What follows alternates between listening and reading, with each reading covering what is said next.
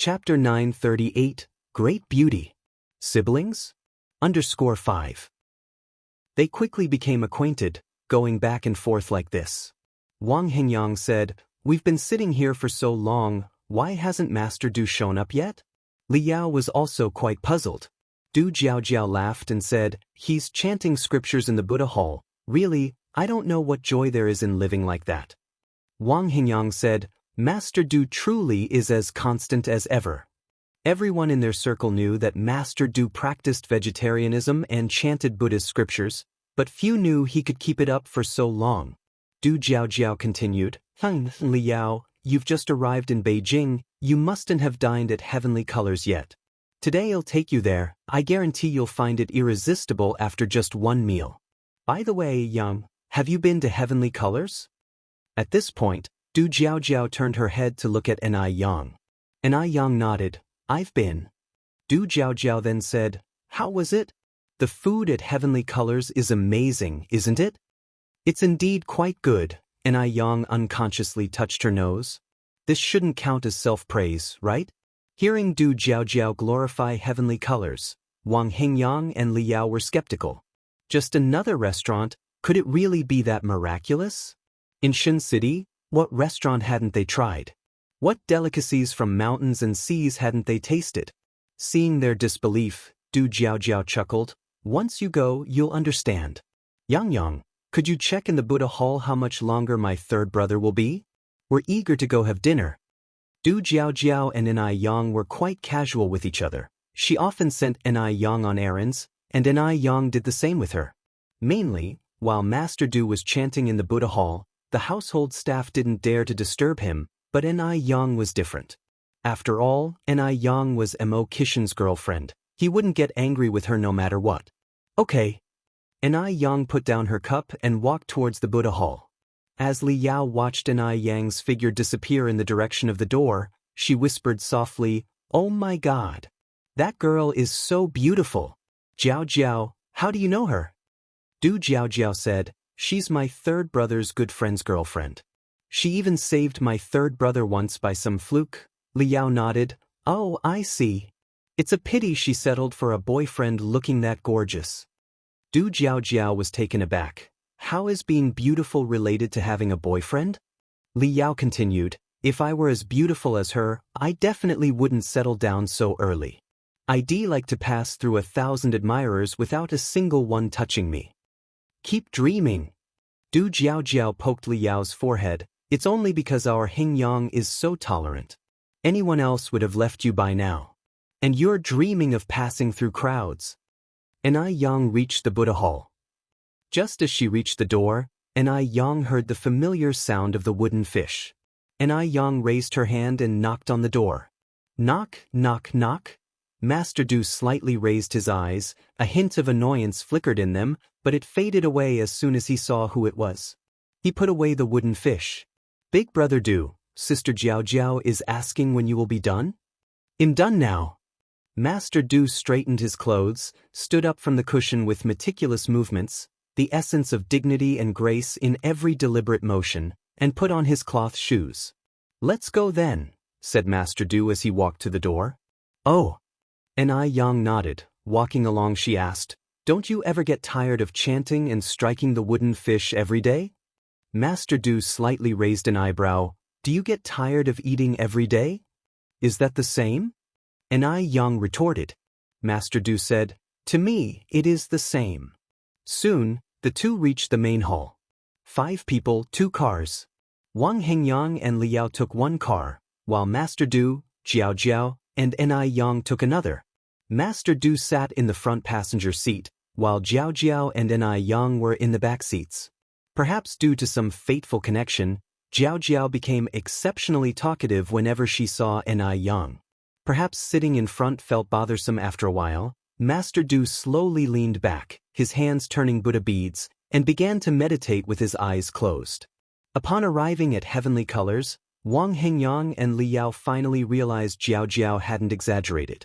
Heavenly Colors was truly outstanding. Both visual and gustatory experiences were top-notch. Li Yao, who usually could only manage half a bowl of rice, Incredibly managed to eat 3 full bowls this time, plus 2 desserts. Not sure if it's an illusion, but it seems like the rice here tasted much better than anywhere else. This restaurant's boss is really amazing. Li Yao praised generously. Du Jiaojiao smiled and said, I felt the same the first time I came here. Chapter 939. Great Beauty. Siblings? _6. Li Yao continued, it would be great if Shen City also had a store. Du Jiaojiao joked, you could consider moving to Beijing. After the meal, Ni Yang had some other matters to attend to, so she left early and didn't go back to Deming Pavilion with the others. Wang Hengyang went to talk business with Grandpa Du, and Li Yao chatted with Du Jiaojiao in her room. Is that the gift from the Great Beauty? Li Yao asked, pointing to a beautifully wrapped box. Although she hadn't known Ni Yang for long, Li Yao had already given her a nickname. That was the Great Beauty.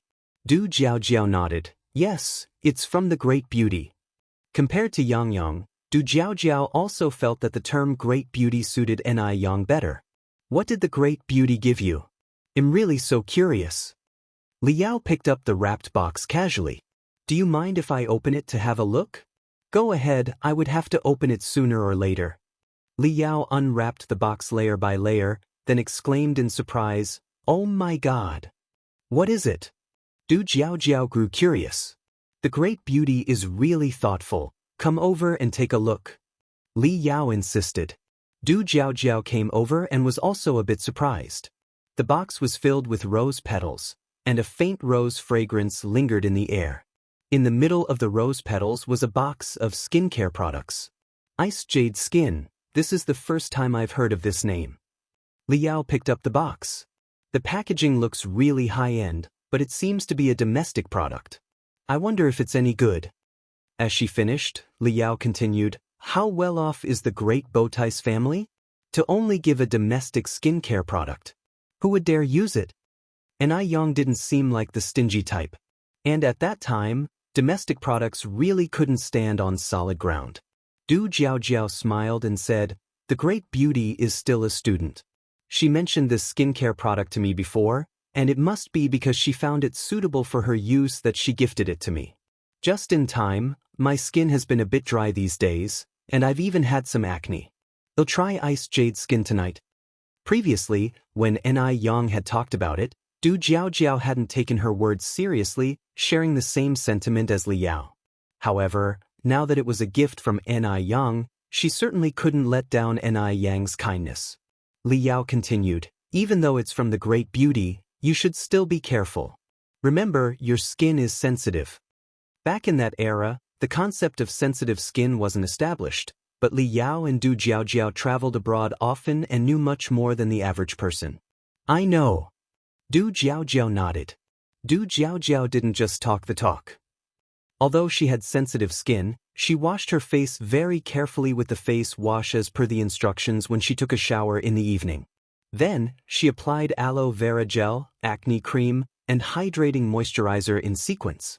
These products felt cool and comfortable on her skin, without the stinging sensation she had anticipated, which surprised Du Jiaojiao.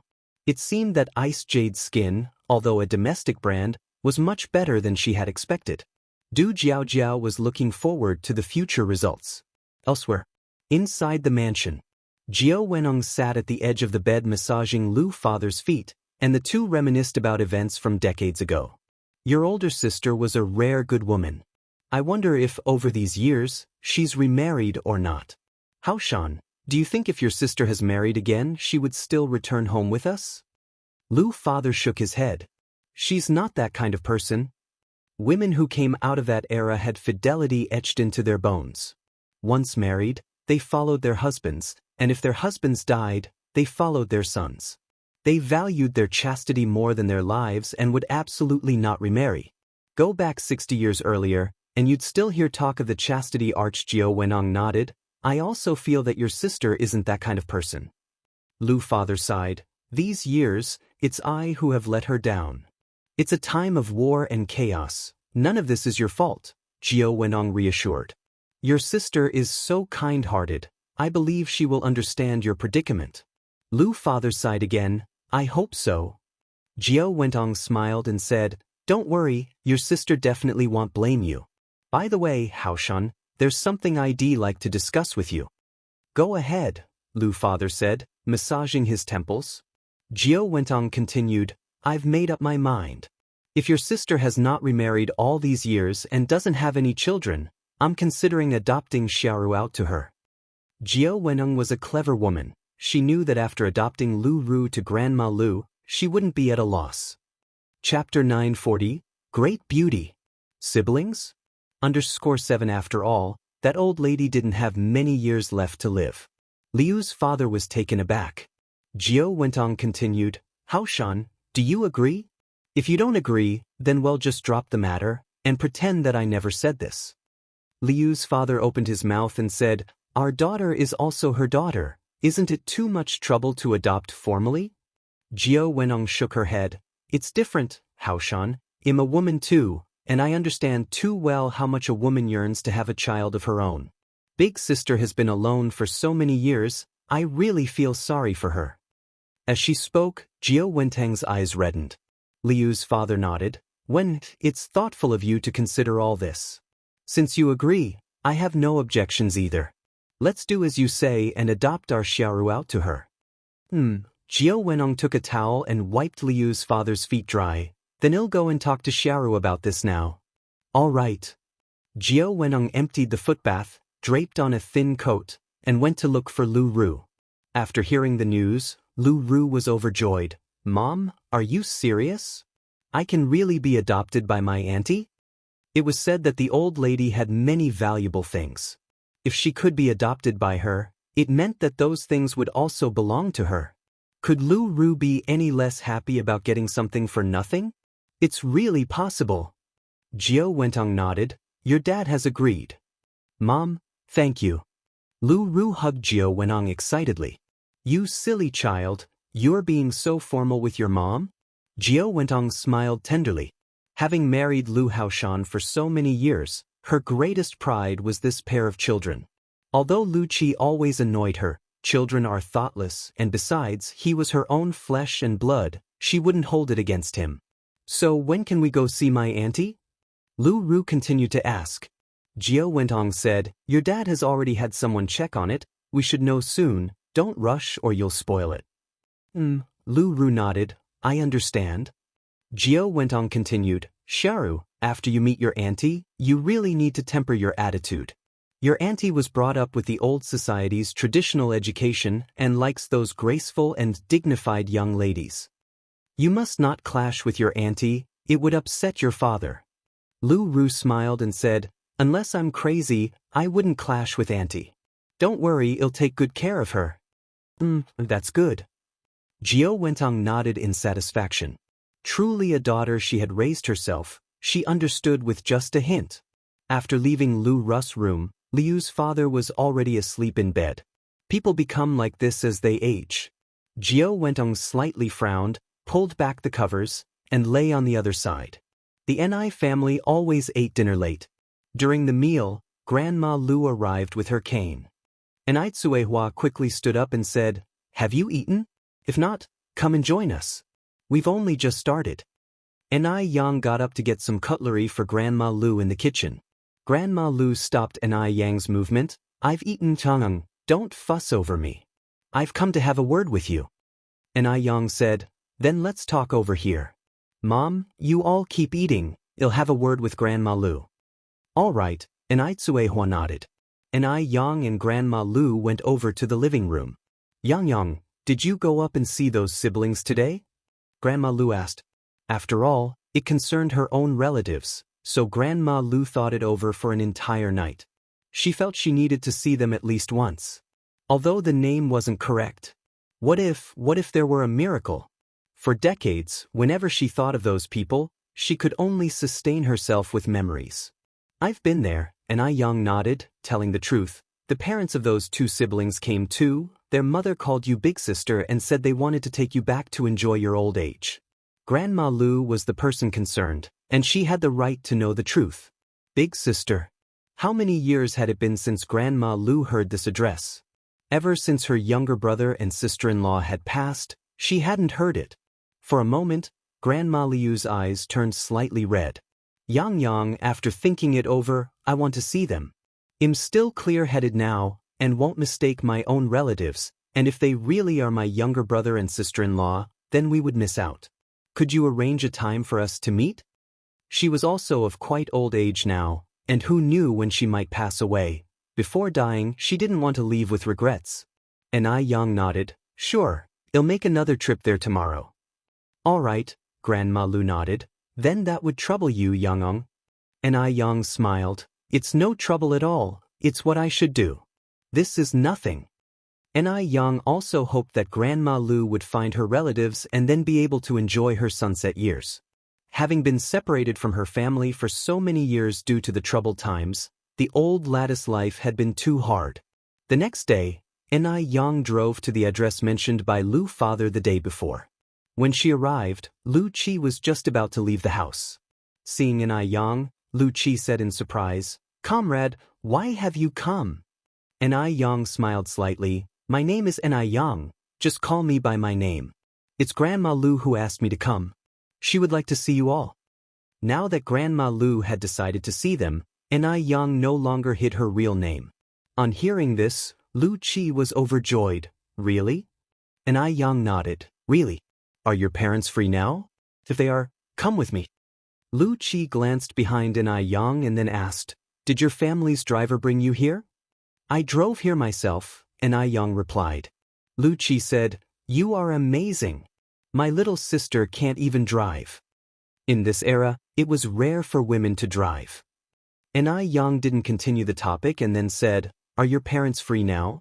If not, I can leave the address with you. If they are, I can take you there now to avoid you having trouble finding it later.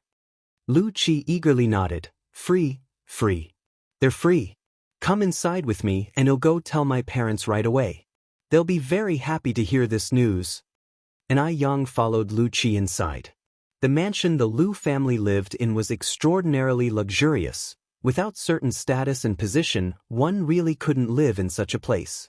The servant was very courteous and hurriedly brewed tea for Yang.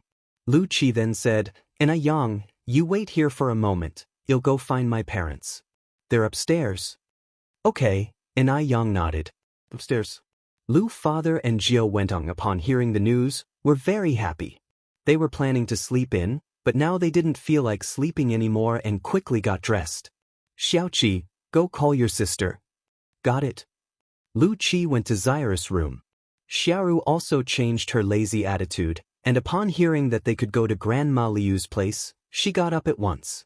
Knowing Grandma Lu liked the delicate damsel type, she even specifically changed into the cheongsam she had bought last time.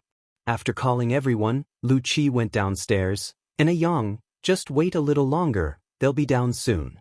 Okay, Yang picked up the cup and took a sip of tea. Chapter 941. The truth emerging from the surface. Lu Qi took 2 plates of exquisite pastries from the servant's hands and placed them on the table. These are our Bay Island specialties, pineapple cake and red turtle cake. Have a taste. Thank you. Lu Qi sat opposite Yang, unsure of what to do with his hands and feet. This was clearly his home, yet he felt more nervous than Yang. In contrast, Yang showed no hints of strangeness in her expression, her calm demeanor as if she were the hostess. Her presence was naturally awe-inspiring. Such a unique aura could not be mimicked by the average person. Eat the pastries. Lu Qi pushed the pastries towards Yang. With polite insistence, Yang reached for a pineapple cake. The crust was crispy and delicious, the filling soft and sweet. It tastes really good. Lu Qi's face flushed for a moment. Somewhat embarrassedly, he said, If it's good, feel free to have a few more pieces. Yang's gaze swept inconspicuously in the direction of the staircase. Are your uncle and aunt from inland? Lu Qi first paused, then nodded. Yes, my dad and mom are both from inland. My dad stayed on Bay Island for some irresistible reasons and has now settled in Bay Island, having not returned to Beijing for many years. Do inlanders get used to living in coastal cities? Yang asked. Bay Island is surrounded by sea on all sides, and the climate is very different from the land. It's fine for just traveling, but if you're a native northerner, living in a coastal city would definitely be quite uncomfortable. Lu Qi said, "We were born and raised on Bay Island since we were young and are already used to its climate. My mom was originally from the south anyway, where the climate is similar to Bay Islands. My dad has spent half his life on Bay Island, so even if he wasn't used to it, he should be by now." Yang expressed her surprise. "So Auntie is from the south? I am also from the south. Which part of the south is Auntie from?" Dr. Jiang's family is originally from Beijing. Beijing and Haicheng are thousands of kilometers apart. In days before the widespread use of communication technology, people living so far apart would hardly have any connection. Moreover, the chance of being an illegitimate daughter was also not likely. Dr. Jiang went overseas with Zhao Qing 22 years ago, and when she returned to her country 12 years later, she was already 34 years old. Dr. Jiang is only 68 years old this year, and although Liu's mother looks young, she must be at least in her 40s or 50s. The ages don't match up. The only possibility is that Liu's mother is Dr. Jiang's younger sister, who had died many years ago, Jiang Ji. "Really?" Lu Qi responded with astonishment. "That is such a coincidence. My mom seems to be from Haicheng City." Yang said with a smile, "That is quite a coincidence. I am also from Haicheng City." "Haicheng City? Now that's interesting. Zihua just happened to be trafficked to Haicheng City." Hearing this, Lu Qi was very excited. What a fortuitous encounter this must be. As the words fell, Yang continued, "May I ask what Auntie's last name is?" Lu Qi, eager to make an impression in front of Yang, promptly revealed his mother's full name. "My mom's name is Jiao Weneng, Jiao as in Yangtze River, Wen as in culture, and Tang as in crabapple." "Oh," Yang nodded. "There seem to be very few families with the surname Jiao in our village. I was wondering if Auntie might be from the same village as me." "My mom is from Xiaomu village," Lu Qi said. "Xiaomu village?" Yang thought for a moment. "I haven't heard of this village. It must be far away from the village we used to live in." In fact, Kuihua's adoptive father's home was in Xiaomu village. Xiaomu village was right next to Dam village. "Which village are you from?" Lu Qi asked next. "I'm from Dam village," Yang said. "Oh," Lu Qi scratched his head. "I don't think my mom has mentioned this village." The two chatted idly for a while. Soon, Liu's parents and Lu Ru came down from the upstairs. Seeing his parents come down, Lu Qi excitedly walked over. "Mom, it turns out Yang is also from Haicheng City, your fellow townsman." "She is from Dam village in Haicheng City? Mom, do you know Dam village?" Jiao Wenong first paused, then said, "Mom has been away from Haicheng for such a long time now, who would remember that?" Hearing this, Yang raised her eyebrows slightly. "This Jiao Wenong is quite interesting. If Jiao Wenong really was from Xiaomu village of Haicheng City, she wouldn't be unaware of the neighboring village. Even though time can dilute everything, it never changes the sounds of one's hometown or the longing for it. The only explanation is that Jiao Wenong has some unspeakable secrets." Liu's father approached Yang. "Comrade Yang, if I may ask boldly, what is your relation to the child's great-aunt? How should we address you?" Chapter 942, The Truth Emerging from the Surface _2. Yen gave a slight smile but did not directly answer Liu's father's question and instead said, "Uncle, if you really are Grandma Liu's relatives, she will tell you when the time comes." "All right," Liu's father nodded. "Let's get going then." It was only then that Lu Ru realized that Yen had also come. Lu Ru was wearing a light blue cheongsam, with a tassel of the same color hanging from the button on the chest side, concealing a translucent, dripping jade stone within the light tassel. Lu Ru had a tall figure. Although her skin was dark, her overall facial features were delicate. This outfit significantly softened her usual aggressive demeanor, giving her a bit of a graceful beauty. However, the person standing opposite her today was Yen. Coincidentally, Yen was also wearing a cheongsam today, a plain white one with a red jade clasp that matched the red edge of her hair clip. As she moved, the jade swayed, shimmering brilliantly. Her eyebrows seemed like distant mountains, not drawn yet naturally dark. Her lips appeared as if dabbed with sand, naturally red without emphasis. With such a dazzling person in front, Lu Ru's beauty seemed somewhat insufficient. Lu Ru tugged at her skirt and looked up at Yen, her eyebrows tightly furrowed. This wretched girl, she must have done it on purpose. Knowing that she was going to wear a cheongsam today, so she followed suit. She wanted to steal her spotlight. Perhaps she wanted to compete for affection as well. She aimed to steal Grandma's love and then take the opportunity to swindle Grandma's property. Shameless. Once she and Grandma recognized each other, she would make Yen stay far away. Yen had better not think about stealing her things. The group walked out of the mansion. There were 2 cars outside, one belonging to the Lu family and one to Yen. Yen walked to her car, opened the door and said, "I'll lead the way." Liu's father was startled. Goodness! This young comrade could even drive. Impressive. All right, thank you, young comrade. Liu's father managed to suppress his astonishment and nodded. Yen got into the car, closed the door, started the engine, and drove off, all in one fluid motion, radiating an indescribable coolness. Seeing this, Lu Ru was taken aback. She had thought Yen was just a poor girl. Unexpectedly, she could also drive. Where did she get the money to buy a car? Could it be that she had already swindled Grandma's property? The more Lu Ru thought, the more she believed it was the case. Jiao Wentong and Lu Ru shared the same thought. She couldn't believe that Yen, a mere girl, could afford to buy a car. It seemed that Yen was really something else. To even deceive the old lady out of her money. Jiao Wentong narrowed her eyes. To accommodate the driver following behind, Yen deliberately slowed down. "Dad, I want to learn to drive too." Lu Ru shook Liu's father's arm. "No, it's too dangerous for girls to drive." Liu's father refused. "I want to learn, Daddy, please agree." Lu Ru began to act coquettishly. "Daddy, my dear daddy," Lu Qi hissed, "can you not disgust me?" "Sheru, take my advice, you really aren't suited to act coquettishly. I'm getting goosebumps all over." "Daddy, brother is bullying me." Lu Ru continued her act.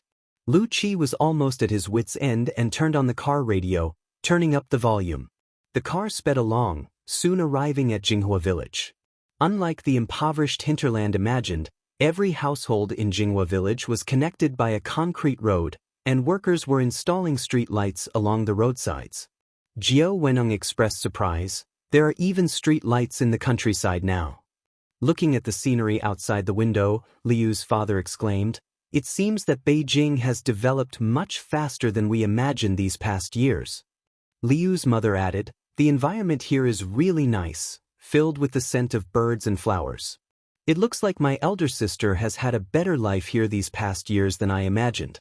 Where we live, many places still don't have street lights." At this moment, street lights were only installed on bustling streets. Liu's father sighed. "Seeing that she has been doing well, I feel relieved."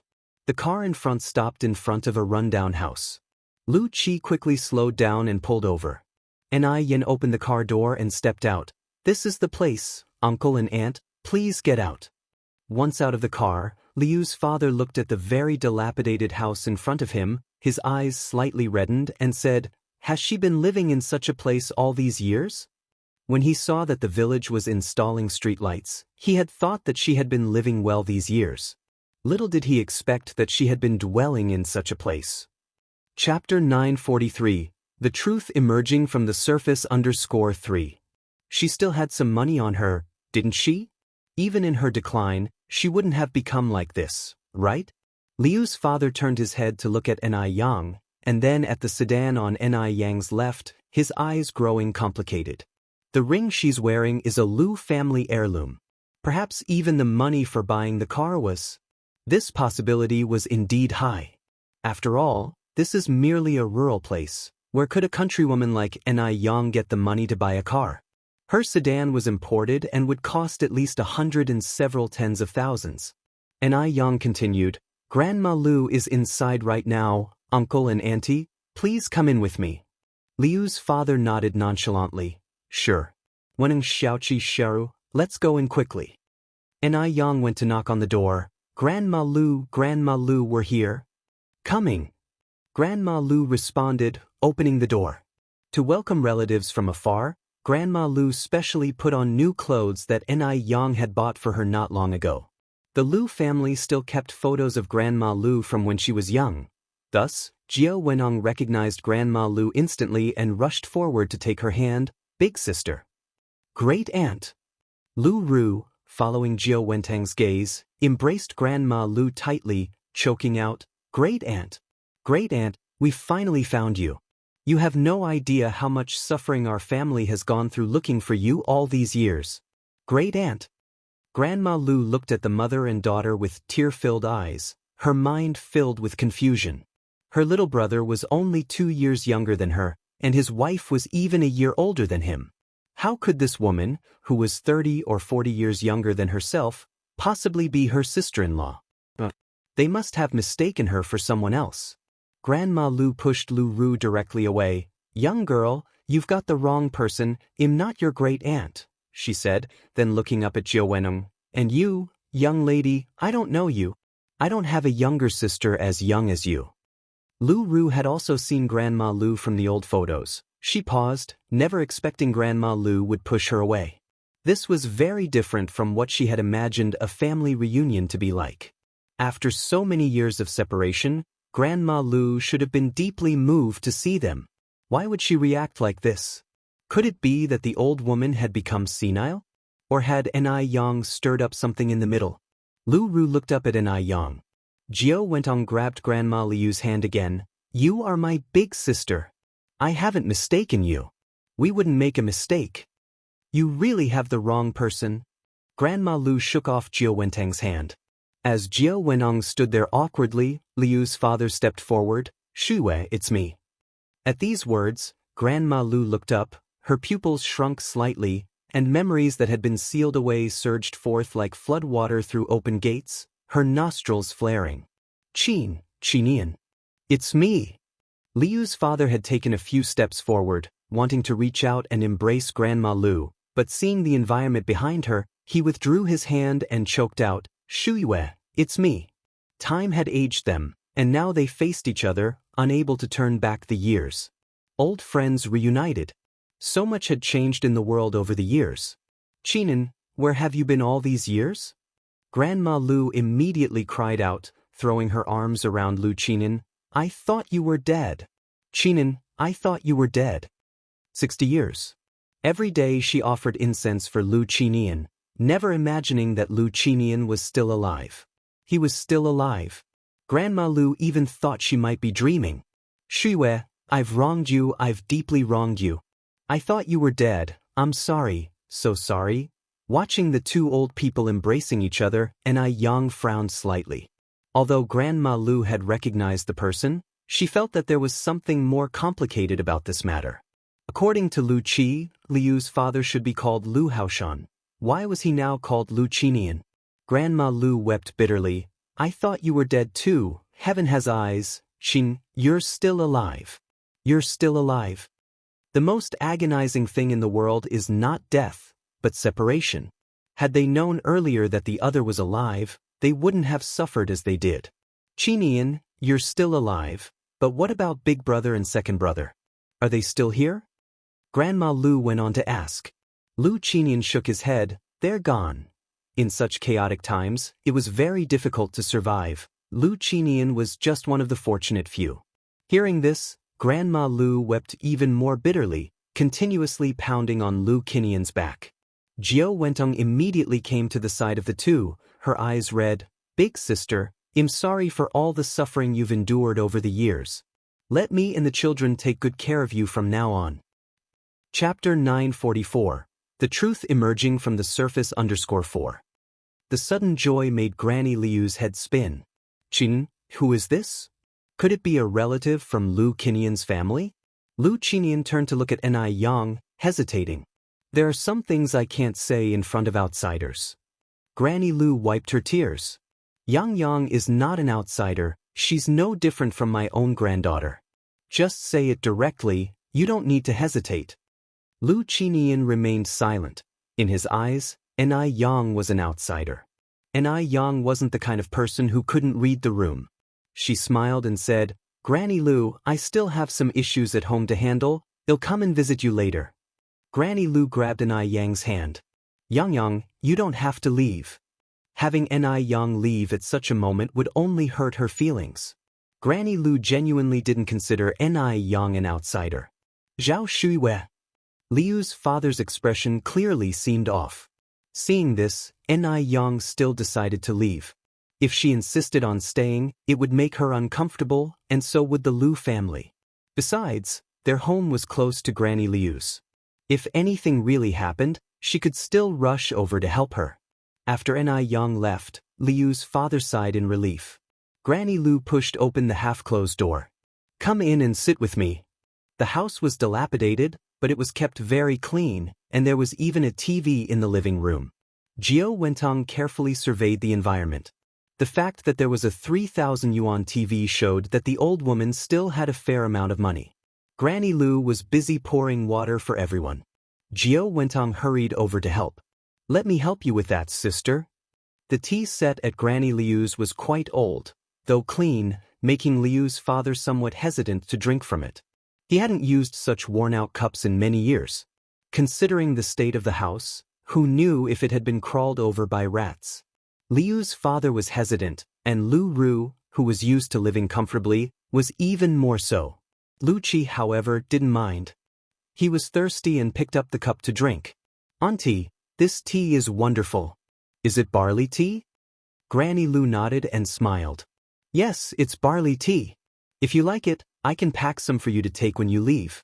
I have plenty here. With that, Granny Lu turned to Liu's father. Qinian, can you talk now? Who are these children to you? How have you really been all these years?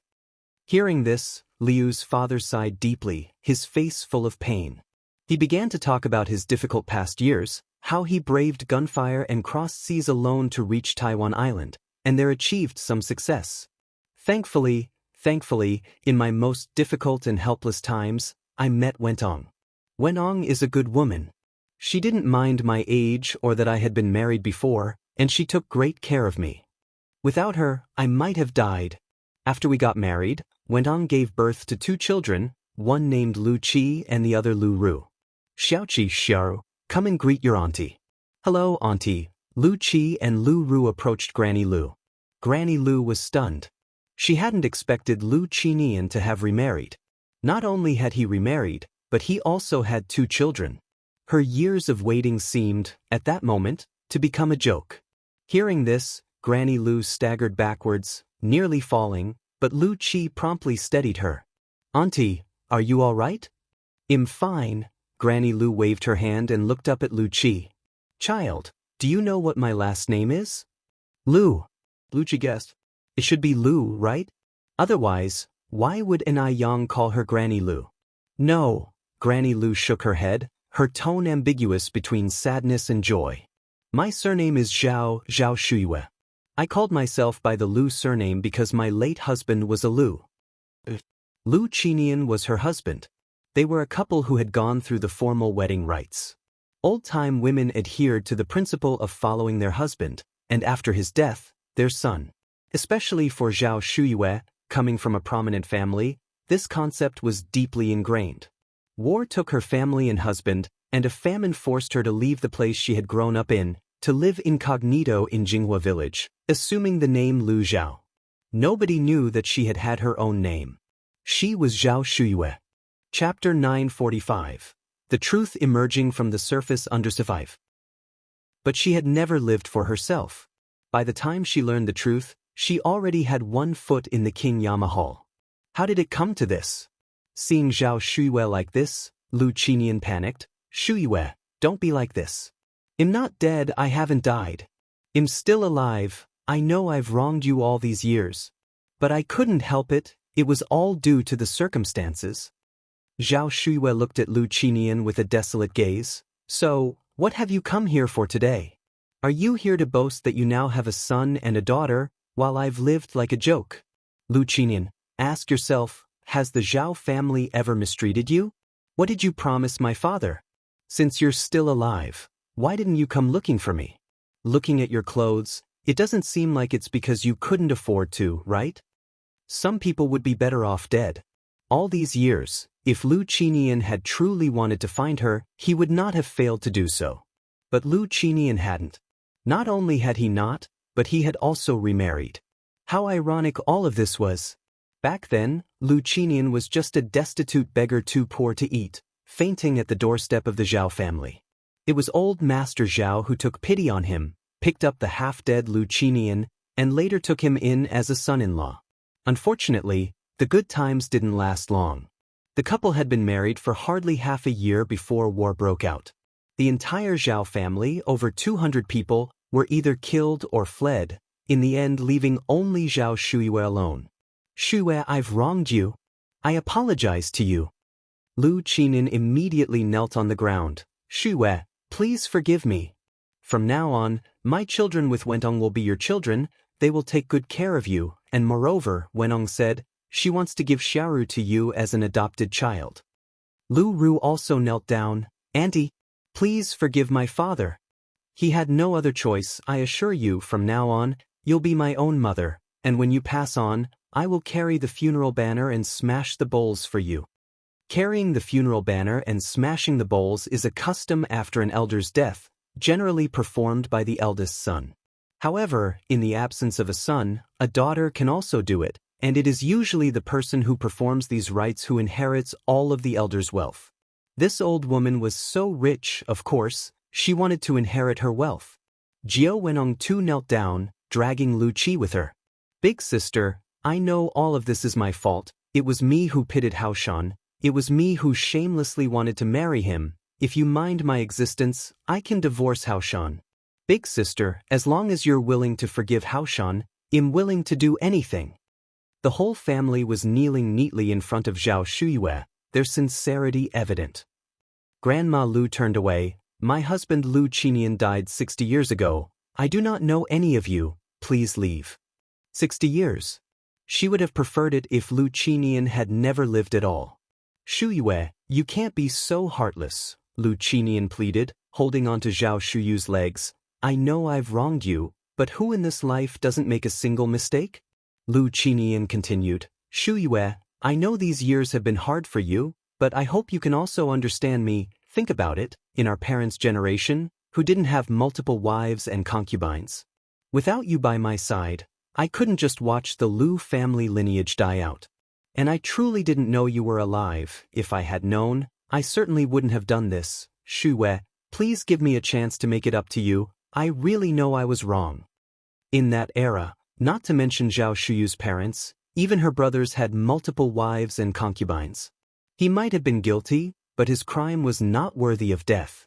"Auntie," Lu Ru tugged at Zhao Shuyu's sleeve, "they say a man's knees are gold, and now my father and brother have both knelt before you. Come back with us. From now on, I'll make sure you live in a big house, eat the best foods." Zhao Shuyue closed her eyes. "Go back, I don't know you." "Auntie." Lu Ru grasped Zhao Shuyue tightly. "I'm not your auntie." Zhao Shuyu's voice trembled slightly. Lu Qinian went on. "Shuyue, we're both of advanced age now. What's there that we can't forgive?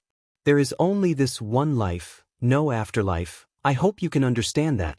I believe if our parents were still alive, they too would understand me. They wouldn't want to see the Lu family's line end." Chapter 946. The Truth Emerging from the Surface _6. "Shuyue, under those circumstances, it wasn't that I didn't want to come back to find you, but I simply couldn't come back. And besides, I thought you had died. Just like you thought I had died too. Shuyue, all I did was find someone to take care of myself. Do I really deserve to die for that? If dying can let you let go of your hatred for me, then go ahead and kill me." With that, Lu Qinian pulled out the short dagger strapped to his waist and handed it to Zhao Shuyue. Lu Qinian knew Zhao Shuyue very well. She was the type with a harsh tongue but a soft heart, one who couldn't be approached with force but rather needed her heart gently won over. Zhao Shuyue took the dagger and fiercely stabbed it towards Lu Qinian's chest. The other 3 people nearby were all startled. But Lu Qinian didn't even try to dodge. He knew Zhao Shuyue wouldn't go through with it. Bang! Desh! Just as Lu Qinian had expected, the dagger in Zhao Shuyu's hand fell to the ground. "Shuyue, forgive me, Lu Qinian seized the opportunity to embrace Zhao Shuiyue. Shuiyue, give me a chance to atone. Big sister, from now on, you're the elder and I'm the younger. Jiao Wenong stood up and said, if you don't like me, I can even divorce Haoshan. Zhao Shuiyue hugged Lu Qinian and began to cry loudly. She really wanted to forgive and forget with Lu Qinian, but she couldn't bring herself to do it. Perhaps it wasn't Lu Qinian's fault, but the fault of the times. No need, Zhao Shuiyue shook her head. You and he are legally married, you don't need to divorce. Big sister, thank you. Jiao Wenong took Zhao Shuyu's hand. Haoshan often says that you are a good woman, and he was right. Big sister, you really are a good person. Zhao Shuiyue didn't say a word. Jiao Wenong continued, Big sister, from now on, Xiaoqi and Xiaoru are your own children.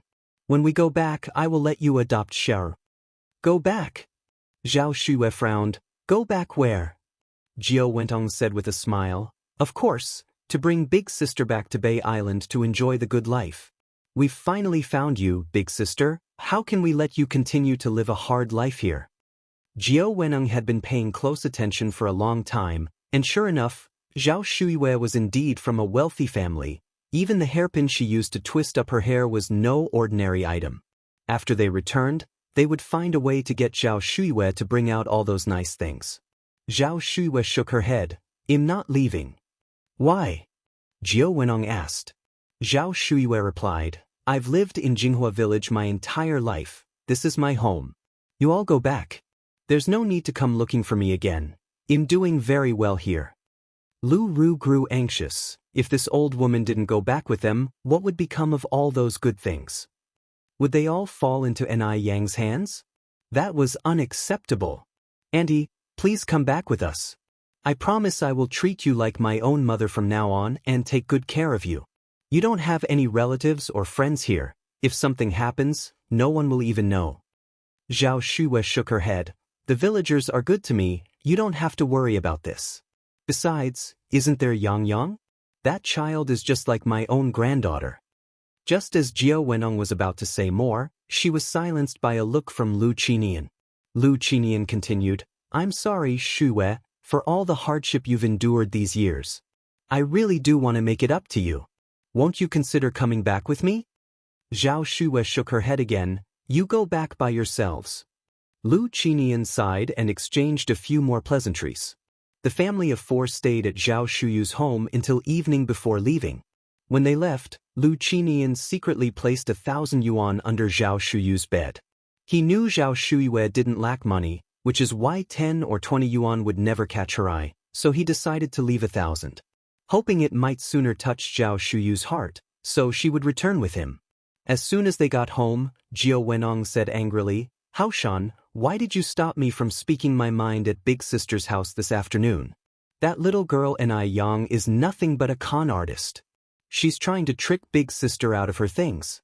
And to think Big Sister treats her like her own granddaughter. Besides, what right does an outsider have to take our family heirloom? Lu Ru was indignant. Exactly. What right does that cheap girl Ni Yang have to take our family heirloom? Those things are all mine. If it hadn't been for Lu Qinian's intervention today, she would have exposed Ni Yang for who she really is right in front of Zhao Shuiyue. Chapter 947. The truth emerging from the surface. _7 Lu Qinian spoke earnestly. What I'm doing is called casting a long line to catch a big fish. Do you think I can't see what kind of person Ni Yang is? The car she drove today might have been funded by Zhao Shuiyue. But some issues can't be rushed. Looking at Zhao Shuyu's attitude, it's clear she hasn't fully accepted us yet, so we must take it slow and not be too definitive in our approach. Upon hearing this, Lu Ru instantly understood. Dad, you are wise. Jiao Wenong also smiled. Lu Qinian continued, our family used to be very wealthy, the richest in the area, and I heard from Zhao Shuyu's father that to prevent our family from declining, our ancestors secretly hid a stash of gold, silver, and precious treasures during the Kangxi period.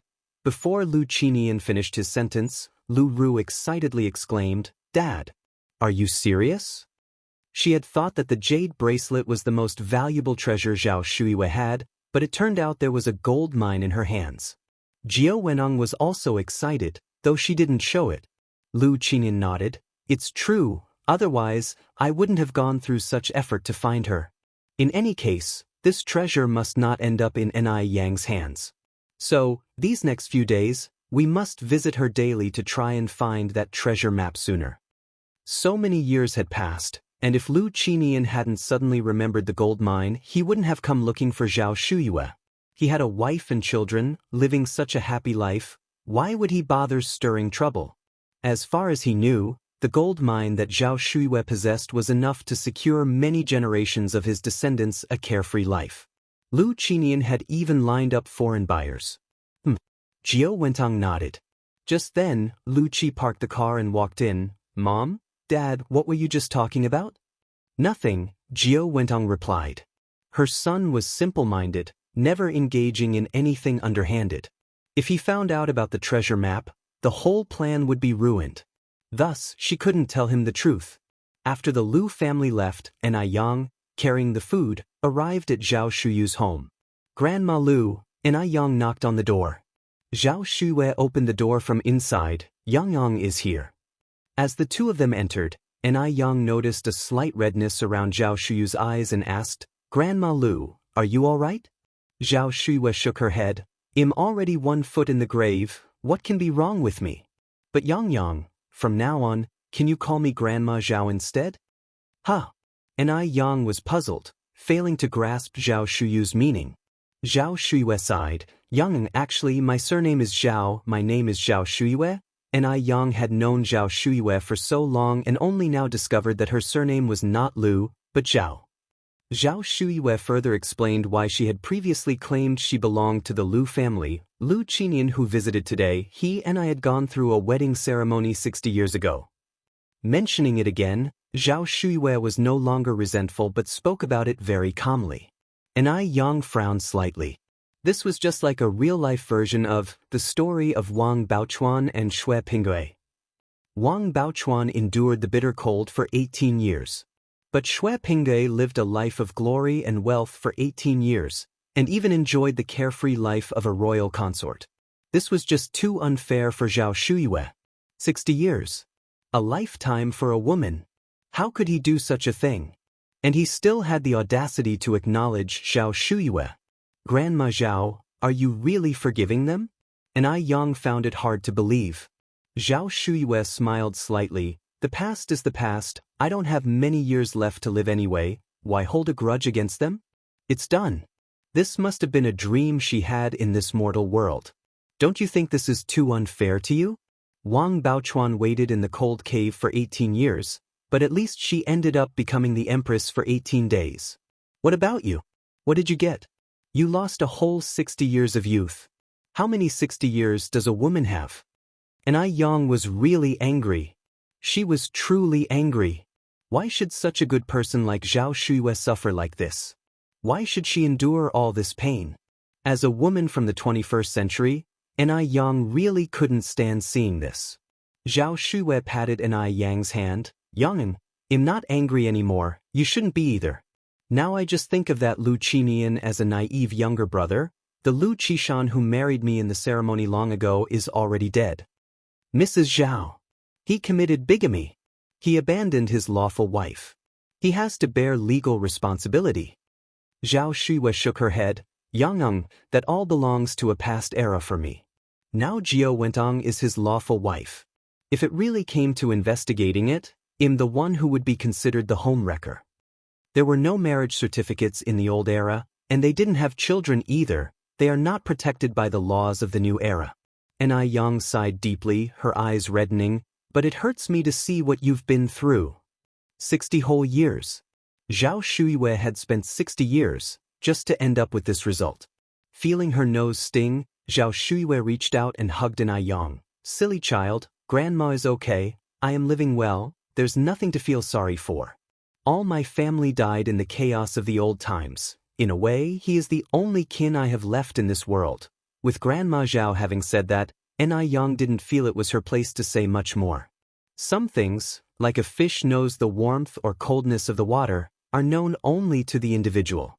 Mrs. Zhao, if his family ever dares to bully you or disrespect you again, just tell me. I'll stand up for you. Certainly, Zhao Shuiyue nodded her head.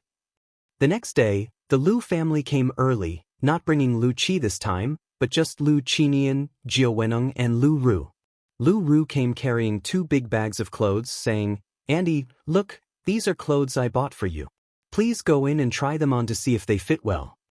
Okay, Zhao Shuiyue took the clothes.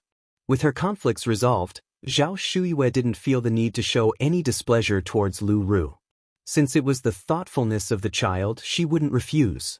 Lu Ru exchanged a glance with Jiao Weneng, then continued, "Auntie, let me accompany you inside to change." It wasn't long before Lu Ru and Zhao Shuiyue came out in the new clothes. Jiao Weneng said with a smile, "Xiaoru has a good eye, just look at how fitting these dresses are for sister." Lu Qinian nodded, "Indeed, they are very fitting." Zhao Shuiyue continued, "Actually, you don't need to buy clothes for me. Yang also often buys me clothes, and I can't even wear them all." Upon mentioning Yang, Lu Qinian's lips twitched, then he continued, "Shuiyue, did you give our family heirloom to Yang?" Zhao Shuiyue nodded, "Yes, Yang and I have a connection, and since you neither take the heirloom with you at birth nor can you take it with you in death, it's better gifted to Yang. That old hag, she actually really gave that bracelet to Yang. I wonder if she also gave that treasure map to Yang." Lu Qinian continued, "That bracelet is our family's heirloom after all. How could you just casually give it away to an outsider?" Chapter 948. A Heartless and Ungrateful Wretch. Outsider. Zhao Shuiyue looked up at Lu Qinian, her face showing a trace of indignation. Yang is not an outsider. Had it not been for Yang, she would have died long ago. In Zhao Shuyu's heart, Yang was definitely not an outsider. Yang held a much more important place than the entire Lu Qinian family. Upon hearing this, Lu Qinian naturally felt uncomfortable. Not an outsider? What was Yang, if not an outsider? Could that girl Yang possibly be more important than their whole family? Bear in mind, their family was Zhao Shuyu's only kin in this world. What on earth was Zhao Shuiyue thinking? What was Yang anyway? Suppressing the anger within, Lu Qinian forced a smile and said, "My point is, after all, Yang bears the surname Ni. She's an outsider. Giving our family heirloom to her seems a bit inappropriate." Zhao Shuiyue replied, Yang is like my own granddaughter. Possessions can't be carried with us in life or death, and I have a connection with Yang, so giving them to her couldn't be more fitting." Her own granddaughter? Lu Ru's face contorted with anger upon hearing this. She had treated Zhao Shuiyue so well, yet Zhao Shuiyue gave her nothing. That bracelet should have been hers. By what right did Yang steal what was hers? Could this cursed old hag not tell her own kin from outsiders anymore? With these words, Lu Qinian's expression changed subtly, and he said in a roundabout manner, "Still, an outsider is an outsider." Zhao Shuiyue responded with a smile, "Outsider or not, in my heart, Yang is one of our own. Sometimes blood relatives are not as close as those outside the family. Besides, I now have no other relatives." According to Zhao Shuyu's words, was Lu Ru less significant than Yang, an outsider? She would rather give the bracelet to Yang than to Lu Ru. But that bracelet was the Lu family's heirloom. Zhao Shuiyue had married into the family 60 years ago. She was a member of the Lu family. How could she give something from the Lu family to an outsider? Did she even consider her husband anymore in her heart? Lu Qinian almost couldn't contain his anger, but he still tried to control his emotions. The current situation deemed the gold mine and the treasure map more important. He couldn't afford to fall out with Zhao Shuiyue. The former Zhao Shuiyue had been understanding, knowledgeable, and dignified. Why had she become like this now? She was just a stubborn, reclusive, peculiar old woman. She deserved to have been a widow for so many years. It was karma. Lu Qinian steered away from the subject.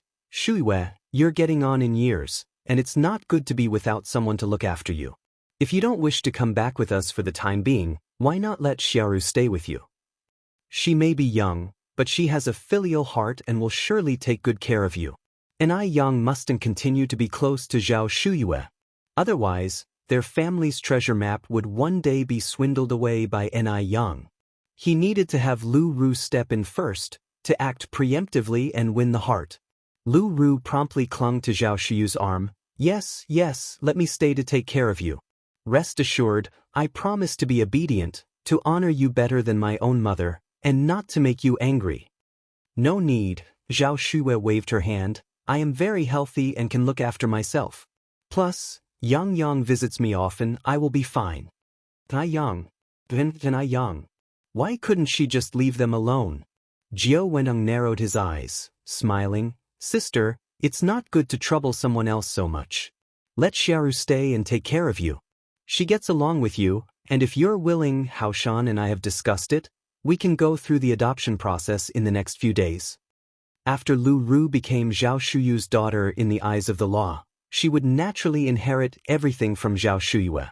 Zhao Shuyue had no children of her own in this life, and when the time came, Lu Ru would be her sole heir. And I Yang would have to stand aside. Jiao Wentang's calculations were resounding like a burst of rapid fire. Zhao Shuyue shook her head. I appreciate your sentiment, but at my age, what do I need a daughter for? Besides, that child Yang Yang is like my own granddaughter to me, having a daughter or not doesn't matter. She didn't count on a daughter to see her through old age and to provide for her end-of-life care. Zhao Shuyu's every other sentence involved Ni Yang, and Jiao Weneng was taken aback, having not expected this reaction from her, much less her refusal. Chapter 949. A Heartless and Ungrateful Villain. She was willing to adopt out her own daughter, who she had carried for 10 months, to Zhao Shuyue. Shouldn't Zhao Shuyue be grateful? It's not something anyone can easily decide, to adopt their daughter out to someone else. Lu Qinian was also stunned. Lu Ru was his treasured daughter. If it were someone else, he wouldn't bear to adopt Lu Ru out. Zhao Shuyue is really ungrateful. Could it be that she really wanted to keep all the good things for Ni Yang? That isn't acceptable. Just then noise came from outside the door. Grandma Zhao. Yang Yang is here. A smile appeared on Zhao Shuyu's face as she walked towards the door. She looked as if she were seeing a beloved relative. Even her expression when seeing Lu Ru was never this joyful.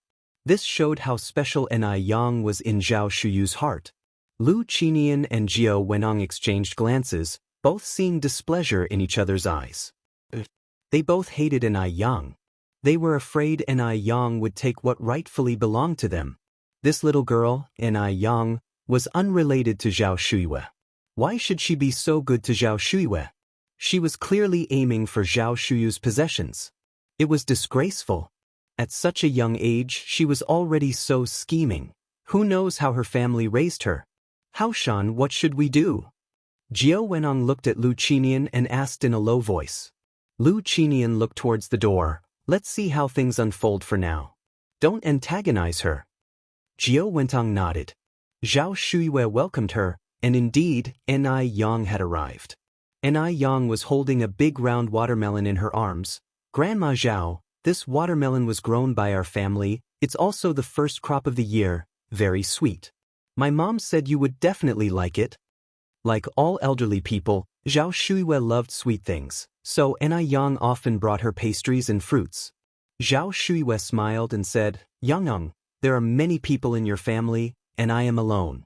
I can't eat such a big watermelon. You should take it back. As they spoke, they walked into the house. Ni Yang placed the watermelon on the table. We picked a lot, giving you one still leaves us with 7 or 8.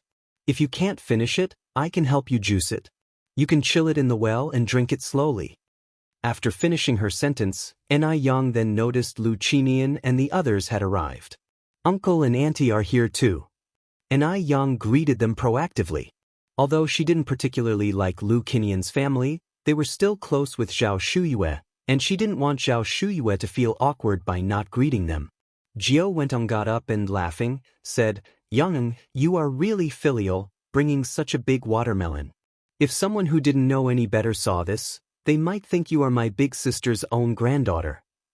With that, she added meaningfully, I guess even her real granddaughter isn't as filial as you? The words carried a layer of sarcasm. As the saying goes, unsolicited favors indicate an ulterior motive. She was hinting that Ni Yang had ulterior motives. If Zhao Shuyue was smart enough, she would definitely understand her meaning. Just afraid that old lady Zhao Shuiwei was a fool. In fact, Zhao Shuiwei really didn't pick up on the hostility in Jiao Wentang's words. Because Ni Yang was all virtues in her heart, hearing Jiao Wenong praising Ni Yang made her quite pleased. Ni Yang smiled faintly, her tone light. Auntie is joking. Respecting the elderly and loving the young is a traditional Chinese virtue. One should not be the type of heartless person who discards his wife and steals another's husband. If Jiao Wenong had kept a low profile, it might have been all right, but unfortunately, Jiao Wentang's words had thorns. Ni Yang was not one to suffer in silence. Whoever made her uncomfortable, she would return the favor. If she continued to swallow insults, the other party might think she was easy to bully. Zhao Shuiwei finally caught on to Jiao Wentang's sarcasm and felt somewhat displeased. Luckily, Ni Yang was quick-witted and fired back immediately. With that response, Jiao Wentang's face instantly changed. What a sharp-tongued little girl. To dare to say such things. Lu Qinian's expression also turned very unsightly. No matter what his shortcomings, it wasn't up to a little girl to criticize him. What was Ni Yang really? Did she really think that because Zhao Shuiwei liked her, she was truly Zhao Shuyu's granddaughter? As long as he was alive, that would never be possible. An outsider will always be an outsider. Chapter 950. A Heartless and Disloyal Villain. Hey! What nonsense are you spouting? Lu Ru stood up angrily. Ni Yang slightly raised her eyebrows and retorted, Isn't respecting the elderly and loving the young a traditional Chinese virtue? Isn't abandoning one's wife and snatching someone else's husband heartless? Am I making this up? You don't understand. My parents had their reasons. They are not heartless people. Lu Ru couldn't stand Ni Yang's sarcastic comments about her parents. Men, how many are not flirtatious? Having 3 wives and 4 concubines is quite normal. Besides, her dad did not have many women. He was involved with only 2 in total. And being born in troubled times, they were involuntary in their actions. Why did Ni Yang have to rub salt in the wounds? Was that satisfying? Ni Yang smiled faintly and spoke indifferently. Miss Lu, I didn't specifically name anyone. Why are you in such a hurry to take it personally? Throughout, she had not mentioned Jiao Wenong and Lu Qinian at all. It was Lu Ru who was in a hurry to take it personally. Stifled, Lu Ru's face turned red, overwhelmed with anger. Jiao Wenong turned to look at Lu Ru, his face wearing a smile, seemingly unaffected by Ni Yang's words. Yang Yang is truly a clever girl, and so beautiful like a fairy. No wonder my sister likes you so much. Who wouldn't like such a girl? Unlike our Xiaoru here, honest and simple, clumsy as a bear. Honest and simple Lu Ru was no match for Ni Yang. Even if Ni Yang sold Lu Ru off, Lu Ru wouldn't know. Jiao Wentang's comment was still a hidden jab, potentially deeply wounding. Unfortunately, Ni Yang wore a coat of armor today and took Jiao Wentang's praise without hesitation. Thank you for the compliment, Auntie. I think so too. Jiao Wenong choked. How could she respond to that? That wretched girl.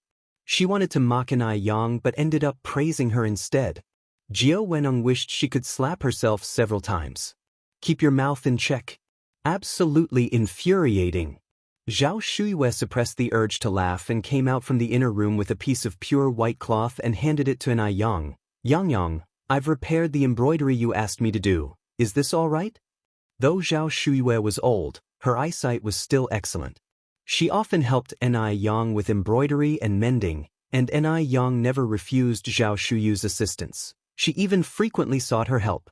Zhao Shuiwei, with her bound feet, couldn't do heavy chores, and being elderly, lacked the strength, so she mostly engaged in sewing and mending. Ni Yang didn't want Zhao Shuiwei to feel her life had lost its purpose. So she often sought Zhao Shuyu's help, allowing her to live a fuller life. And moderate embroidery, maintaining some mental activity, could also prevent dementia. Zhao Shuiwei was also happy to help Ni Yang. Only during embroidery did she truly enjoy life. Ni Yang looked at the embroidery and saw the lifelike stitches on the white cloth.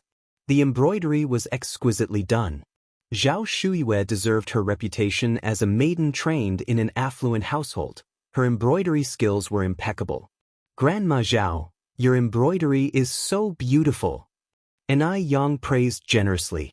Zhao Shuyue smiled. "Not at all, you just like to flatter me." Yang said, "It's truly beautiful. I couldn't learn this craft no matter how many times I tried." Under Jiao Wentang's eye signal, Lu Ru came over and said in surprise, "Auntie, at your age, why do you still do such handicraft work? It's so harmful to the eyes. Why don't you come back with us? I promise you won't have to do a thing. We'll treat you to the best of foods and take good care of you, allowing you to live a life like a fairy." Yang was really heartless, using Zhao Shuyu's bracelets and spending Zhao Shuyu's money, yet still making Zhao Shuyue work for her. How could there be such shameless people as Yang in this world? Lu Qinian stood up and said, "Xiaoru is right, this embroidery is too straining on the eyes, it's not suitable for you. Shuyue, you should come back with us. We have a nanny at home who can take care of you specially. Moreover, it's not convenient for you in the countryside. If you want to buy something, you have to go to town. We live in the city center now, you can buy whatever you want, eat whatever you want. Besides, the countryside is not as lively as the city. Later, let Xiaoru keep you company in Beijing city center, and then we can all go to Taiwan Island." Chapter 951. A Heartless and Ungrateful Wretch. _4. Bay Island is an island where it's spring all year round, and the scenery is picturesque. There are many fruits and seafood here that you can't find in Beijing. I think you'd definitely fall in love with the place. Lu Qinian had figured it out. This Yang might have known about the village with the treasure map all along, which is why she deliberately got close to Zhao Shuyue, to win Zhao Shuyu's favor. What's most important now is to get Zhao Shuyue out of here as soon as possible, to leave Yang, this person with ulterior motives, empty-handed. Zhao Shuyue didn't pick up on the hidden meaning in the father and daughter's words and said with a smile, "Although I'm getting on in years, I'm not blind. Embroidering a little flower is no big deal. No golden sand or silver nest compares to my own dog kennel. I'm not going anywhere. I'm staying in Jinghua village." No matter how good Bay Island may be, it's not the place that gave birth to her or raised her. She feels no attachment to that place, and has no desire to pine for it. When you get old, you just want to settle down to your roots, not to wander back and forth, drifting everywhere. Won't you be without anyone to take care of you if you stay here? Lu Qinian asked earnestly. "Bay Island is really very nice, Shuyue. I couldn't follow you around when we were young, but I truly hope you'll give me a chance to make it up to you. Besides, we're husband and wife who have taken our wedding vows. Husband and wife are one body, what's mine is yours, and what's yours is mine, what's yours is mine, and what's mine is yours." He said it with such artfulness.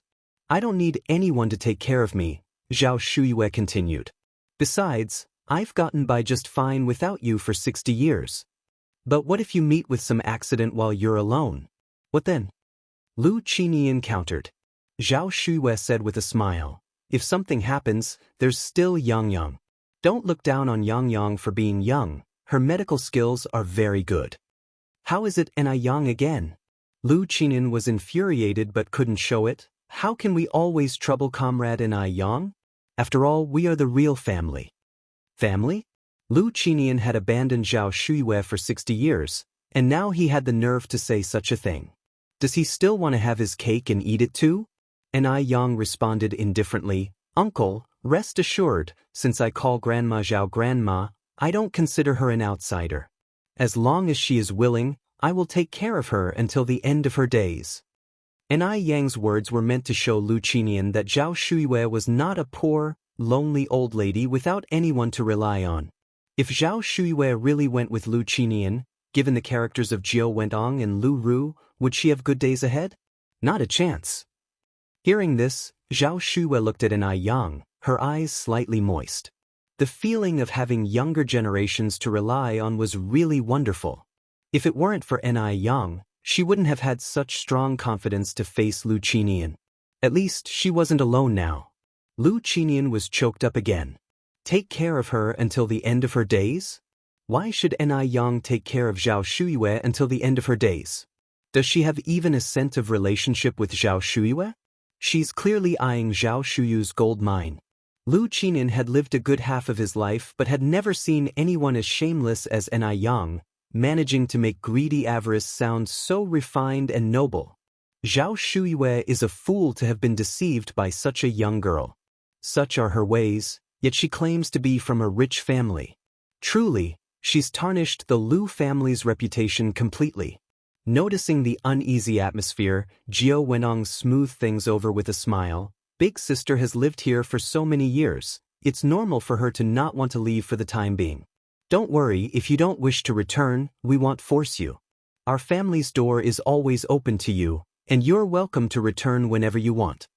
Jiao Wenong was a smart person. She knew not to push too hard at this moment. She was making a strategic retreat. After all, Zhao Shuyue, that old hag, had in her hands a treasure map worth a fortune. She needed to coax Zhao Shuyue for now. Once she got that treasure map, she would make Zhao Shuyue regret her actions today. Zhao Shuyue nodded in agreement. The three members of the Lu family stayed with Zhao Shuyue for a long time, and when they left in the evening, they insisted on leaving Lu Ru to take care of Zhao Shuyue. But she refused them. In the car, Jiao Wenong expressed her worries. Haoshan, big sister seems to be rather guarded against us now. Lu Qinyan sighed. Well, take it slow. Jiao Wenong was anxious. How could he not be? But what could be done in haste? With that, Lu Qinyan added, in the future, let's come here every day. I refuse to believe Zhao Shuyu's heart is made of stone. It will warm up eventually. Chapter 952. A Heartless and Ungrateful Wretch. _5. Wenong nodded. Lu Ru frowned and said, Mom is really getting senile, even though we're her real family, yet she favors Ni Yang so much. I spent the whole day talking to her, and she didn't even give me a single strand of her hair. And to think she gave our family heirloom to Ni Yang. Wenong patted Lu Ru on the hand. Xiaoru, don't worry, Mom and Dad won't let anyone take your things. Getting the bracelet back was just a matter of time. As the car slowly moved along, Wenong suddenly caught sight of a very familiar figure while passing by a house. Wentang's pupils contracted. Was that Zhao Qin, Grandma Zheng? Yes, it was her, no doubt. Why would Grandma Zheng be here? Wenong clenched her fists. Mom, what's wrong? Lu Ru, noticing that Wenong seemed a bit off, asked with concern. Wenong smiled and looked away. Oh, nothing, I just suddenly remembered something about your brother. He's not young anymore and he still doesn't have a girlfriend. Lu Ru laughed. So, Mom wants to hold a grandchild. It's not just your mom, I want to hold a grandchild too, Lu Qinyan added. But that's not urgent right now, let's first deal with the matters at hand. Wenong nodded. All the way, Wenong was restless. Why was Grandma Zheng here? She hadn't forgotten that Grandma Zheng was the indirect murderer who killed Dr. Jiang and Zheng Lingling. Zheng Xianjing was still in prison, and Wenong had thought about visiting several times, but she couldn't find a proper reason. She had no relation to Xianjing, visiting would only raise suspicions. Yet, if she didn't go, she would be restless. After all, Xianjing was the only bloodline Lingling had left in this world. After returning, Wenong had someone investigate Grandma Zheng. The response she got was that Grandma Zheng had moved from the city to her daughter's house in the countryside. Could it be that the house she had just passed was Grandma Zheng's daughter's? Wenong sat in front of the dressing table with her eyebrows tightly furrowed. What's wrong, Wenong? Lu Qinyan asked as he came out of the bathroom after his shower. Wenong shook her head. It's nothing, I'm just a bit worried that we might be fooled by Ni Yang and she might have already gotten her hands on the treasure map before us, especially since she's already been given our family's heirloom bracelet. That shouldn't be the case, Lu Qinyan replied. The stuff in that gold mine is worth a fortune. If Ni Yang had already gotten the treasure map, she wouldn't still be living in the countryside, she would have likely moved to the city by now. A place in the countryside with underdeveloped transport and lacking everything. Why would Ni Yang stay in the village if she had the means to move? Wenong nodded. That makes sense. De Ming Xian. After using the Ice Skin Jade product for 5 straight days, the condition of Du Jiaojiao's skin had improved unbelievably. The acne was gone, the skin was no longer dry, and while it hadn't yet reached the smoothness of a freshly peeled egg, It was no longer peeling like it was before, a night and day difference from her previous skin condition. She believed that if she used it for a few more days, her skin would be radiantly moist. Jiao Jiao looked at herself in the mirror, delighted, and started to ferociously kiss the Ice Skin Jade products packaging. This was incredible. From now on, she no longer needed to plaster layers of foundation on her face. When Liao visited Jiao Jiao at noon, she was also a little shocked. Jiao Jiao, what skincare product have you been using? Your skin has recovered so quickly, and even the acne is gone. And maybe it was just her imagination, but Liao felt like Jiao Jiao seemed to have become much fairer than before. What skincare product could be this effective? Jiao Jiao smiled and said, "It's the Ice Skin Jade product that the beautiful lady gave me. I didn't expect the effects to be this good at first." Liao was somewhat incredulous. Really? The set of domestic skincare that the beautiful lady gave you on your birthday? At that time, the most famous domestic skincare product was the Snowflake Cream from Shanghai, but Snowflake Cream didn't have such effects. The Ice Skin Jade product wasn't even half as famous as Snowflake Cream. Could its effects really be that impressive? It was incredible. Jiao Jiao nodded. Yes, the one from my birthday. Liao remained skeptical. Jiao Jiao, are you sure you haven't used any other skincare products these past few days? I haven't, Jiao Jiao replied. I specifically didn't use anything else to see if the Ice Skin Jade product was really as good as the beautiful lady said, and indeed she was right, it's downright magical. Chapter 953. A Heartless and Ungrateful Wretch. _6. Du Jiao Jiao was now regretting not heeding Ni Yang's advice sooner. Bring over that set of skincare products the beauty sent you, and let me take a look, Liao continued. Sure thing. Du Jiao Jiao quickly ran back to her room and brought over the Ice Muscle Jade skin set. Liao took the Ice Muscle Jade skin, studying it carefully. First of all, the aesthetics of these bottles and jars were quite impressive. They looked refreshing and smelled nice. There wasn't any of that irritating odor. You should call the beauty and ask where she bought these. I want to get a set too. Seeing the great results on Du Jiao Jiao, it was impossible not to be moved. Liao was a doctor, and she could tell that these skincare products didn't contain any of those messy, harmful substances. They might actually be useful, but I don't know the Bowtie's home phone number. Just then, Grandfather Du happened to walk in, and Liao whispered, Maybe you could ask Grandfather Du? Liao felt a kind of inexplicable fear towards Grandfather Du, so she didn't dare to ask him herself. Just as Du Jiao Jiao was about to say that Grandfather Du definitely wouldn't know Ni Yang's home number, she swallowed her words and looked up. Third brother, what's the Bowtie's phone number? Beauty. Grandfather Du was taken aback for a moment. Oh, you mean Yang Yang, Du Jiao Jiao explained. So it was Ni Yang. The nickname was rather fitting. Do you need her for something? Grandfather Du asked. Du Jiao Jiao explained the situation with the Ice Muscle Jade skin, and then Grandfather Du effortlessly rattled off a string of numbers. Du Jiao Jiao was stunned. So Grandfather Du knew Ni Yang's home phone number. That was truly surprising. After getting Ni Yang's number, Du Jiao Jiao hurriedly made the call. Beauty, that Ice Muscle Jade skin you gave me last time is incredibly good. By the way, where is the store that sells Ice Muscle Jade skin located? Don't mention it, you can find the Ice Muscle Jade skin store in the department store, but Ni Yang didn't finish her sentence before Du Jiao Jiao interrupted her. Okay, thank you so much, Yang Yang. We're going to buy some now. After the call ended, Du Jiao Jiao dragged Liao out the door. Ni Yang looked at the hung-up phone, sighed helplessly. She had wanted to tell Du Jiao Jiao that the limited edition Ice Muscle Jade skin wasn't necessarily available at the department store, but Du Jiao Jiao had hung up too quickly. Wanting to prevent Du Jiao Jiao from making a fruitless trip, Ni Yang dialed again. The phone was quickly answered. Sister Jiao Jiao, you hung up too fast. It's me. A man's voice came through. It was as gentle as the spring breeze. Ni Yang was startled, then realized, Is that you, Big Brother Du? Where is Sister Jiao Jiao?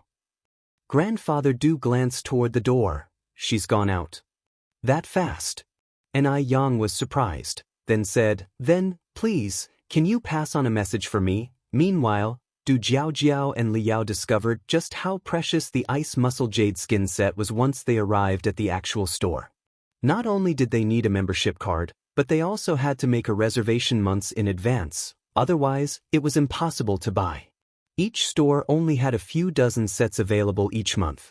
Li Yao was extremely disappointed, but luckily, the salesperson recommended a few other ice muscle jade skin products that weren't limited editions. On the way back, Li Yao was downcast. With just over 10 days left before she left Beijing, where could she wait for 10 more days? If only there were ice muscle jade skin stores in Shen City. Why were all the good things in Beijing?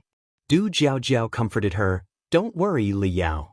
I'll still be accompanying my third brother here for over half a year. When the time comes, I will send it to you." Li Yao replied weakly, "That is if you can get it." Now Du Jiaojiao was at a loss for words and sighed, "I don't know how the beauty managed to get them.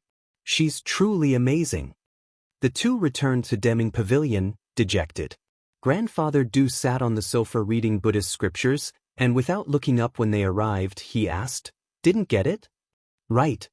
Du Jiaojiao nodded. Grandfather Du then said, "And I Yang called right after you left. She told me to tell you that the limited edition ice muscle jade skin set is hard to get, but if you want it, she can bring one set for you." "Really?" Du Jiaojiao suddenly got excited. Li Yao's eyes lit up too. Grandfather Du nodded. Du Jiaojiao exclaimed, "The beauty is really a beauty, with such wide connections. She can get anything. It looks like I won't have to worry about running out of ice muscle jade skin." Li Yao followed up, "Jiaojiao, I'm going back to Shen City soon.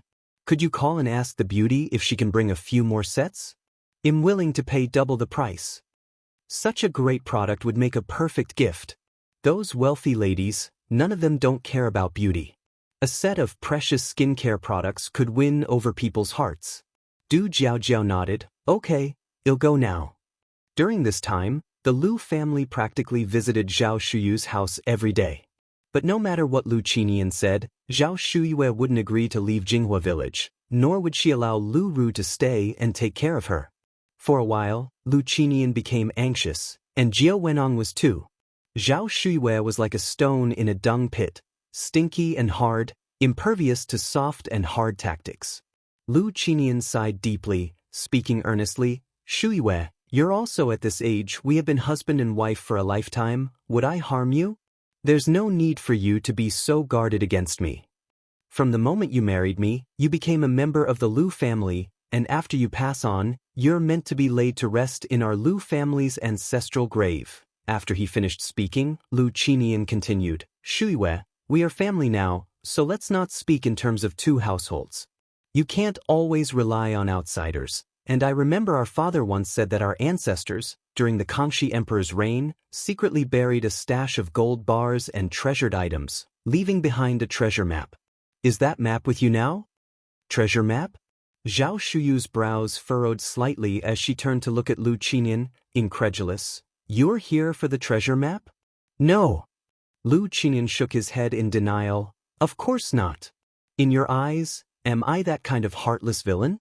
I'm here to make amends. I'm just curious about the treasure map. I just asked casually. After all, we are family. Is there any secret among family?" Chapter 954, True Colors. Extremely disgusting. Lu Qinian used to be honest and loyal, otherwise, the old master of the Zhao family would not have trusted to take him as his son-in-law. Zhao Shuyu's impression of Lu Qinian remained from 60 years ago. But after 60 years, the handsome and dashing young man had turned into an old man with white hair. Who knew what kind of heart lay hidden beneath his belly? She had changed from Zhao Shuyue to Lu Zhao's wife, and then back to Zhao Shuyue. It was a perfect example. Everything was changing, including people's hearts. Upon hearing this, she smiled and said, "What treasure map? It's all just rumors. Our ancestors never buried any gold." "How could there be none?" Lu Qinian exclaimed in surprise. "I clearly heard our father mention it. Shuyue were family. Are you still hiding it from me?" The ancestors of the Zhao family were originally wealthy landlords. Keeping a batch of gold was very normal, and this fact came from the old master himself. How could it be false? Now Zhao Shuiwei obviously did not consider him one of her own. There really isn't any.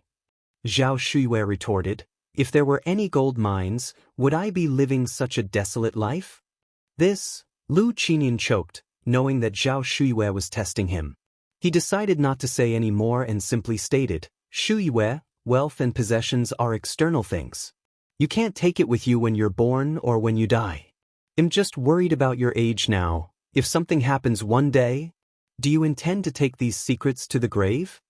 After saying this, Lu Qinian continued, when I got married into the Zhao family, I became a Zhao family member. I've thought it through. If you agree, after I adopt Xiaoru to you and let her take your surname, in any case, the Zhao line must not end with us. Shuiwei, what do you think? In Lu Qinian's view, there was no such thing as being married into a family.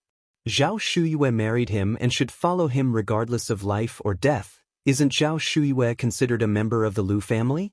But now, Zhao Shuiwei held a treasure map, and if he didn't lower his stance a bit, Zhao Shuiwei would not trust him. With no other choice, he could only painfully allow Xiaoru to change her surname first. Once Zhao Shuiwei took out the treasure map, Xiaoru's surname, whatever it should be, would still be needed.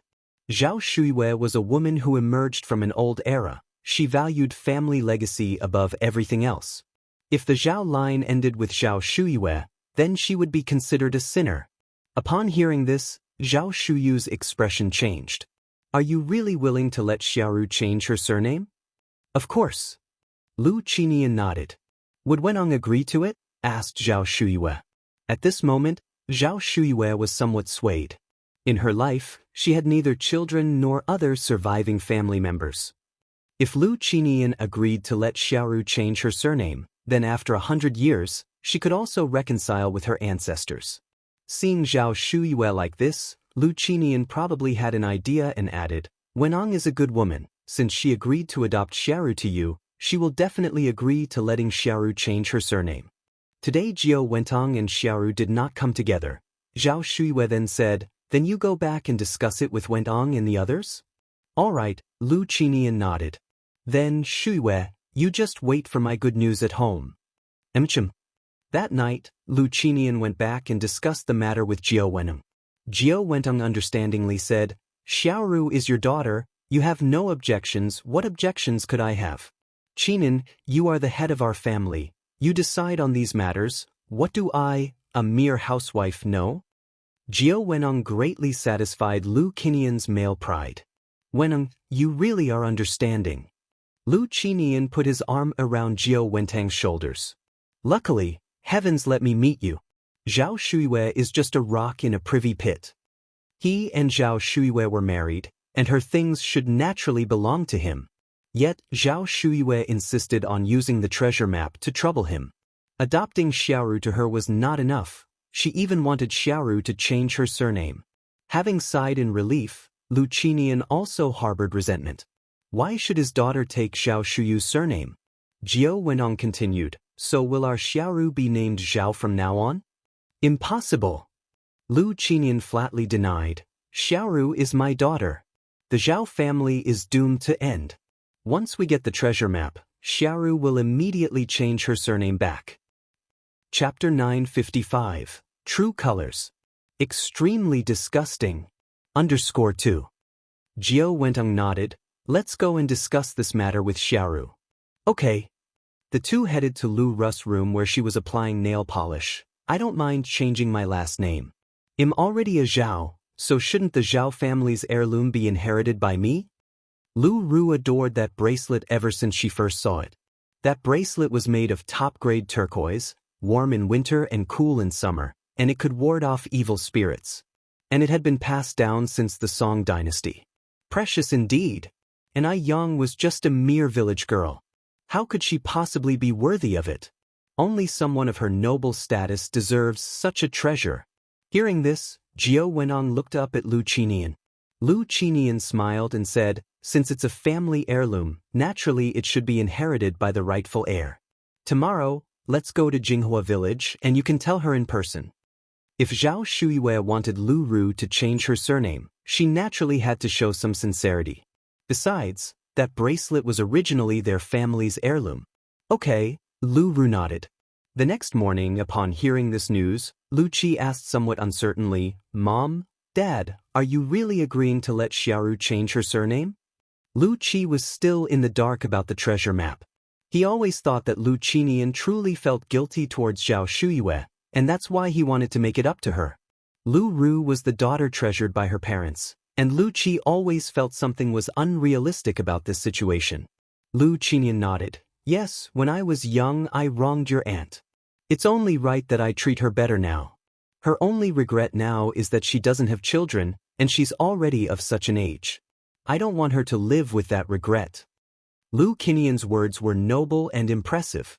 As a father, of course, he had to set a good example for his son. Lu Qi was different from Lu Ru. Lu Qi had too strong a sense of justice and was too honest. He spoke and acted without considering the consequences, and would confront anyone he believed to be wrong, regardless of their status.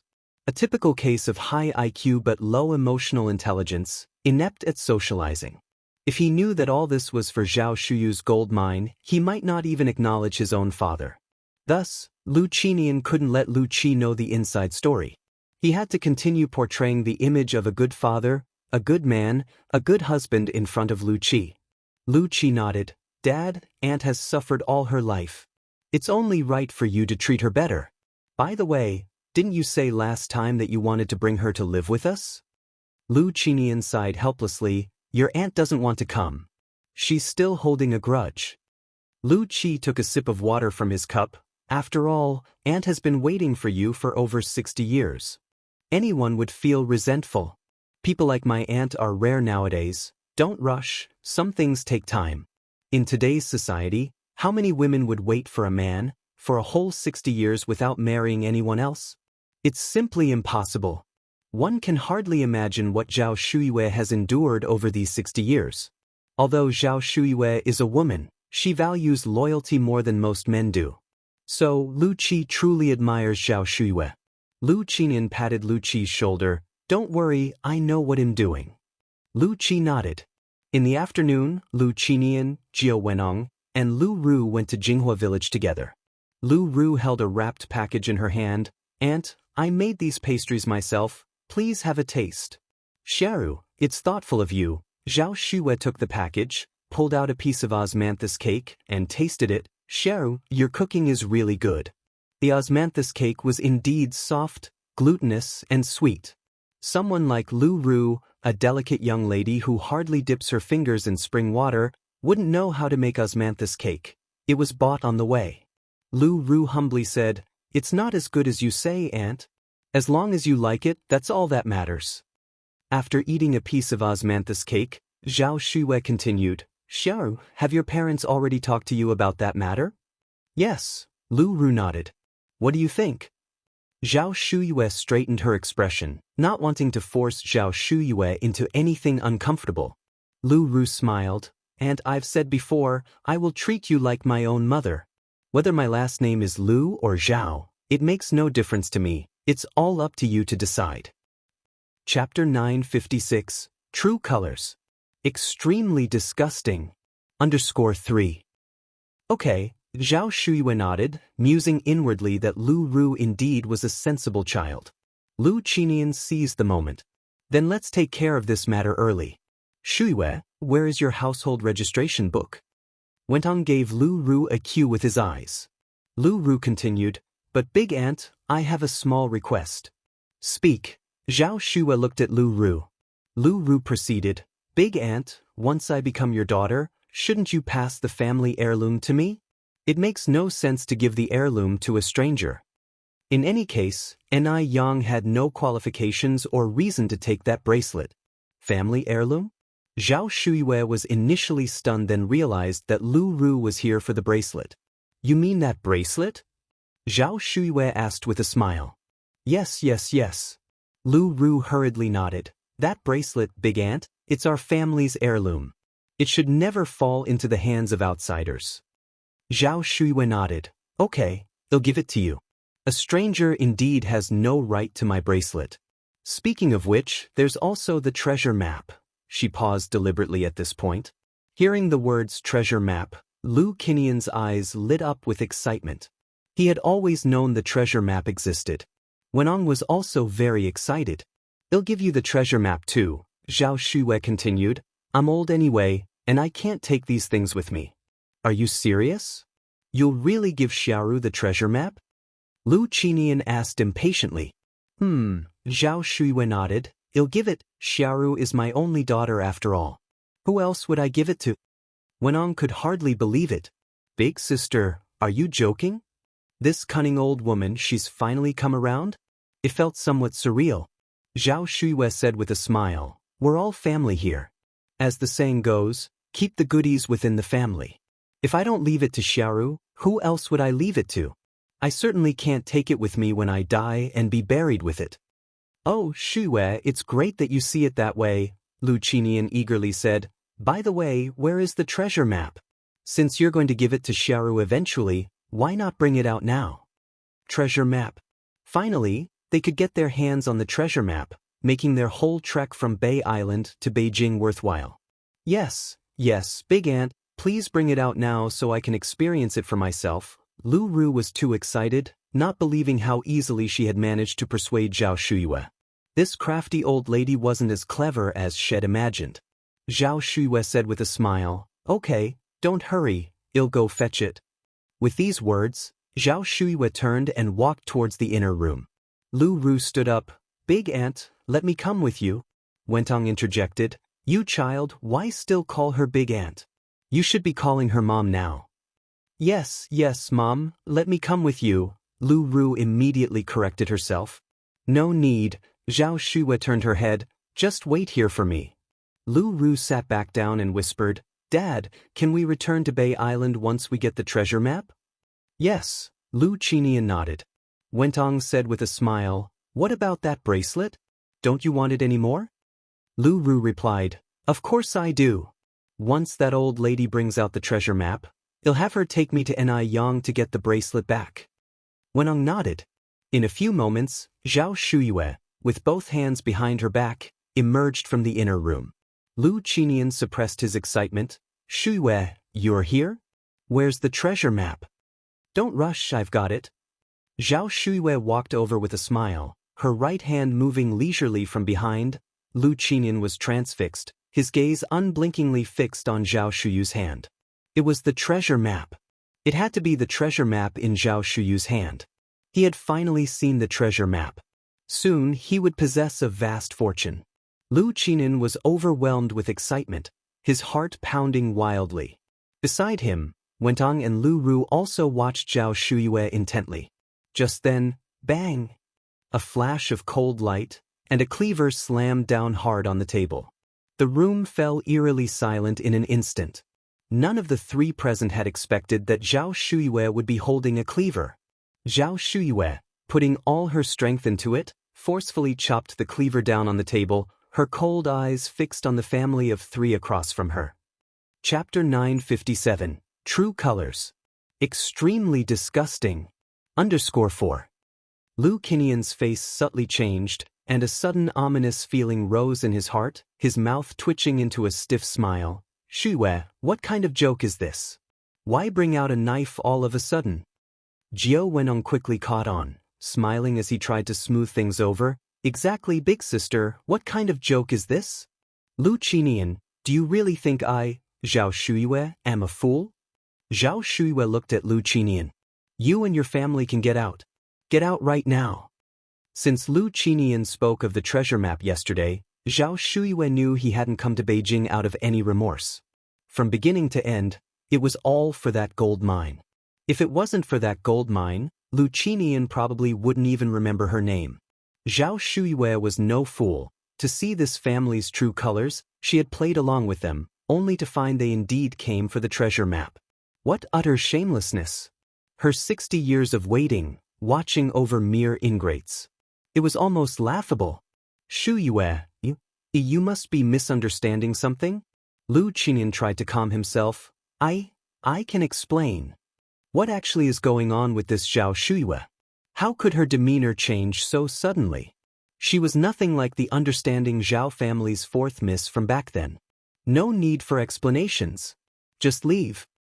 Zhao Shuyue picked up the kitchen knife, pointing it towards the door. Lu Ru swallowed hard. Mom, please calm down. Zhao Shuyue turned to look at Lu Ru. You should look at yourself in the mirror. With what weight do you claim to be my daughter, Zhao Shuyue? At a time like this, Lu Ru dared to shamelessly call her mother. It was truly the craftsmanship of Lu Qinian's nurturing. How had she failed to see their true nature earlier? Big sister, Jiao Wenong spoke up.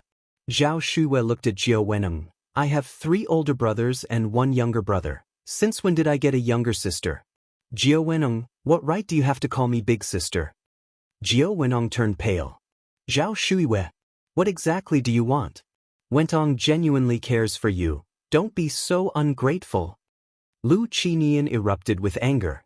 If it were another woman, who else could compare to Jiao Wentang's magnanimity involuntarily addressing Zhao Shuyue as a big sister? Zhao Shuyue was truly pushing her luck. She truly knew nothing of gratitude. Enduring the insults hurled at Jiao Wentang by Zhao Shuyue was something Lu Qinian couldn't tolerate, nor did he wish to see Jiao Wenong humiliated in front of Zhao Shuyue any longer. Ungrateful was she? Hearing this, Zhao Shuyue wore a self-mocking expression, pointing towards the door. Get out! Get out of my sight this instant! Lu Qinian, let me be honest with you. Our family ancestors indeed hid a stash of gold, not just gold but also many precious silks and exotic treasures. The treasure map is here with me, but you will never lay your hands on this map. I'd rather burn it, throw it away, or feed it to stray dogs than let a villain like you have it. Lu Qinian wanted that treasure map, didn't he? She would let him taste the torment of desire unfulfilled. Hearing this, Lu Qinian felt terrible. He had known that Zhao Shuyue definitely possessed the treasure map. That damned old hag. She was doing this on purpose. She had purposely set a trap for him. She had purposely made him suffer. And to think she didn't care at all about their past affection as husband and wife. Lu Qinian wanted to rage, but faced with the treasure map, he had no choice but to suppress his anger. Shuyue, I'm sorry. I was wrong just now. My words were reckless, unintended. Wenong is a good woman. Please don't speak like this about her. Jiao Wenong immediately cried out, Big sister, I've already told you if you're bothered by me I can divorce Haoshan. I don't want anything. I just want you two to be happy. The couple played their roles well, almost convincingly. If it had been before, Zhao Shuyue might have believed them. But now, not anymore. Lu Qinian continued. There's a saying, a day of marriage endures 100 days of grace. Shuyue, we were a loving couple for 2 years after all. I genuinely want to make it up to you, to adopt Xiaoru as your daughter. Don't you hold any affection for our past at all? Lu Qinian was 2 years older than Zhao Shuyue. She was 16 when they married, and they separated when Zhao Shuyue was 18. Zhao Shuyue and Lu Qinian had grown up together, childhood sweethearts, innocent and carefree. Chapter 958, True Colors. Extremely disgusting. _5. What a pity, it could never go back to how it was. Now, the person before her eyes was no longer the bedfellow of the past. Now, when mentioning the past, Zhao Shuyue could only feel irony and ridicule. Don't bring up the past with me, Lu Qinian. You don't deserve it. My father was blind to save you from the snow all those years ago. Old Master Zhao should have let Lu Qinian freeze to death in the snow back then. Shuyue. Lu Qinian sighed, his expression one of pain and helplessness. I wronged you in the past. What do I have to do for you to forgive me? Get lost. Get out of here now. Zhao Shuyue tightened her grip on the kitchen knife in her hand. If you don't get lost, watch out, I won't be polite. Lu Qinian, I'm staking everything today. I'm ready to fight you with my life. Zhao Shuyue was serious, and Lu Qinian narrowed his eyes before saying, all right, we're leaving. Shuyue, don't get agitated, don't get angry, it's bad for your health. In this situation, one mustn't act recklessly, one needed to think of a foolproof plan. With those words, Lu Qinian left with Jiao Wenong and Lu Ru. Unfortunately, when it rains, it pours. The car stopped working just as they reached the entrance of the village. Lu Qinian got out to check. It seems like the engine has stalled due to carbon buildup. Jiao Wenong got out of the car as well. Can we start it again? Lu Qinian shook his head. What should we do then? Jiao Wenong was a little anxious. Lu Qinian continued, first, let's make a phone call, have someone come over to fix it. On the way here, I saw telephone poles by the road. Surely someone in the village must have a phone at home. In those days, not many families had a phone installed, and finding out which home had a phone was simple, just follow the telephone poles. Naturally, it was up to the women to knock on doors, so Jiao Wenong went to a house with a telephone to knock. The door opened quickly. The door was opened by a beautiful young woman in her 30s or 40s, with a strangely familiar feeling to her. Jiao Wenong squinted her eyes and smiled. Miss, may I use your phone please? As Jiao Wenong felt the familiarity, Anai Cuihua also felt that Jiao Wenong looked familiar. Who's this? Why did she feel like she had seen her somewhere before? Anai Cuihua hesitated for a moment, then said, Come in. Thank you, Jiao Wenong expressed her gratitude. Once inside the courtyard, Jiao Wenong was taken aback, not expecting a seemingly ordinary rural courtyard to hide such wonder. There was a telephone in the living room. Go ahead. Jiao Wenong thanked her again, picked up the phone, and as she lifted the receiver, her light red sleeve slid down her wrist due to her movement, revealing a brown scar on her fair skin, as if bitten by something. Anai Cuihua frowned slightly, feeling a headache at the back of her head. Why did she find this scar so strange? It didn't take long for Jiao Wenong to make the call. Miss, thank you so much. How much is the phone bill? They'll pay you. Anai Cuihua smiled and said, Everyone faces difficulties away from home. You didn't even make a minute's call. There's no need to pay. Is there a guest at home? Old Lady Jing came in with little Anai Yun from the outside. Anai Cuihua said, This elder sister's car broke down at the entrance of our village, so she came to use our phone. Old Lady Jing nodded, I see. But looking up, she found the person strangely familiar. Is this a young version of Dr. Jiang? Old Lady Zheng was stunned. Jiao Wenong was also shocked. She hadn't expected to accidentally stumble into Old Lady Zheng's home. Could this person be Old Lady Zheng's daughter from the countryside? No wonder she always felt Anai Cuihua was so familiar. Jiao Wenong didn't want to stay any longer. Suppressing the panic in her heart, she smiled and said, Miss, thank you. My husband and child are still waiting for me there, so I'd better leave now. All right, Anai Cuihua nodded. After Jiao Wenong left, Old Lady Zheng said, Ting Ting, don't you think that young lady looks especially like someone? Anai Cuihua replied, I also think she looks very familiar, just can't place where I've seen her. Old Lady Zheng continued, She looks like Dr. Jiang. With that said, it suddenly dawned on Anai Cuihua. Right. Mom, you're right, she does indeed look like Dr. Jiang. Even the eyes are exactly the same. Chapter 959, True Colors. Extremely disgusting. _6. Anai Cuihua found it strange again. When she first saw Dr. Jiang, she felt a sense of familiarity, and now seeing Jiao Wenong, she felt even more familiar with him. What was the connection between these two people? Moreover, the feeling of familiarity that Jiao Wenong evoked in her seemed even stronger. It was as if something in her mind was on the brink of bursting forth. Very strange. Why would that be? Mom, does Dr. Jiang have any other siblings? Anai Cuihua turned and asked. Madame Zheng said, I think there's an older brother. I haven't heard about a younger sister. Could it be? Although Anai Cuihua didn't finish her sentence, Madame Zheng already understood her meaning. You mean to say, could she be Dr. Jiang's daughter? Anai Cuihua nodded. Madame Zheng frowned slightly. Jiang Yan is a very scheming person. It's hard to say for sure with her. It seems you'll need to have someone look into this. It was odd, but ever since she met Jiao Wenong, Madame Zheng felt unsettled. Having returned to Lu Qinian's side, Jiao Wenong was breaking out in sweat again and again. The Zheng family held significant power in Beijing, and since they had come from Taiwan Island, they were currently unable to challenge the Zheng family. If Madame Zheng discovered that matter, everything would be over. Had he known this would happen, he should have let Lu Ru make the phone call. Such an unnecessary trouble brought upon himself. Truly bad luck. Mom, are you very hot? Why are you sweating so much? Lu Ru approached Jiao Wenong and asked curiously. Although it was summer, the bamboo groves on either side of the road brought cool breezes, making it not feel hot at all, but Jiao Wenong kept perspiring. Jiao Wenong wiped off her sweat. Mom just walked over from there, how could I not be hot? Let me fan you then, Lu Ru said, and began to fan Jiao Wenong with her hand. Soon enough, the repair person arrived. When Ni Yang returned home, she happened to see Jiao Wenong and the others fixing their car. She pretended not to see them and rode away on her bicycle. Back home, Madame Zheng mentioned seeing someone who looked very much like Dr. Jiang. Ni Yang said, "Grandma, are you talking about Jiao Wenong?"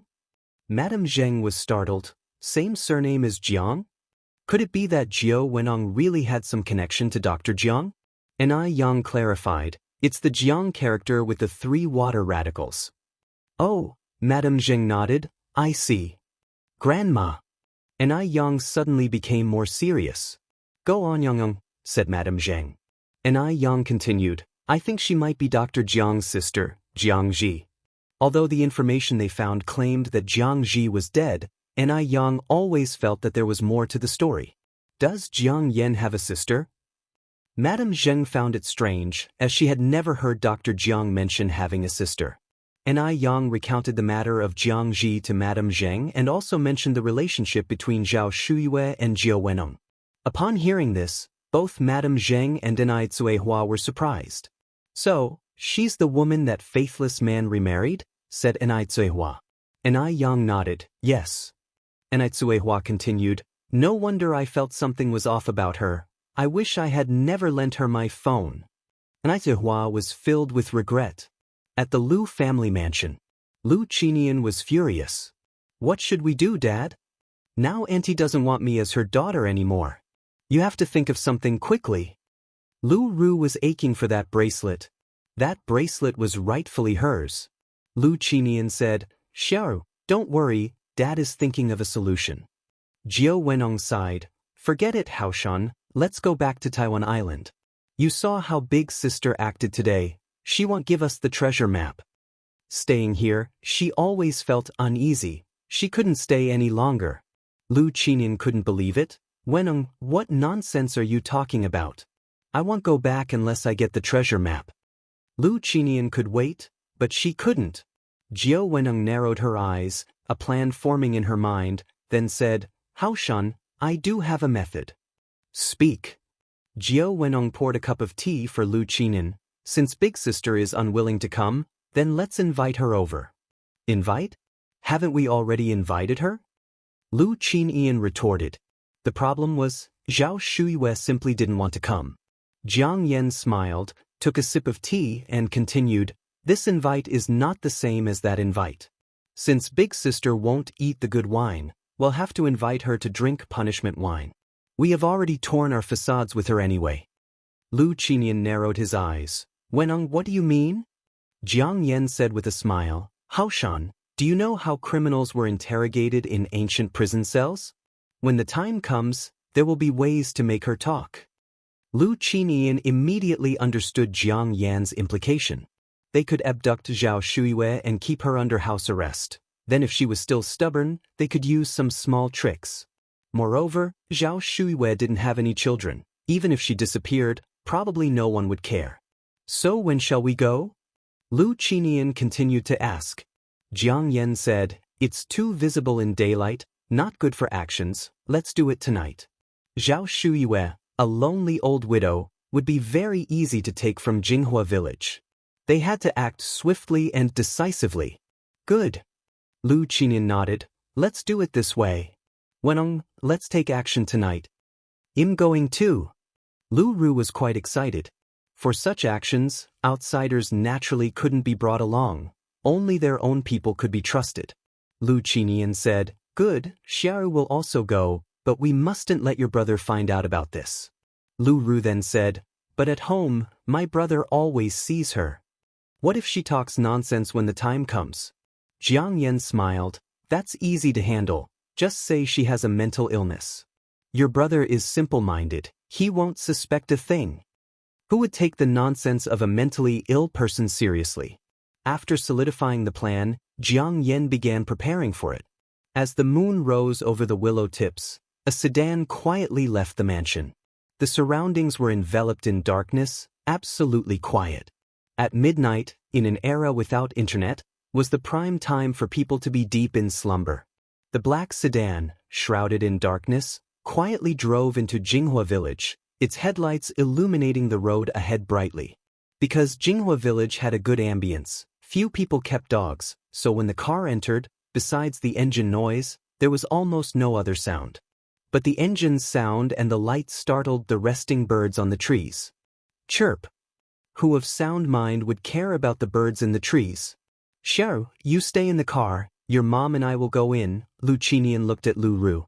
Okay, Lu Ru nodded. Since it was summer, people didn't close their windows when sleeping, which made it convenient for Jiang Yan. She pulled out a tube, aimed it at the window, and blew white smoke into the room. Will this really work? Lu Qinian asked. Don't worry, it will be fine. Jiang Yan reassured him and tossed a small stone into the room. Seeing that even the noise of the stone hitting the ground didn't wake Zhao Shuyue, Lu Qinian breathed a sigh of relief. Chapter 960, What Goes Around Comes Around. After confirming that the person inside had entered a deep sleep, Lu Qinian and Jiao Wenong circled around to the front door, ready to pry it open. Before prying the door, Jiao Wenong pulled out a pair of thin gloves from his pocket and put them on. Doors like this can only stop a gentleman, not a petty thief.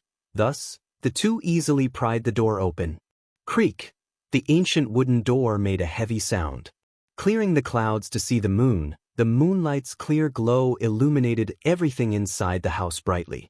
Jiao Wenong, holding Lu Qinian with one hand and a flashlight with the other, headed towards the inner room. Haoshan, be gentle. Lu Qinian nodded. Zhao Shuyu's bedroom was still locked, and Jiao Wenong took out his lock-picking tools and quickly pried the lock open. The two of them walked into the bedroom together. Zhao Shuyue was sleeping on the bed. In order to prevent Zhao Shuyue from hiding the treasure map at home, the two of them flashed their flashlights around, tossing the place upside down. This medicine was very effective. The noise they made while searching was loud, but Zhao Shuyue didn't wake up. Haoshan, Jiao Wenong found an old dressing box in the corner. Look at this. Although the dressing table was quite old, one could still see that it was made of fine golden Nanmu wood, and the cover of the dressing box was locked with a small brass lock that had turned green with rust. This is a good item, let's take it for now. Lu Qinian immediately recognized it as Zhao Shuyu's bridal dowry. As he spoke, Lu Qinian continued, let's go look over there. Since Zhao Shuyue wouldn't wake up anytime soon, they could take their time searching. If they could find the treasure map, they wouldn't need to waste their energy taking Zhao Shuyue back. Ni Yang woke up at exactly 12:20 a.m., feeling a bit thirsty. She turned on the light and got out of bed for water. Even though the day was very hot, the night wasn't hot at all. A cool breeze was blowing in from the outside, making one feel refreshed. Ni Yang drank water while looking out the window. The moonlight was beautiful tonight. Everywhere was draped in silvery white, as if the earth had been covered with a hazy veil. But Ni Yang wasn't in the mood to appreciate the scenery. For some reason, she felt that something was off tonight. Weird.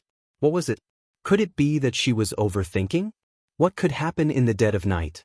After drinking the water, Ni Yang turned off the light and went back to bed to sleep. Meanwhile, Jiao Wenong and Lu Qinian had been searching the house for a long time without finding the treasure map, so they had no choice but to give up and take Zhao Shuyue with them. Jiao Wenong pulled up Zhao Shuyue. Haoshan, lend a hand. Be careful. A fat cat was sleeping next to Zhao Shuyue, and because of the drugs, the fat cat was also sleeping very soundly, not making a single movement. Okay. Snap. Just then, a little bird that had been perched on the windowsill suddenly spread its wings and flew out, the sudden sound startling both Lu Qinian and Jiao Wenong in the room. Jiao Wenong looked back and saw that it was only a small bird, and heaved a sigh of relief. Just a bird. It's nothing. Lu Qinian exhaled deeply, his forehead breaking out in a cold sweat. The bird that just flew away wasn't ordinary, it was Duo. Although Zhao Shuyue kept a hateful and exceedingly ugly fat cat at home, Duo still liked Zhao Shuyue very much. Because Zhao Shuyue often fed it a lot of delicious food. Seeing the bad guys about to take Zhao Shuyue away, Duo was so anxious it could break its wings, flying with all its might towards the small courtyard of the Ni family. Yang. The moment Duo flew in, Ni Yang heard it, and she quickly switched on the desk lamp. What's wrong, Duo? Normally, Duo wouldn't disturb her in the dead of night. Unless something had happened. Thieves. Duo flapped its wings vigorously. Granny Lu. Thieves. Ni Yang's brow twitched, and she took a jacket out of the closet, putting it on as she walked. I'm going over to Granny Zhao's house now, and you go down to call my parents. After calling my dad and mom, go and shout around the village. Ni Yang had a hunch that this thief was different from the ordinary thief. If the whole village was alerted, everyone would be witnesses, and the situation would be easier to handle. Duo immediately flew downstairs. Thieves! Catch the thieves! Ni Zihua and Shangguan Dui weren't as sensitive as Ni Yang. It took several shouts from Duo to awaken the couple. Chapter 961. Evil is met with evil. _2. The two people heard there was a thief and immediately scrambled up from their bed. Every level of the Ni family home was brightly lit, along with Duo's shouting. Soon old Madam Zheng, old Master Zheng, Shangguan old Madam, and Ni Qingui were also awake.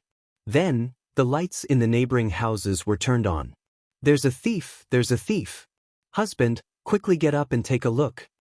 Hearing there was a thief, the man who was fast asleep was instantly alert.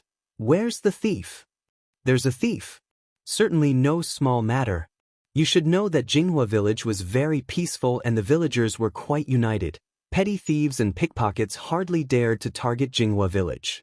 Yet tonight, a thief had actually come. I don't know, you quickly go out and take a look. All right. The man didn't even have time to put on a coat, just went outside in his boxers and bare-chested. The man went outside to take a look. My goodness! Nearly the entire village, men and women, young and old, had all gotten up. The crowd was noisy.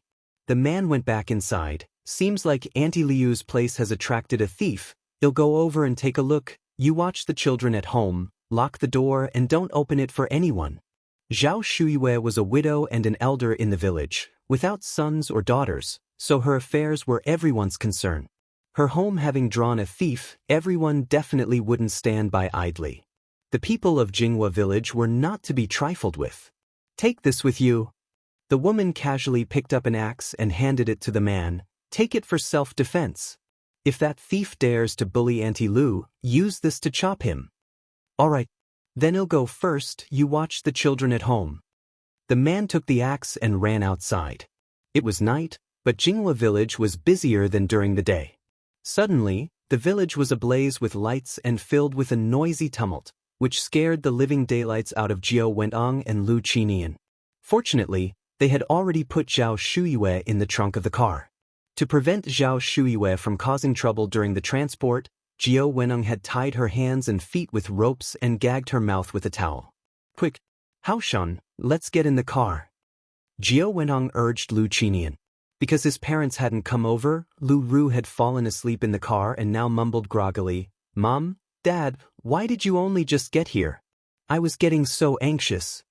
Lu Qinian didn't have time to explain anything, hurriedly got into the passenger seat, and was about to close the door when a pale, slender hand pressed on the car door, seemingly without much effort, but no matter how hard Lu Qinian tried, he couldn't close the door. Uncle Lu, what are you trying to do this late at night? The owner of this hand was none other than Ni Yang. Suppressing the panic in his heart, Lu Qinian replied with a smile, Oh, it's Yang. I was just visiting your Grandma Zhao's house. Ni Yang narrowed her eyes. Paying a visit in the middle of the night?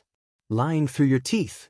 Jiao Wenong joined in with a smile. We just came to check on Big Sister. It's getting late, we should be heading back. Just then, the voice of Ni Zihua came from the other side. Yang. Hearing that a thief had visited Jinghua village, Ni Zihua was almost frantic with worry, scared that Ni Yang might have encountered danger. No matter how capable Ni Yang was, she was still just a young girl, and there wasn't a mother in the world who wouldn't be concerned about her own daughter. Mom. Ni Yang looked back. In the time it took to speak, Taking advantage of Ni Yang looking away, Jiao Wentong immediately shut the car door. Haoshan, let's hurry and go. Lu Qinian slammed on the accelerator, and the car shot out like a rocket. Ni Yang curved her lips slightly, not in a hurry, just looking ahead like that, her composure unshakable. Seconds later, a piercing screech of brakes was heard from the front. SSS, having lived in Jinghua village for so long, Ni Yang naturally knew the character of the villagers. Under such circumstances, the villagers wouldn't sit idly by. In front, the villagers were hand in hand, holding flashlights, and had encircled the black sedan from inside and out so tightly that not a drop could get through. Yang, are you all right? Ni Zihua and Shengguan Dehui ran up to Ni Yang. Ni Yang shook her head.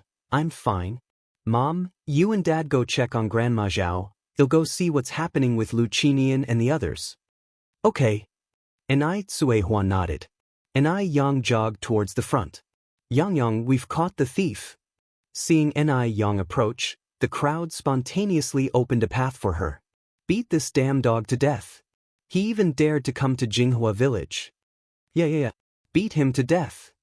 Lu Qinian knew things had gotten serious and hurriedly opened the car door to get out, taking out cigarettes from his pocket and distributing them to the crowd. Misunderstanding. Fellow villagers, this is a misunderstanding. I'm a relative of Shuyu's family. This is my wife, and my daughter is sitting in the car. We came to see Shuyue, we're not thieves. Chapter 962. Evil is met with evil. _3. Who is Shuyue? The matter about Zhao Shuyue hadn't spread through the village yet, so everyone knew her only by her last name Lu and didn't know her real name. Before the situation was clarified, everyone reacted defensively, and no one dared to accept the cigarettes from Lu Qinian's hand. What if it was a thief? Jiao Wenong followed up and said, Shuyue is the Aunt Lu you've been talking about, and Aunt Lu is my older sister. Due to some reasons, we had only recently recognized her as our sister. You see, when sisters chat, they lose track of time, and before we knew it, it was midnight. We are all family here. Family? Upon hearing this, the villagers exchanged glances. These past few days, Lu Qinian and Jiao Wenong had indeed frequently visited Jinghua village, so the villagers were somewhat familiar with the couple. Could it be that they had made a mistake? Since we are all family, why are you all acting so guilty? Must be because you are hiding something shady. Ni Yang walked through the crowd, followed by the light from the villagers' flashlights, shining like a vast snowy glow. It really is a misunderstanding. Lu Qinian wiped the sweat from his forehead. Yang, do I look like the kind of person who would sneak around stealing? Besides, how many petty thieves drive a sedan? We just came to check on Shuyue. A sedan itself costs at least 70 or 80,000 yuan. Who would buy a sedan and still steal? It must be said, Lu Qinian's words did make some sense. After hearing this, the villagers relaxed their guard. I think it's quite possible. Ni Yang crossed her arms and looked down on Lu Qinian. Psychology says that people sweat profusely when they are highly nervous. Uncle Lu, is it very hot tonight? Saying this made Lu Qinian even more nervous. For some reason, even though Ni Yang was just a teenager, he couldn't help but feel incredibly anxious, with cold sweat layering his back. He couldn't control it. In front of Ni Yang, he was like a mouse seeing a cat. We really didn't steal anything. Jiao Wenong opened both sides of the car doors. If you don't believe it, you can check for yourself. Villagers stepped forward and shone flashlights inside the car. Aside from a young girl sitting in the back seat, there seemed to be nothing else. Lu Ru, who was like a pampered young lady, had never experienced a situation like this and was nearly scared to death. What should she do now? If she had known it would be like this, she wouldn't have come along. Who knew Jinghua village was so unified? And the trunk? Ni Yang spoke indifferently. Just because there's nothing inside the car doesn't mean there's nothing in the trunk. It was the middle of the night. This family of three wouldn't come here for no reason. Moreover, since Zhao Shuyue was born into a wealthy family, she might hold something Lu Qinian desperately wanted. The village chief shone his flashlight at the trunk. Open the trunk and let us see. Hearing the word, trunk, Lu Qinian swallowed hard. the nervousness he had suppressed now surging back. His mind went blank. Jiao Wentong was quicker to react, pressing her hand against the trunk. The trunk contains our private items. It's not appropriate to show you. Even the police need a search warrant to search, and you have no right to inspect our trunk. Seeing Jiao Wentong act this way, Lu Qinian quickly stood in front of the trunk. If someone saw what was inside the trunk, they couldn't clear their names even if they jumped into the Yellow River. Why had the night turned so bizarre, rousing the entire village? Lu Qinian felt extremely unsettled. "Search," ordered the village chief. Just as two villagers were about to come forward, Jiao Wentong continued, "You want to search our trunk without a warrant? That's illegal. It's an offense that could land you in jail." Jail? Hearing this, the two villagers who were about to proceed instinctively stopped. In such good times, who wanted to end up in jail? Just then, Hua and Shangguan Dehui came running from behind, panting, "Yang, your Grandma Liu's house has been turned upside down. And she's not at home." Maybe because she was used to calling her Grandma Lu, Hua had a hard time changing her way of addressing. Hearing this, the nearby villagers immediately perked up again. Chapter 963, What Goes Around Comes Around. _4. Stay alert. Nobody's home, and the house has been turned upside down. Who the hell did this? It's so obvious. Surround them. Don't let them get away. God damn it. Where have you taken Auntie Lu? No, it wasn't us. Folks, you've got it all wrong. Zhao Shuiwei really is my elder sister. Think about it, everyone. Would I hurt my own sister? It was them. They've hidden my sister away. They want to kill her. And then they want to frame us for it. When Jiao Wentong got to this point, he suddenly pointed at Hua and Shangguan Dehui. Their family has been eyeing us with contempt for a long time. They did it on purpose. Villagers, you must seek justice for my sister. Not a single good person exists in that family, whether old or young. Jiao Wentong might have been better off not saying these words, as they only enraged the crowd even more. You must know, Yang is the pride of Jinghua village, the lucky star of the village. And this woman dared to speak ill of the Ni family like this. Get out of my way, you old bat. Wang Jinfang, already known for her rowdiness, pushed Jiao Wentong aside. Today, I've got to see what you're hiding in that trunk. Futsai, you and Brother Tiniu, go open that trunk. Daring to provoke the Ni family for no reason. Even if it meant going to jail, they weren't afraid. Ni Fatsai is Wang Jinfang's husband. As the days in the village improved, so did Ni Fatsai's health. So what chance did the old and frail Lu Qinian stand against two strong, middle-aged men? Zhou Qingshang and Han Shaoqin quickly subdued Jiao Wentong from the left and the right. The villagers were accustomed to farm work and had strong bodies. Jiao Wentong was an elegant lady who hardly lifted a finger in her life. What strength could she have? Faced with such a situation, all she could do was make a scene. Help! Someone help! The ruffians are attacking! Shut her mouth! Wang Jinfang turned to Zhou Qingshang. Zhou Qingshang produced a piece of black and smelly cloth from nowhere and stuffed it directly into Jiao Wentong's mouth. No sooner had they gagged Jiao Wentong than Ni Fatsai and Wang Tiniu opened the trunk. Clack! With that sound, the hearts of Jiao Wentong and Lu Qinian sank, and a chill ran through their bodies. It's over. It's all over. No one expected Zhao Shuiwei to be in the trunk. Zhao Shuiwei was bound hand and foot with white ropes, a towel stuffed in her mouth, curled up in the trunk. Next to her feet lay an old vanity case. Seeing this, everyone was shocked. Even Ni Yang didn't see it coming, that Lu Qinian and Jiao Wentong could be so cruel and ruthless.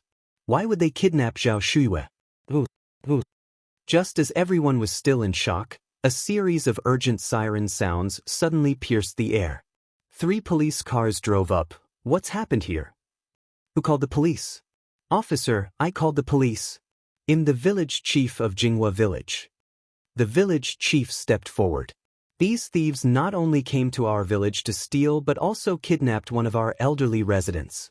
Now we've caught them red-handed. With Zhao Shuiwei still bound and folded in the trunk, and with so many eyewitnesses present, there was no way they could deny it.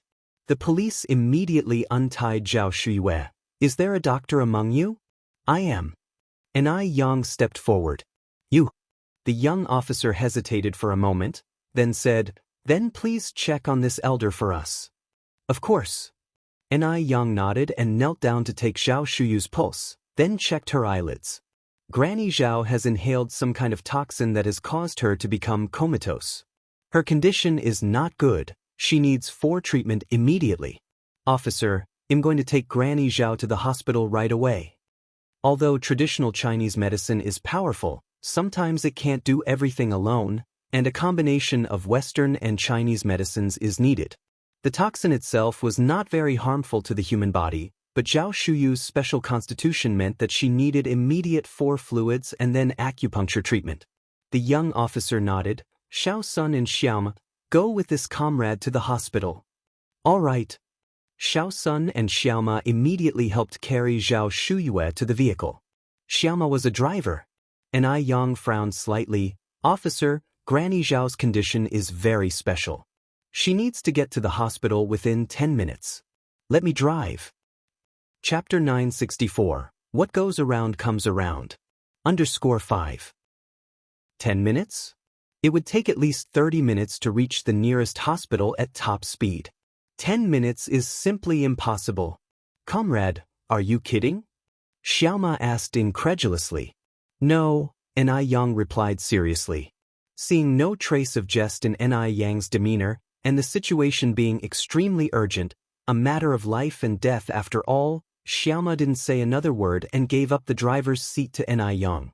Thank you for your trust. Yang got into the driver's seat and performed the startup sequence, ignition, engine start, throttle, all in one smooth motion. Before the others in the car could even react, the vehicle had already shot out at lightning speed. The two police officers exchanged a startled glance, each seeing the shock in the other's eyes. My God! This was incredible! No one had expected that a country girl could drive this well. The journey, which was supposed to take 10 minutes, was completed by Yang in just 5 minutes to the front of the hospital. Now, even the way the two police officers looked at Yang had changed. Comrade, what's your name? One of the officers asked as they brought Zhao Shuyue to the emergency room and finally had a moment to take down her statement. Yang responded in an even tone. My name is Yang, an I with the individual component, and Yang with the meaning smoke, as in the warm sun's rays cause smoke to rise from Lantian jade. And what relation is the elder to you? Over at Jinghua village. The police officer took out handcuffs from his belt and stood in front of Lu Qinian and Jiao Wenong, saying sternly, the two of you, put your hands up. Don't move. Officer, there's another one in the car, a villager reminded. Lu Ru was scared to death inside the car. Officer, I'm not a thief, I've been wronged. The officers always carried out fair investigations. They would never mistakenly accuse an innocent person, nor would they let a guilty party go free. Cold handcuffs were promptly clasped onto Lu Ru's wrists. Save your words for the police station. Xiaolu, Xiaozhong, you all follow the village chief to the victim's home to gather evidence. Got it. The village chief led the way. Come with me this way, comrades. The officers didn't finish taking statements and bringing Lu Qinian and Jiao Wentang's family of 3 back to the police station until past 3 a.m. At this time, under the doctor's life-saving efforts, Zhao Shuyue had also awakened. Grandma Zhao, are you okay? Yang brightened up upon seeing Zhao Shuyue finally awake. Yang. Zhao Shuyue grasped Yang's hand. Yang asked again, Grandma Zhao, are you all right? Zhao Shuyue shook her head, tears streaming down the corners of her eyes. I'm fine, but I just never expected Lu Qinian to be so heartless. He could actually do such a thing. Although Zhao Shuyue had been in a coma, her consciousness had always been clear. She could never have imagined that Lu Qinian would treat her this way. Yang reassured her, it's good you're okay. Lu Qinian and Jiao Wenong have already been arrested by the officers. You just need to clarify the details to them later. Right? Zhao Shuyue nodded. The next morning, 2 police officers came to take Zhao Shuyu's statement. Zhao Shuyue recounted the whole event to the officers. Officers, please, you must not let them get away with this. This was attempted murder. What they did was illegal. If it hadn't been for Yang Yang noticing in time last night, an old woman, probably wouldn't be alive right now. Don't worry, ma'am, we will ensure justice is served. Lu Qi woke up the next morning to find his parents and sister weren't home. As he wondered why, a servant came in. Young master, the police officers are here to see you. Police officers? Lu Qi was stunned momentarily, puzzled as to why the police were looking for him. He considered himself a good citizen, never having done anything wrong. After learning the whole truth, Lu Qi turned pale. Officer, there must be some mistake, right? My parents are good people, how could they possibly do such a thing? And my sister, although she can be a bit spoiled and arrogant, she's not a bad person at heart. What on earth was going on? He had just gone to sleep, so why had his parents and sister suddenly become suspects of attempted murder and burglary? It must be that he hadn't woken up yet. He was still dreaming. Lu Qi pinched his thigh hard. It hurt. He wasn't dreaming? Lu Qi suddenly laughed. Officer, you must be joking with me this early in the morning. It had to be the officers playing a joke on him. Chapter 965. What goes around comes around. _6.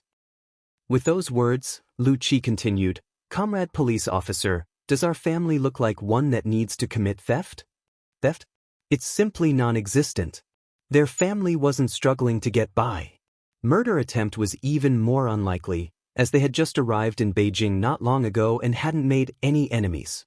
The police officer said sternly, Comrade Lu Qi, do you think we, the police, would joke about such matters? The crime suspects Jiao Weneng, Lu Qinian, and Lu Ru and others were caught red-handed by the villagers of Jinghua village. You better come with us to the station. Lu Qi's smile froze at the corner of his mouth. Okay, just wait for me a moment. On the way, Lu Qi simply couldn't believe this was happening. It wasn't until he reached the police station that he was willing to accept this wasn't a dream. How could this be? Why would his parents and sister do such a thing? The family was split up and locked away. Upon seeing Lu Qi, Jiao Weneng became very agitated. Xiaoqi, you're here? You must save Mom. She's innocent. Go find a lawyer quick. Lu Qi said, Mom, don't worry, I'll find you a lawyer right away. As long as you haven't done those things, I believe the police comrades will release you after they have investigated properly. Lu Qi still couldn't believe that his always gentle and kind mother could do such a thing. There must be some misunderstanding. In contrast to Jiao Weneng, Lu Qinian seemed especially calm. Sitting in the interrogation room, he seemed to have aged overnight. These things were all done by me alone. They have nothing to do with my wife and child. They were all kept in the dark by me. Hearing this, Lu Qi was stunned. So, it turned out they really did these unforgivable deeds. But why would they do such a thing? Dad! Lu Qi rushed out. Why? Why did you do this? Faced with his furious son, Lu Qinian chose to remain silent. Lu Qi's eyes turned red. He never imagined that his father, who was always a mountainous figure in his heart, could do such a thing. Suddenly, Lu Qi felt as though the sky was falling. His world turned dark. Lu Qi slid down against the wall and burst into loud sobs. He used to be a crybaby as a child, but since growing up, he had never cried again. This was the first time. Over at Lu Ru's side, Comrade police officer. I'm innocent. I don't know anything, please let me go. Everything was done by my parents, I was asleep in the car at that time, I didn't know anything. Please let me out, okay? Seeing the red-eyed Lu Qi, Lu Ru clung to him like a lifeline. Brother, please save me. All this was done by Mom and Dad. I really didn't know. I didn't know anything. Brother, please save me. I don't want to be locked up here. I want to get out. Lu Qi was Lu Ru's lifeline, but Lu Ru became the last straw that broke Lu Qi. But was this still his sweet and lovely sister? Or was the harmonious family he remembered just a dream all along? By the time he left the police station, Lu Qi was still unsteady on his feet. How he wished all this was just a dream. After waking from the dream, their family of 4 would still be harmonious. Just then voices came from ahead. Lu Qi looked up to see Ni Yang and Zhao Shuiyue. He quickly stepped aside and hid behind a pillar. It wasn't that he hated Ni Yang, but he felt ashamed to face Ni Yang and Zhao Shuiyue. After his parents and sister had committed such a disgrace, he, as a son and an elder brother, bore some responsibility. If he had been more vigilant the night before, he might have noticed his parents leaving the mansion and could have possibly prevented this. It was all his fault. He was responsible. Lu Qi was filled with self-blame, pounding his own head in frustration. After leaving the police station, Lu Qi contacted a lawyer. No matter what, the people locked up were his parents, and no matter what they had done, he couldn't just sit by and do nothing. He left everything to the lawyer, and now all he could do was to hope for the best. Because Lu Qinian took on all the guilt, Jiao Wenong and Lu Ru firmly denied any involvement, and since only Lu Qinian's fingerprints were found at the scene, he was the only one sentenced to life imprisonment due to insufficient evidence. Jiao Wenong and Lu Ru were released on bail by Lu Qi. Having been released from the detention center, Jiao Wentong and Lu Ru had lost a lot of weight. Jiao Wentang's first words upon seeing Lu Qi were, "Xiaoqi, let's go back to Taiwan Island." She really couldn't stand staying in Beijing anymore. Lu Qi's face had lost its former luster and looked utterly defeated. "We can't go back now." "Why?" Jiao Wentang's complexion changed. Lu Qi continued, "Your travel has been restricted, and now you can't even leave the urban area, let alone go back to Taiwan Island." Lu Ru's complexion was also very bad. The past several days in the detention center had worn her down to nothing. "When can we go back, then?" Lu Qi shook his head. "I'm not very clear about that. Probably when you're cleared of suspicion, then you can go back." His father was still locked up and would never get out in this lifetime. The two of them, one a wife, the other a daughter, not only didn't have a word of concern, but only talked about wanting to leave. So this was family affection. How grand! "Xiaoqi, you must find a way. Mom can't stay here. I can't stand it for a second longer." Jiao Wenong couldn't forget the look in Ni Kuihua's eyes that night. She was afraid Ni Zihua might suddenly remember something. The longer she stayed here, the more danger she was in. "There's no way." Lu Qi coldly brushed away Jiao Wentang's hand. "You child, how can you be like this? I'm your mother." Jiao Wenong looked at Lu Qi in disbelief. Lu Qi glared at Jiao Wenong. "Exactly because one of you is my mother and the other my sister, I didn't turn a blind eye. Ask yourselves, does this truly have nothing to do with you? Don't forget, Dad is still locked up." Slap. Jiao Wentong slapped Lu Qi across the face. "I'll kill you, you unfilial son." Chapter 966. The truth of the matter emerges, like stones revealed as the water recedes. Lu Qi didn't fight back, and a red, swollen handprint appeared on his left cheek instantly. But the look in his eyes when he turned to Jiao Wentong was terrifyingly cold. Lu Ru covered her mouth, watching the scene in disbelief. She hadn't expected Jiao Wentong to hit Lu Qi. All her life, she had never seen Jiao Wentong raise a hand against Lu Qi. In delivering that slap, Jiao Wenong regretted it herself. "Son, Xiaoqi, I'm sorry. Mom didn't mean it. I just really want to go back. I didn't mean to leave your father." Her son was born after 10 months of pregnancy. How could she not feel pain for him? She was just too anxious.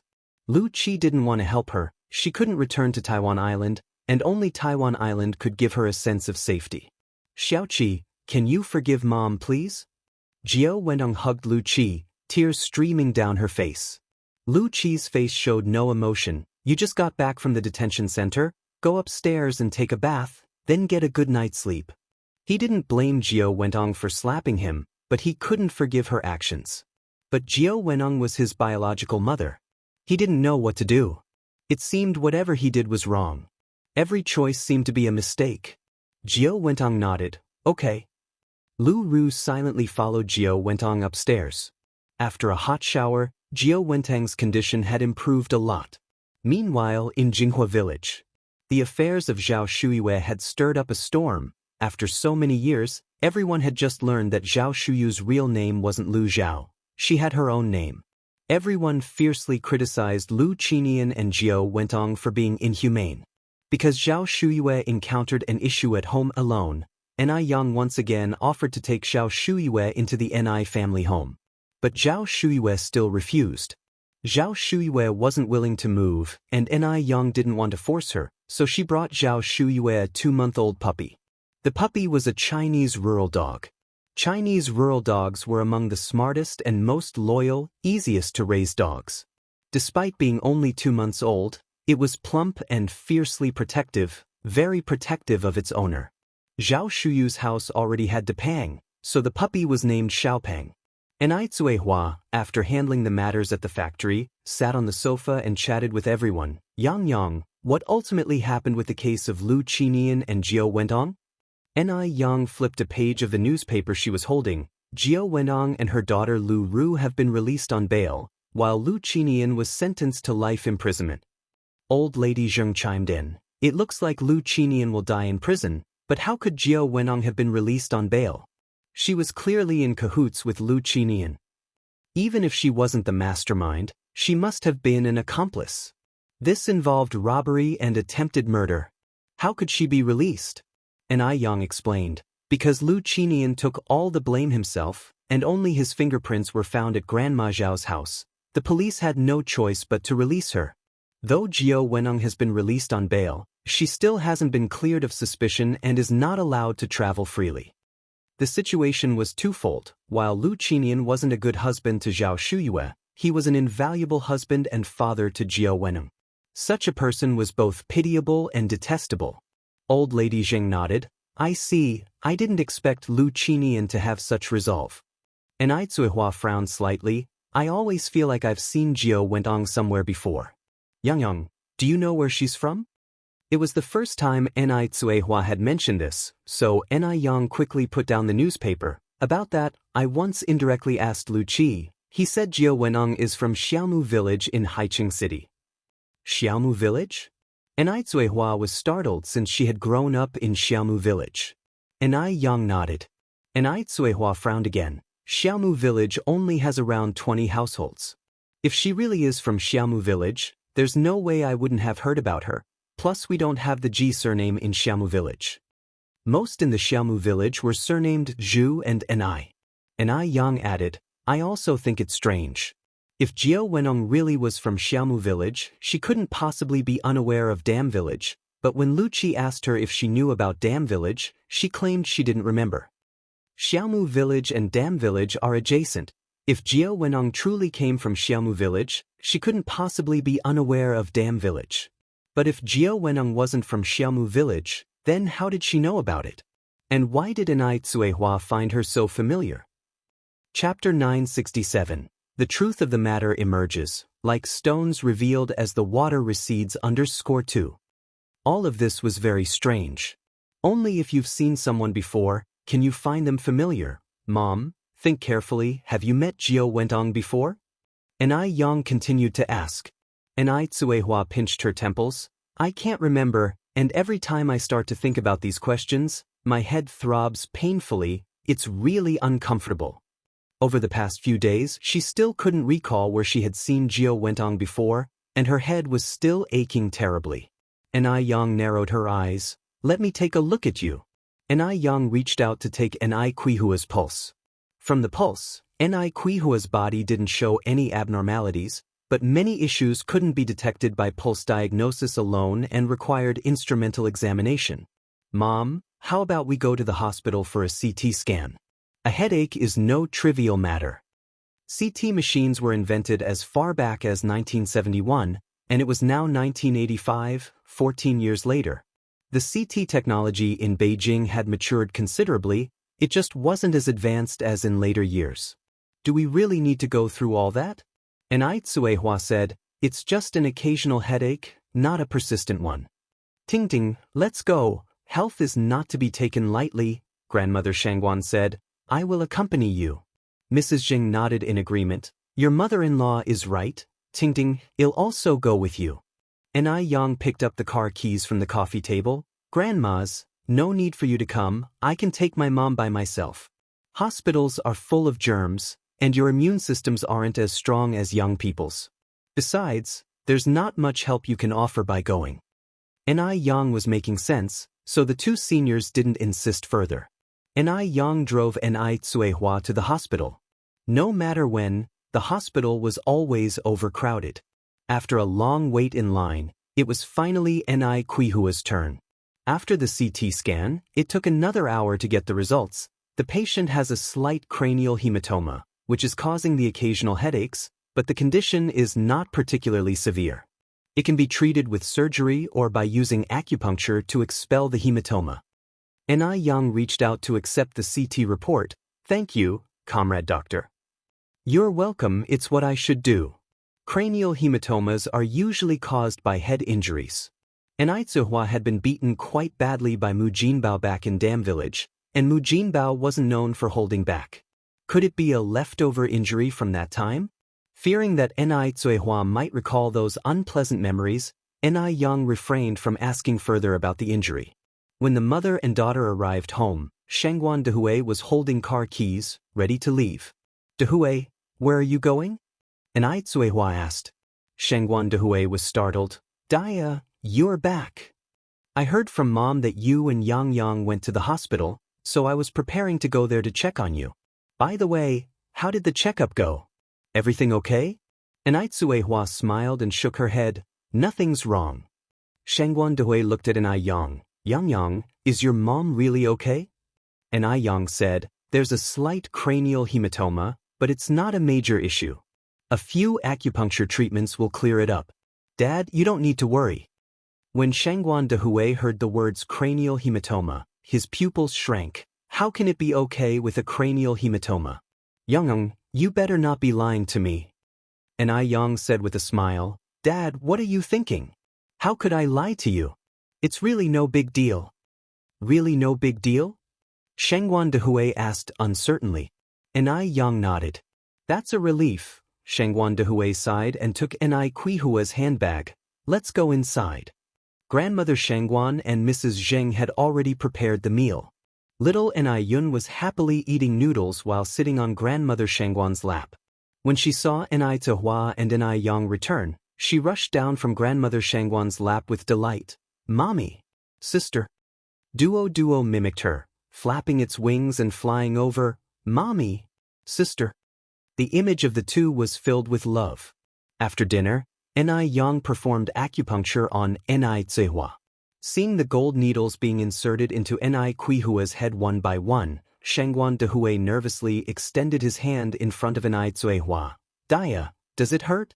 If it does, you can bite my hand. Ni Tsuehua said with a smile, it doesn't hurt at all. Not only did it not hurt, it was quite comfortable. An acupuncture session lasted an hour, and by the time it was finished, it was already past 8 in the evening. That night, Ni Tsuehua had a very strange dream. It was fragmented. In the dream, she was first a 3 or 4-year-old child, then got separated from her mother. She walked for a long time and cried for a long time. Chapter 968. The truth of the matter comes to light _3. Panic, helplessness. Fortunately, on her way, she encountered a kind old lady who took her back home when she couldn't find her mother. The scene switched, and people from a village all gathered at the old lattice house to watch the excitement. The child, who was 3 or 4 years old, could already speak and successfully returned to Beijing with the help of the village chief. Just as she was about to return home, Ni Tsuehua suddenly woke up. Despite the coolness of the room, a layer of cold sweat broke out on Ni Kuihua's face. Ni Tsuehua fumbled to switch on the lamp and sat up leaning against the headboard. What's wrong, Dia? Shangguan Dehui groped for his glasses on the bedside table and put them on. Did you have a nightmare? Yes, Ni Tsuehua nodded. Don't be afraid. Shangguan Dehui patted Ni Kuihua's back. Dreams are the opposite of reality. I feel like I dreamed about my childhood, Ni Tsuehua said, but am not sure if that was me. Strange to say, a child of 3 or 4 should have their own memories, although incomplete. There should be some, but Ni Kuihua's memories of her childhood were extremely vague. She couldn't remember anything before the age of 5 or 6. What did you dream about? Shangguan Dehui asked as he got out of bed to pour water for Ni Tsuehua. Ni Tsuehua took the water glass, drank a sip, and then began to describe that strange dream. Shangguan Dehui adjusted his glasses. I think what you dreamed about is very likely to be true. Sometimes, the mind forgets, but the subconscious remembers. And Aitsuihua said, but I clearly dreamed that the village chief grandfather sent me back to Beijing, so why did I end up in Xiaomu village later? Shangguan Dehui slightly furrowed his brows. Maybe the you in the dream was so eager to go home that the part about returning to Beijing was also added by your subconscious? Is that so? And Aitsuihua asked. Shangguan Dehui glanced at his watch. It's only 1 in the morning now, and I don't have to work tomorrow since it's Saturday. To prevent you from having another nightmare, why don't we do something meaningful? And Aitsuihua rolled her eyes at Shangguan Dehui. Turn off the light. Once the light was turned off, darkness enveloped the whole room, swallowing all sounds. And Aitsuihua typically got up every morning to cook breakfast, but this morning, the person in the kitchen was Shangguan Dehui. Dad, why is it you? And Yang expressed her surprise. I thought it was Mom. Shangguan Dehui rinsed the pot with water. Your mom didn't sleep well last night, and I don't have to work today. Yang, what would you like to eat? I'll make it. And Yang opened the fridge and took out a bottle of mineral water. I'm fine with anything, you decide. That sounds good, Shangguan Dehui smiled. Then I'll just whip something up. Okay, and Yang took the mineral water. I'll go for a run first. All right, Shangguan Dehui nodded. And Yang went for a run every morning. At 6 in the morning, the sun was just rising. The sky was a clear blue, a gentle breeze was brushing through, birds chirped around, the rich fragrance of honeysuckle lingered in the air, and by the road, the farmland was filled with roses and portulaca. The endless view was absolutely refreshing. As soon as Yang stepped out, Duo followed. Good morning, Yang. Good morning, Duo. Duo flapped its wings. Good morning. Good morning. Duo didn't know many phrases, sometimes repeating the same phrase dozens of times, even more repetitive than a loop machine. Along the road, as they encountered villagers at work, Duo kept repeating, good morning. Everyone was amused by Duo first thing in the morning, starting the day in a cheerful mood. Duo is really smart. It's Yang's good upbringing. Indeed. My boy at home saw how well Duo was raised and caught a mina to rear a month ago. Just when it learned to fly, it disappeared. What a waste of time raising it. Lu family mansion. Jiao Wentong did not sleep well last night. Every time she closed her eyes, she recalled her experiences in the detention center. She didn't want to go to prison. Not at all. What should she do? Once that thing was discovered, she would be ruined. Jiao Wenong sat on the bed, painfully clutching her hair. If only she had never come back. She regretted it. Lu Qinian being locked up was secondary. She never truly loved Lu Qinian.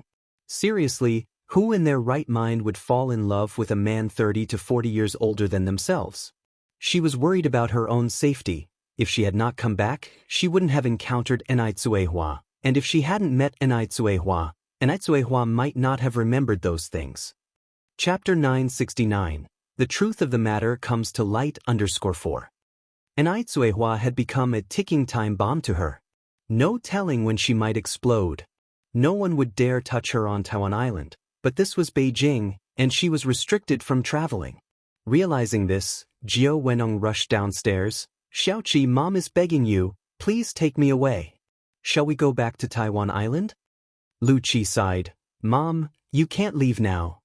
Think of something, Xiaoqi, think of something, Jiao Wenong continued. Since you managed to bail us out of the detention center, it means you must have a way, right? Lu Qi frowned slightly, suppressing the anger in his heart. Mom, the only reason you were released from the detention center was because of Dad. Dad took all the blame on himself. Otherwise, even if I were the Emperor of Heaven, I wouldn't have been able to bail out you and Xiaoru. Jiao Wentang's eyes instantly reddened. Then what should we do? Xiaoqi, is there really no way? Xiaoqi, I really can't stay here anymore. Mom, why are you in such a hurry to leave Beijing? Lu Qi grabbed Jiao Wentang's arm. Are you still hiding something from me? How much more were they hiding from him? Jiao Wentang instinctively avoided Lu Qi's gaze. No. Really? Lu Qi stared intently into Jiao Wentang's eyes. No. Jiao Wenong pushed Lu Qi away and hurried upstairs. Watching Jiao Wentang's retreating figure, Lu Qi let out a deep sigh and went to Lu Ru's room. Brother. Lu Qi grabbed Lu Ru's hand. Tell me honestly, are you and Mom still hiding something from me? After all, Jiao Wenong was his mother, and there were some things he couldn't directly ask her, so he had to start with Lu Ru. In Lu Qi's eyes, Lu Ru and Jiao Wenong were in this together. Lu Ru looked at Lu Qi blankly. No, stop pretending. Tell me. Lu Qi had lost all trust in Lu Ru. Tell me now, and I'll take you and Mom to the police station to turn ourselves in. Maybe we'll get a lighter sentence. Just don't let the police find out first. It would be embarrassing then. Really, there's nothing. Lu Ru, frightened by Lu Qi's demeanor, started crying. Brother, what are you talking about? Lu Ru had no idea about Jiao Wentang's past. The recent stint in the detention center had already terrified Lu Ru, smoothing out any haughty airs she once had. Speak. Lu Qi gripped Lu Ru's wrist tightly. There's nothing, Lu Ru cried miserably. Unable to get anything out of her, Lu Qi had to let it go. At the Ni family home, Ni Yang administered the third acupuncture treatment to Ni Tsuehua. After the acupuncture, Ni Tsuehua said to Old Lady Zheng, Mom, does Dad have a burn scar on his back? Old Lady Zheng was taken aback at first, then said, Yes, it was caused by your grandmother accidentally scalding him with boiling water. Ni Quihua's face changed, realizing that everything that happened in her dream was true. Mom. Tsuehua suddenly grabbed Old Lady Zheng's hand, her eyes becoming red. I remember everything. Ting, what do you remember? Old Lady Zheng said nervously, Don't rush, take it slow. With a choked voice, Ni Tsuehua said, I was sent to Xiaomu village, and the person who sent me was Jiao Wenong. Here's how it happened. After getting separated from Old Lady Zheng years ago, young Ni Tsuehua was picked up by a local old woman who, seeing the child's refined manner, decided to hand her over to the village chief. After several transfers, the village chief took her to Beijing. Upon arriving in Beijing, a beautifully dressed young woman appeared, claiming to know Old Lady Zheng and Zheng Jun, saying they were good friends, and so the village chief handed Ni Tsuehua over to her. As soon as the village chief left, the young woman showed her true colors. Ni Tsuehua bit her while attempting to escape, and, furious, the young woman picked up a nearby vase and knocked Ni Tsuehua unconscious. The cerebral contusion suffered by Ni Tsuehua dated from that time. Because she wasn't sent to the hospital in time, she developed a persisting high fever that night, terrifying the young woman. She took a night train and delivered Ni Tsuehua to a rural family in Xiaomu village, miles away, along with some money. When Ni Tsuehua woke up, she had no memory of her past. I remember she had a sister, who called her Aji. Ni Tsuehua said. Chapter 970. The truth of the matter, everything comes to light under the Aji. Ni Yang narrowed her eyes. The doctor's sister is named Jiang Ji. Mom, the woman who took you to Xiaomu village was Jiang Ji, and Jiang Ji is Jiao Wenong. Haiqing City is just near the port, so it's easy for Jiang Ji to go to Taiwan Island from there. If Jiao Wenong was Jiang Ji, and Jiang Ji was Jiao Wenong, that would explain why Ni Tsuehua was thousands of kilometers away from where she was lost. It also explained why Ni Tsuehua felt a strange sense of familiarity when she saw the doctor and Jiao Wenong. Because Jiang Ji was the doctor's sister, she was helping her sister do evil. Oh my! Old Madame Zheng said distressedly, My Ting, how much suffering have you endured? Mingming was returned, only to be taken away by Jiao Wentong again. It was all because she trusted Jiang Yan too much at the time. Ni Tsuehua helped old Madame Zheng wipe away her tears. Mom, it's okay now, I'm fine. Ni Yang picked up the car keys. Grandpa, Grandma, Mom, we must hurry to the police station now and tell the police everything clearly. The case of Ni Quihua's disappearance was still on record at the police station, just in case there was a chance for the truth to emerge. The family had to hurry, there was no time to waste. They raced to the police station. Lu Qi knew the police would knock on the mansion's door again one day, but he didn't expect it to come so soon. Is Comrade Jiang Ji here? We are from the municipal police department, and this is an arrest warrant. Jiang Ji. Lu Qi asked confusedly, "Officer, are you mistaken? We don't have anyone named Jiangji here." Jiao Wenong was just coming downstairs at this moment, and upon hearing this conversation, her legs went weak. She remembered. She knew that one day Ni Tsuehua would remember. Several officers bypassed Lu Qi and went straight to Jiangji, flashing handcuffs. "Jiangji, you are involved in a case concerning child trafficking. Please come with us." Child trafficking?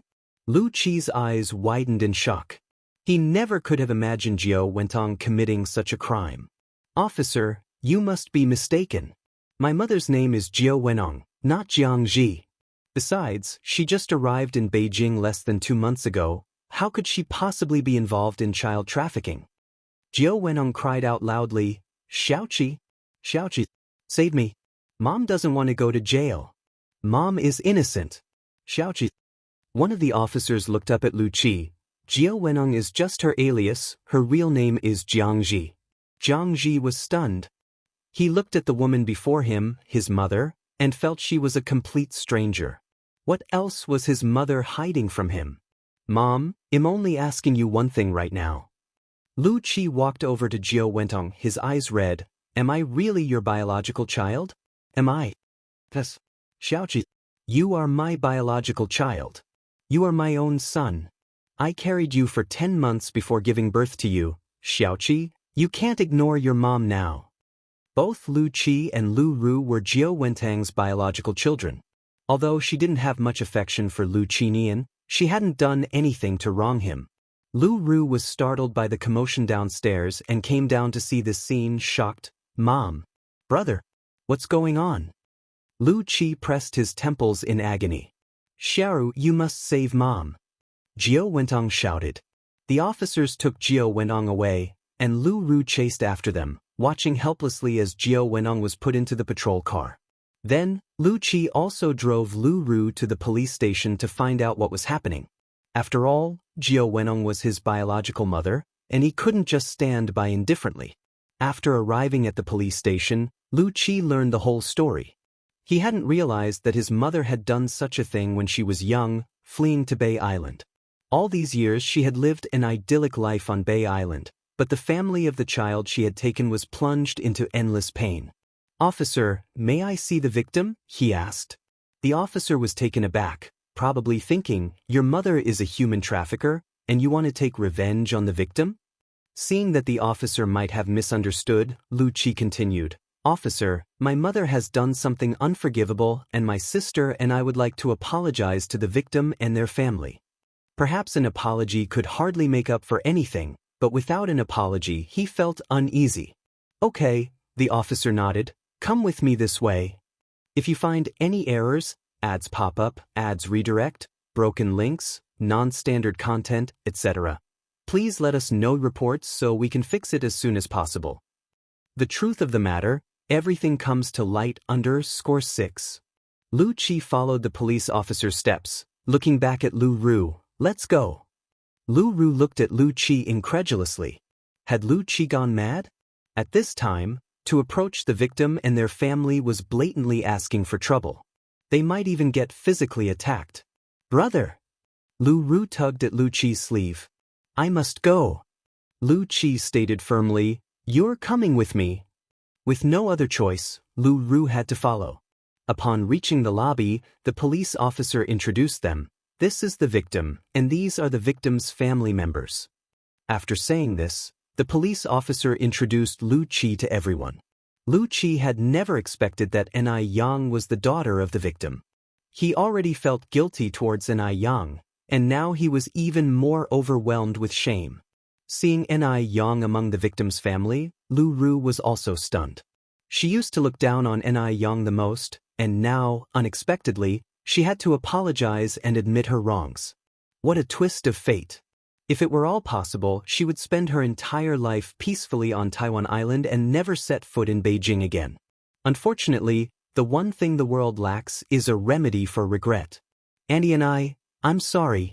If it weren't for my mother, you wouldn't have been separated from Grandpa Zheng and Grandma Zheng for so many years." After he spoke, Lu Qi and Lu Ru knelt down together. A man's knees are as precious as gold. But at this moment he could no longer care about that. He did not pray for Ni Quihua's forgiveness. He only hoped to satisfy his own conscience. Ni Tsuehua deeply resented Jiao Wentong. If not for her, she wouldn't have suffered for so many years, and she could have grown up with a silver spoon in her mouth. But Lu Qi was Lu Qi, and being a mother herself, she knew she should not take out her anger on the children. Children cannot choose their birth. It was evident that Lu Qi and Jiao Wenong were not the same kind of people. Please get up. And Ai Zuehua extended her hand to help Lu Qi and Lu Ru up. Good and evil will be repaid in the end. Your mother is already in prison. This matter has nothing to do with you too. And Lu Qi's eyes reddened. He hadn't expected Ai Zuehua to be so calm. Jiao Wenong had caused Ai Zuehua so much suffering, and Lu Qi had even prepared himself to be beaten, yet Ai Zuehua did not blame him at all. He was now starting to understand why Ni Yang was so outstanding, while his own sister Lu Ru was so inadequate. It was because of upbringing. Ni Yang had a mother who was both a role model and a teacher. Ai Zuehua sighed and looked back at Elder Zheng, Grandma Zheng, Elder Shangguan, and Ni Yang. Let's go back. Lu Qi watched the family's departing figures, his heart unable to calm down for a long time. After a while, Lu Qi turned to Lu Ru. Let's go back too. To celebrate finally finding the person who kidnapped Ni Zuehua, Ni Yang had prepared a large table of food upon their return. Today happened to be Saturday, and in the evening, Shangguan Shi and Shangguan Su also came back. The next day was Sunday. Early in the morning, Ni Zuehua and Shangguan Dehui went to the orphanage. Visiting the orphanage once a week had become a habit. Around 10 in the morning, Shangguan Furong arrived at Jinghua village with Zhao Ziqing. Coincidentally, just as they arrived, Zhao Shen also came with Zhao Zijuan. Brother! The siblings, who hadn't seen each other for a while, were extremely excited. Furong, Zhao Shen greeted. Shangguan Furong smiled and nodded. Zhao Shen felt a pang of disappointment, then said, Furong, how did you come back? Why didn't you call me to pick you up? Shangguan Furong replied, It's quite convenient for me to take a bus from there, no need for the hassle. It's no trouble at all, Zhao Shen said. Furong, just say the word, no matter the distance, I wouldn't find it bothersome. No need, Shangguan Furong smiled and walked into the house. Mom, Aunt Zheng. Furong is back, Grandma Zheng said cheerfully. Yes, Shangguan Furong nodded. Hey, where are my brother and sister-in-law? Elder Shangguan replied, Your brother and sister-in-law went to the orphanage, they probably won't be back until the afternoon. Oh, Shangguan Furong continued, what about Uncle Zheng? Is he not home either? He probably took Yun to clear some land again, Grandma Zheng explained, smiling. Clearing land? Shangguan Furong paused, not understanding what was meant by clearing land. Grandma Zheng continued, Did you see the roadside planted with lots of honeysuckle and peony flowers when you just came? Yes, Shangguan Furong nodded.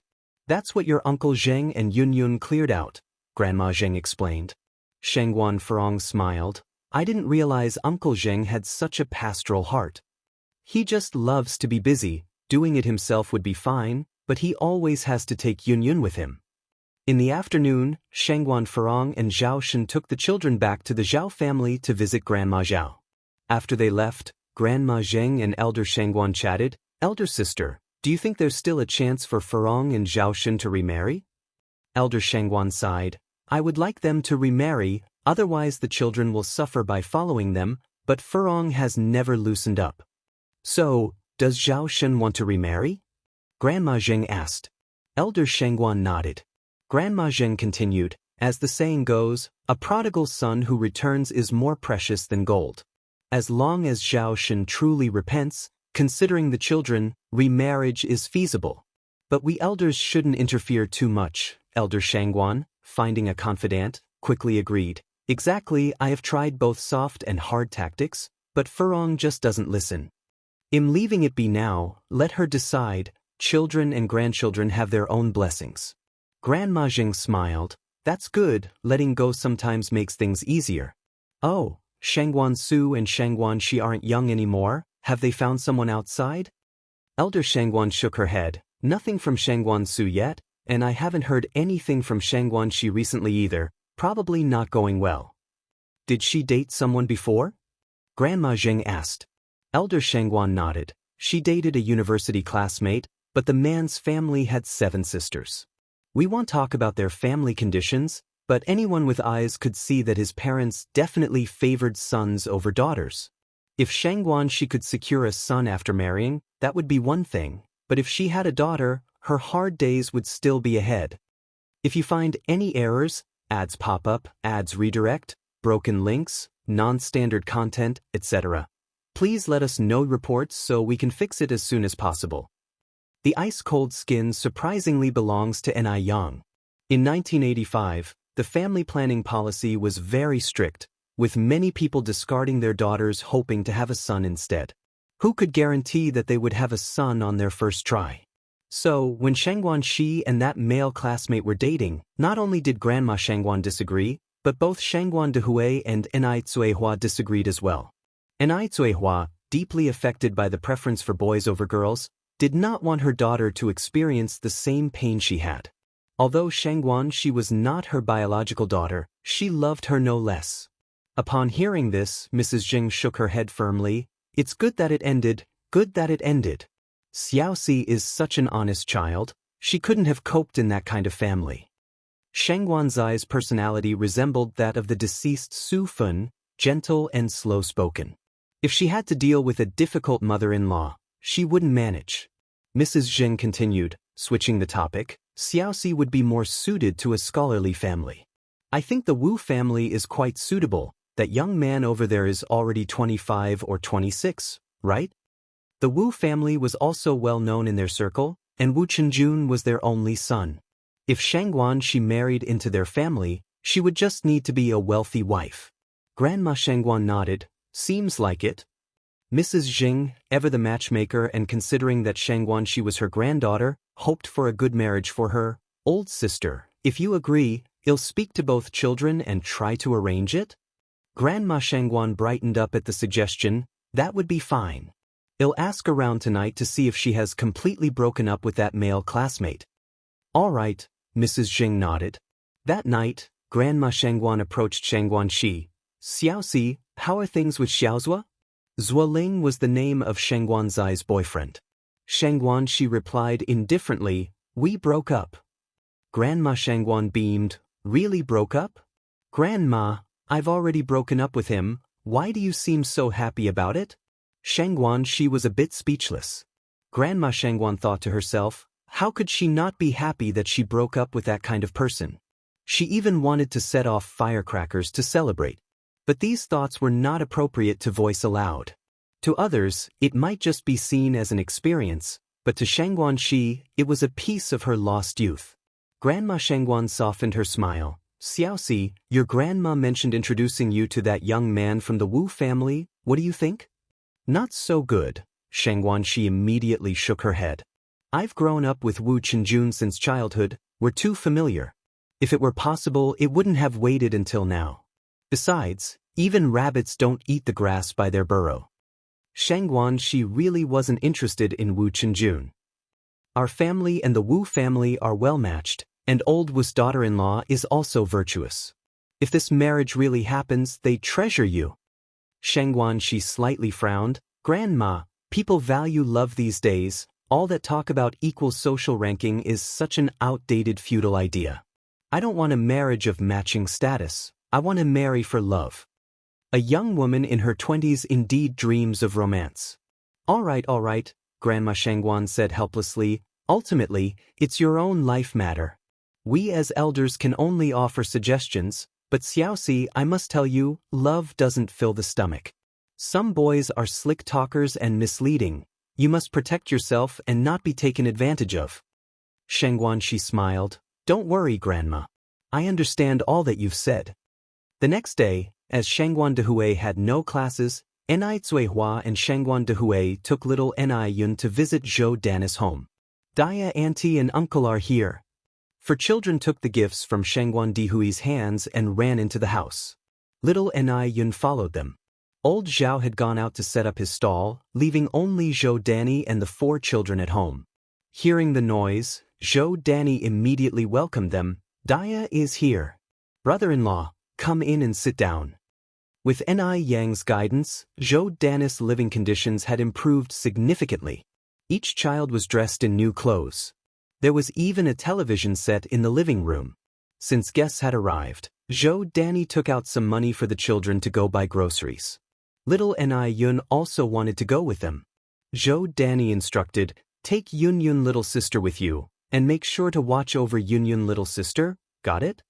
If you find any errors, ads pop up, ads redirect, broken links, non-standard content, etc., please let us know reports so we can fix it as soon as possible. The ice-clear and jade-smooth skin actually belongs to Ni Yang. _2.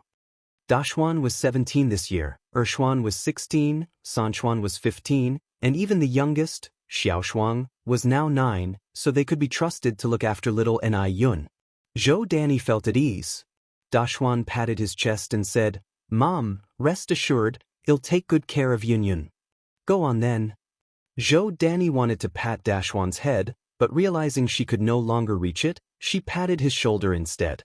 Zhou Dan gave them over 30 yuan, and the kids came back with a load of groceries, even buying a candied hawthorn for little Ni Yun. The Zhao family kids were all exceptionally well behaved. Although only little Ni Yun had a candied hawthorn, none of them made a fuss. After dinner, Ni Zihua and Zhou Dan chatted idly. Danny, have you bought a house in Beijing yet? Zhou Dan shook her head. No. My husband and I are planning to save money to build a house back in our hometown. At that time, people didn't like the idea of buying houses outside their hometowns. They all wanted to make money and then go back to build houses and honor their ancestors. And Zuehua continued, Yang told me that there will be more and more migrant workers coming to Beijing in the future, and the housing prices will get higher and higher. Actually, you could take advantage of the current low prices to buy a few properties. The money you'd spend on building a house in your hometown would be more than enough to buy one in Beijing. Did Yang say that? Zhou Dan asked. Will there really be more and more people coming to Beijing to work? And Zuehua nodded. Yes, Yang said that Beijing is a metropolis and its development will only get better. Yang himself has bought several properties. In reality, it was not just several. Ni Yang already owned 3 courtyard houses and 6 apartment buildings. Zhou Dan didn't trust many people, but she trusted Ni Yang. If it weren't for Ni Yang's advice, her family would still be living frugally. They had already saved up over 10,000 yuan. Back in the day, they couldn't even save 70 or 80 yuan in a year. Nowadays, they were living a life they could hardly have dreamed of before. So on festive occasions, Zhou Dan always took her family to visit the Ni family. They couldn't be the type to forget favors and betray kindness. Zhou Dan nodded. All right, when my husband comes back, I'll discuss this matter with him. And Zuehua continued. Yang also said that it's best to buy housing in the city center, and if money is tight, it's also good to buy near a subway station. The Beijing subway was planned in 1953, construction began in 1965, and the first routes were completed in 1969. Operations started in 1971. On April 23, 1973, the Beijing Subway Line 1 was extended to Apple Garden Station. On September 15, 1981, the first phase of the Beijing subway was officially accepted, with operational lines running from Apple Garden Station to Beijing Station. Zhou Dan nodded. Okay, I've got it. That evening when her husband came home, Zhou Dan relayed Ni Qihua's words. Her husband took a drag of his cigarette. So we're not going back to our hometown to build a house? No, we're not, Zhou Dan replied. I've already asked Daya. She said that if we buy a house now, we can register our household here.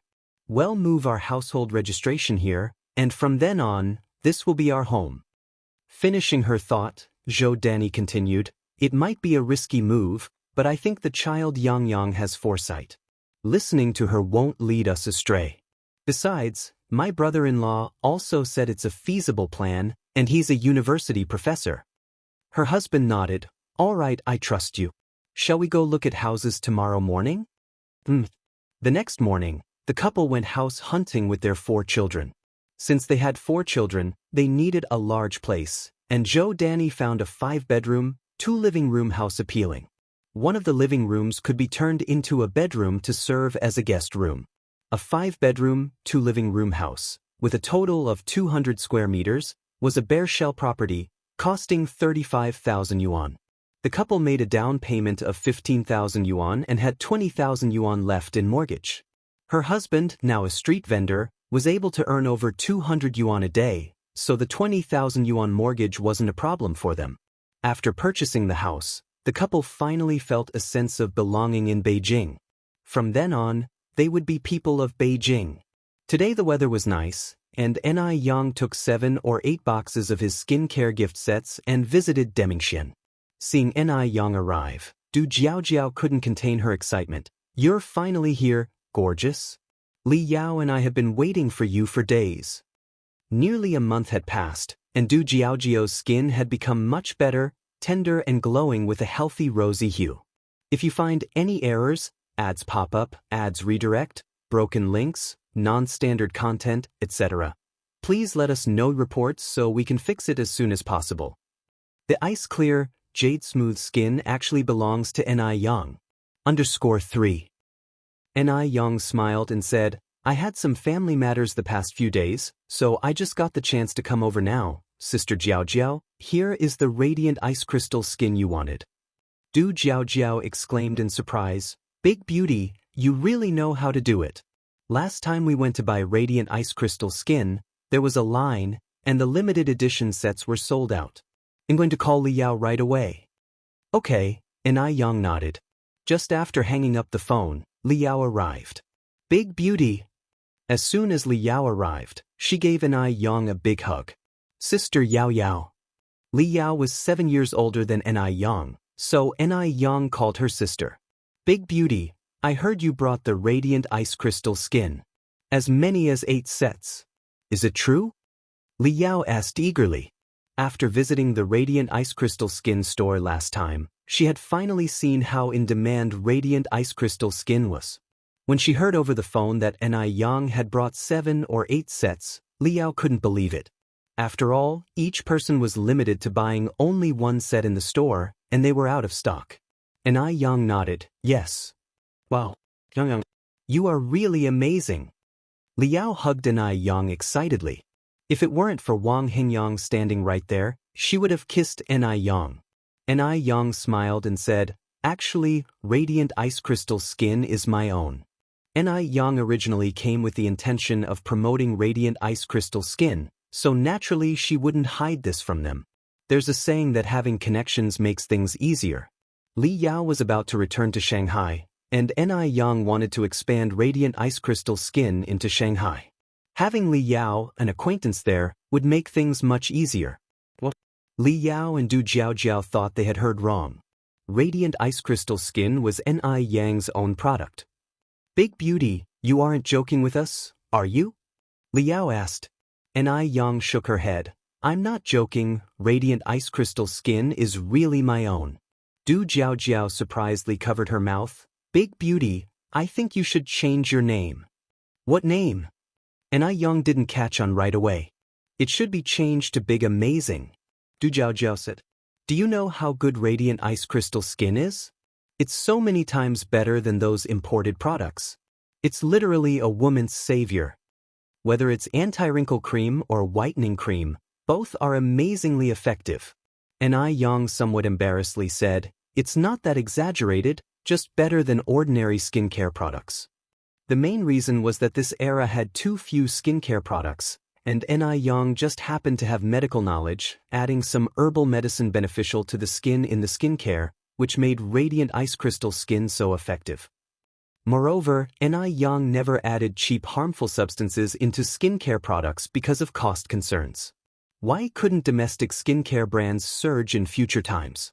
It was because some people were greedy and produced toxic products like toxic masks and fluorescent creams, which gradually made people lose confidence in domestic skincare products. "Big beauty, you are too modest. By the way, Big beauty, since you are the producer of radiant ice crystal skin, does that mean I can get whatever I want?" Li Yao continued. Yang nodded, "Of course." Li Yao then asked, "Can I buy some rose essential oil? Rose essential oil is especially good for women, But because the production is very low, thousands of pounds of roses can only produce a few grams of essential oil. It's very precious, even harder to get than the limited edition radiant ice crystal skin sets. You can, Yang continued, but I only have 50 grams right now. She needed to keep some for her own use in baths. Li Yao nodded eagerly. That's plenty. 50 grams is a lot. Thank you so much, Big Beauty. It's great to have connections. No more worrying about not being able to buy what you want. Yang smiled and said, Why be so polite with me? By the way, Sister Yao Yao, when are you planning to go back to Shanghai? Probably the day after tomorrow, Li Yao continued. Let's keep in touch after I return. I might need more radiant ice crystal skin later on. By the way, Big Beauty, your radiant ice crystal skin works so well. Have you thought about expanding to Shanghai? Shanghai is full of wealthy people. I guarantee radiant ice crystal skin will sell like hotcakes there. Who doesn't love a good product? Moreover, which woman doesn't love beauty? As long as the product works well, women don't hesitate to spend money on their faces. Yang hadn't expected Li Yao to voice her thoughts before she could. She smiled and said, Sister Yao Yao, I won't lie to you, I actually had the same idea, but I don't have many connections in Shanghai, so if I rashly try to expand there, if you find any errors, ads pop up, ads redirect, broken links, non-standard content, etc., please let us know reports so we can fix it as soon as possible. Ice skin and jade-like complexion actually belong to Yang. _4. You can ask me for help. Li Yao said with a smile, I was born and raised in Shanghai, there's nothing I can't get done here. Really? Yang's eyes lit up. When she smiled, 2 shallow dimples appeared on her cheeks, and her eyes shone with starlight, as if the whole world brightened with her. Her beauty was stunning. In a fleeting moment of shock, Dee walked by outside the window and happened to catch this scene. He paused, fingers holding Buddha beads, and then walked towards the Buddha hall. Li Yao slapped her chest and said, Of course, it's true. Gorgeous, just leave this matter to me, and I guarantee you'll take care of it perfectly. As the saying goes, one feels obligated when taking from others. I've taken so much Ice Jade skincare product from you, Yang, it's only natural to help you handle these matters perfectly. And these tasks were really nothing to Li Yao. Then thank you so much, Sister Yao Yao. When will you have time to discuss this in detail? Yang hadn't expected Li Yao to agree so quickly. She wasn't prepared for so many things. How about tomorrow? I have to leave the day after. Li Yao thought for a moment. Yang nodded. Okay, shall we meet at Noble Fragrance at 10 a.m. tomorrow? Sure. That night when she returned home, Yang devised a very detailed plan, and she didn't fall into a deep sleep until late into the night. The next morning, just after 8, Yang showed up at Noble Fragrance, spoke with Gu Lanji about some matters, and by 9:50, was waiting for Li Yao in the private room upstairs. Li Yao came alone. Yang handed over a detailed plan for Li Yao to look at. After a while, Li Yao looked up at Yang, her expression changed. Gorgeous, did you write this plan yourself? Yang nodded. Li Yao put down the plan and grasped Yang's hand tightly. Gorgeous, can I follow you from now on, would that be okay? Li Yao's family was very well off. She was a carefree daughter of a wealthy family. Her fiancé Wang Lin also came from a good background, but Li Yao was more progressive in her thinking. She didn't want to end up as a housewife after marriage, revolving her life around children and a husband. Li Yao studied medicine, but she hated the smell of the disinfectant in hospitals. After much consideration, the best choice was to sell skincare products. Ice Jade was so effective, and with Yang being someone with vision and talent, she believed that one day Ice Jade would take the world by storm. Yang said with a smile, Sister Yao Yao, stop teasing me, I should be the one following you. Li Yao said very seriously, Gorgeous, I'm not joking, I'm very serious now. I've made up my mind. I want to be an agent for your Ice Jade. Can you bring me along, please? Once she became an agent for Ice Jade, she would be the leader of the skincare industry in Shanghai. Yang had originally intended to use Li Yao to penetrate the market in East China, and she hadn't anticipated Li Yao's desire to be an agent, but this actually saved her a lot of trouble. Sister Yao Yao, are you sure you've thought this through? Li Yao nodded. I have thought it through. Enai Yang smiled and said, well, in that case, Sister Yao Yao, let's go sign a contract. Previously when Emily's mother, Annie, became an agent for Ice Jade, Enai Yang had drafted a contract. Now, all that needed to be done was to update the second party's name on the contract, not needing a new one. Okay. Li Yao stood up with her, then said, but, is it really okay to leave like this without buying anything? It's fine, said Enai Yang. Li Yao followed Enai Yang to Jinghua village. Recently, Imo-Chishan had brought back a printer from abroad, so there was no need to go outside for printing the contract. It could be done right at home. While Enai Yang printed the contract, Li Yao admired the small courtyard of the Enai family. The roses on the wall swayed in the wind and greatly appealed to Li Yao's girlish heart. Oh my God! Isn't this too beautiful? Looking at the beautiful scenery in front of her, Li Yao even considered building a house in the countryside. Oh my God! Isn't this too beautiful? A sharp and strange voice echoed through the air. Li Yao looked around, frowning slightly. Who's imitating me? Who's imitating me? The voice seemed to be right by her ear, yet there was no one to be found. Li Yao grew somewhat nervous. Who are you? Who are you? If you find any errors, ads pop up, ads redirect, broken links, non-standard content, etc., please let us know reports so we can fix it as soon as possible. The ice clear and jade smooth skin actually belongs to Enai Yang. _5. This is just too weird. Li Yao gathered her hands and rubbed her arms. Are you a human or a ghost? Originally, Li Yao thought she would hear the same repeated words, but unexpectedly, the other party said, a ghost. Damn it, a ghost. Li Yao was so scared that her face turned pale. Just then, Enai Yang came out of the door with a smile. Duo, stop playing ghost tricks. Come on out. Chirp. Duo flew out from the dense osmanthus tree. Yang. Li Yao said in surprise, gorgeous. Was it this bird talking just now? Enai Yang nodded. Yes, it was. It's so smart. Li Yao reached out and stroked Duo's little head. What do you usually feed it? Duo squinted its small eyes and nuzzled against Li Yao's palm, its demeanor even meeker than a soft, cuddly kitty by more than a little. Li Yao's girlish heart instantly melted, and she kept saying how cute Duo was. Duo was a flirtatious bird, familiar with females but with males, no one could even touch it. Of course, Imo-Chishan and Grandpa Du were exceptions. Before long, Duo learned to follow Li Yao and started calling Enai Yang gorgeous. Yang gorgeous. Gorgeous.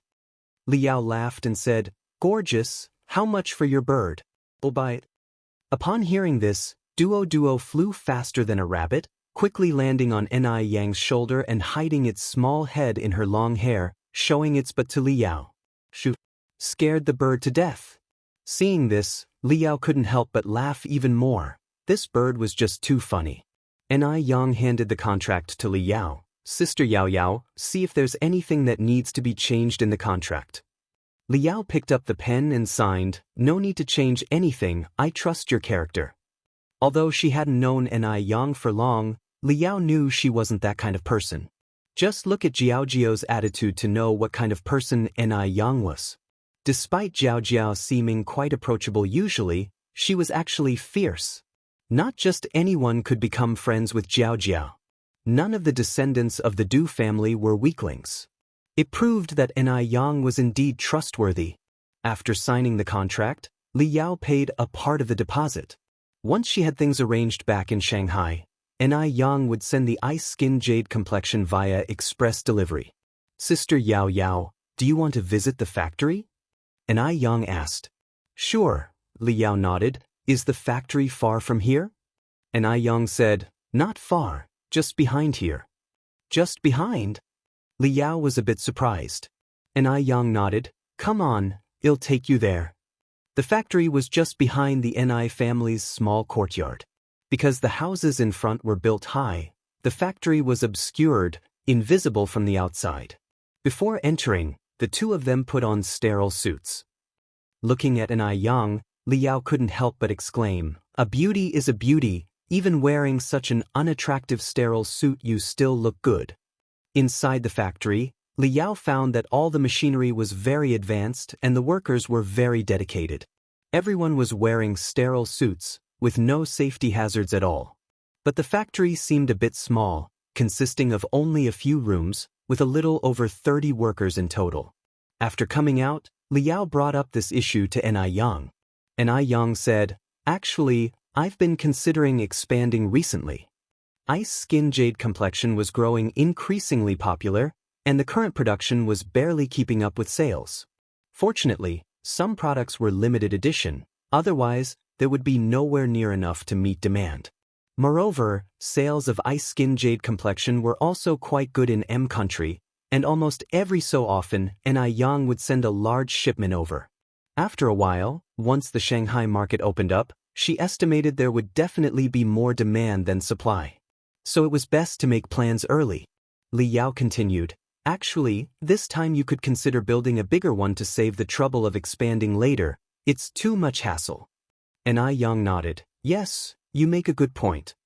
Li Yao took off her sterile suit. "If you're short on funds, you can tell me. Setting up a factory, buying imported equipment, hiring a factory manager and workers, and procuring skincare ingredients, all of these added up to a significant amount of money. Some imported equipment could cost thousands each." Ni Yang said with a smile, "Thank you, but I think it should be enough." After Li Yao left, Ni Yang sat in the courtyard, earnestly pondering this issue, and drafted a design plan. Since she wanted to expand the factory, the facilities had to be improved. If you find any errors, ads pop up, ads redirect, broken links, non-standard content, etc., please let us know reports so we can fix it as soon as possible. The ice clear and jade smooth skin actually belongs to Ni Yang.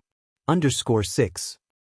For instance, a worker's canteen, dormitories, restrooms, building such a factory would require a large plot of land, and one would first need to apply for land from the village. After finalizing the design plans, Ni Yang went to find the village chief. Ni Yang did this to drive the development of Jinghua village, and naturally, the village chief was more than willing.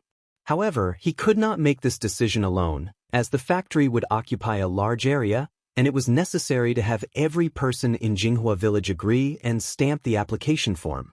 Now, Ni Yang was the pride of Jinghua village, so the process went very smoothly.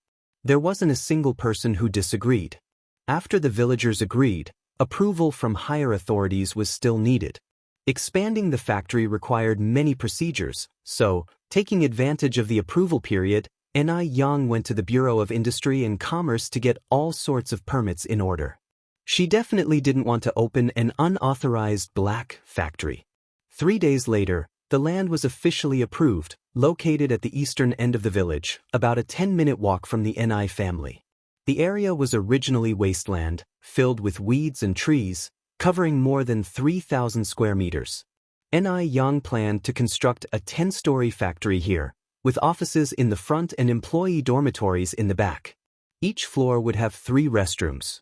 To build the factory, of course, one must find Wu Jinshu. After all, Wu Jinshu now owned a construction company. A factory was no small order. As for Wang Tinyu and others, they had long since stopped doing such manual labor, now they were at home growing roses and portulaca. When Ni Yang approached Wu Jinshu, he expressed with some trepidation, "Yang, I'm afraid I might not do a good job." It was the first time Wu Jinshu had received such a large order since opening his business. Ni Yang said with a smile, "Godfather, in the future, you might receive orders 10 or 100 times bigger than this one. What is there to be afraid of? Relax, I won't delay paying the wages." Wu Jinshu said, Yang, that's not what I mean. I'm just afraid I might not do a good job." Ni Yang trusted him so much, what if he messed things up? Ni Yang continued, "Godfather, the principle is the same whether it's a small order or a large one. As long as you work attentively, there will be no problem. I believe in you." After hearing this from Ni Yang, Wu Jinshu felt much more relaxed and nodded. "Okay. Yang, when do you plan to start the work?" Ni Yang said, "Godfather, if you can arrange things on your end, how about tomorrow?" Wu Jinshu nodded, "No problem." After finalizing the factory's arrangements, Ni Yang began recruiting. Although the factory was not yet built, some preparations had to be made in advance, especially since the new factory was more than 10 times larger than before. More employees were needed than before. Ni Yang planned to hire 300 general workers, as well as quality inspectors, accountants, a factory manager, clerical staff, and security personnel. All these positions together required over 400 people. It was impossible to recruit all these people in Jinghua village. Almost everyone in the village already had a job. So, Ni Yang decided to recruit in the neighboring village. Ni Yang's main goal was to drive the development of the village, so she didn't want to recruit from outside. Actually, Ni Yang also had the intention of winning people's hearts. After all, the neighboring village and Jinghua village were very close. If the people from their village really wanted to sabotage, it would be quite easy. Instead of going to war, it was better to turn enemies into friends and earn money together. When Ni Yang released this news, the neighboring village was stirred up immediately. You see, the wages Ni Yang offered were 60 yuan a month. To get a job in a state-owned factory outside, not only did you need educational qualifications, but also connections, and the key point was the salary was only half of what Ni Yang offered. People came in droves to apply. Ni Yang wouldn't reject anyone except the elderly, as general labor didn't require much skill. It took Ni Yang a full 10 days to sort out the worker situation. Only the factory manager and some clerical positions were still unresolved. But there were still more than 3 months left until the factory building was completed, so there was no rush, as the factory manager was a crucial position leading a factory and couldn't be taken lightly. Time flew by fast, and in a blink, another 10 days had passed. Today was Yan Erge's birthday, so Ni Yang and Ni Cuihua went to the Wu family to celebrate Yan Erge's birthday. Ni Cuihua couldn't help but increasingly feel that Wu Yenyun was like her own lost daughter. While Ni Yang was helping Yan Erju cook in the kitchen, Shangguan Dehui was playing with little Ni Yun in the first-floor courtyard. Dalong and Erlong took Xiaolong out to find friends to play with, and Wu Jinshu hadn't returned from the construction site, leaving only Wu Yenyun and Ni Cuihua in the house. Ni Cuihua licked her dry lips and tentatively asked, "Yenyun, have you ever thought about finding your biological parents?" This matter was no longer a secret in the Wu family. Wu Yenyun shook her head. "No. Since they decided to abandon me, I have no need to look for them, and besides, my adoptive parents treat me so well, I don't want to do anything that would upset them." Ni Cuihua felt a flicker in her brow, immensely disheartened inside, but still maintained a smile on her face. "What if they come looking for you?" Ni Cuihua asked. Wu Yenyun said firmly, "Even if they come, I won't acknowledge them. From the moment they abandoned me, I ceased to be their child. People who abandon their children have no right to be parents."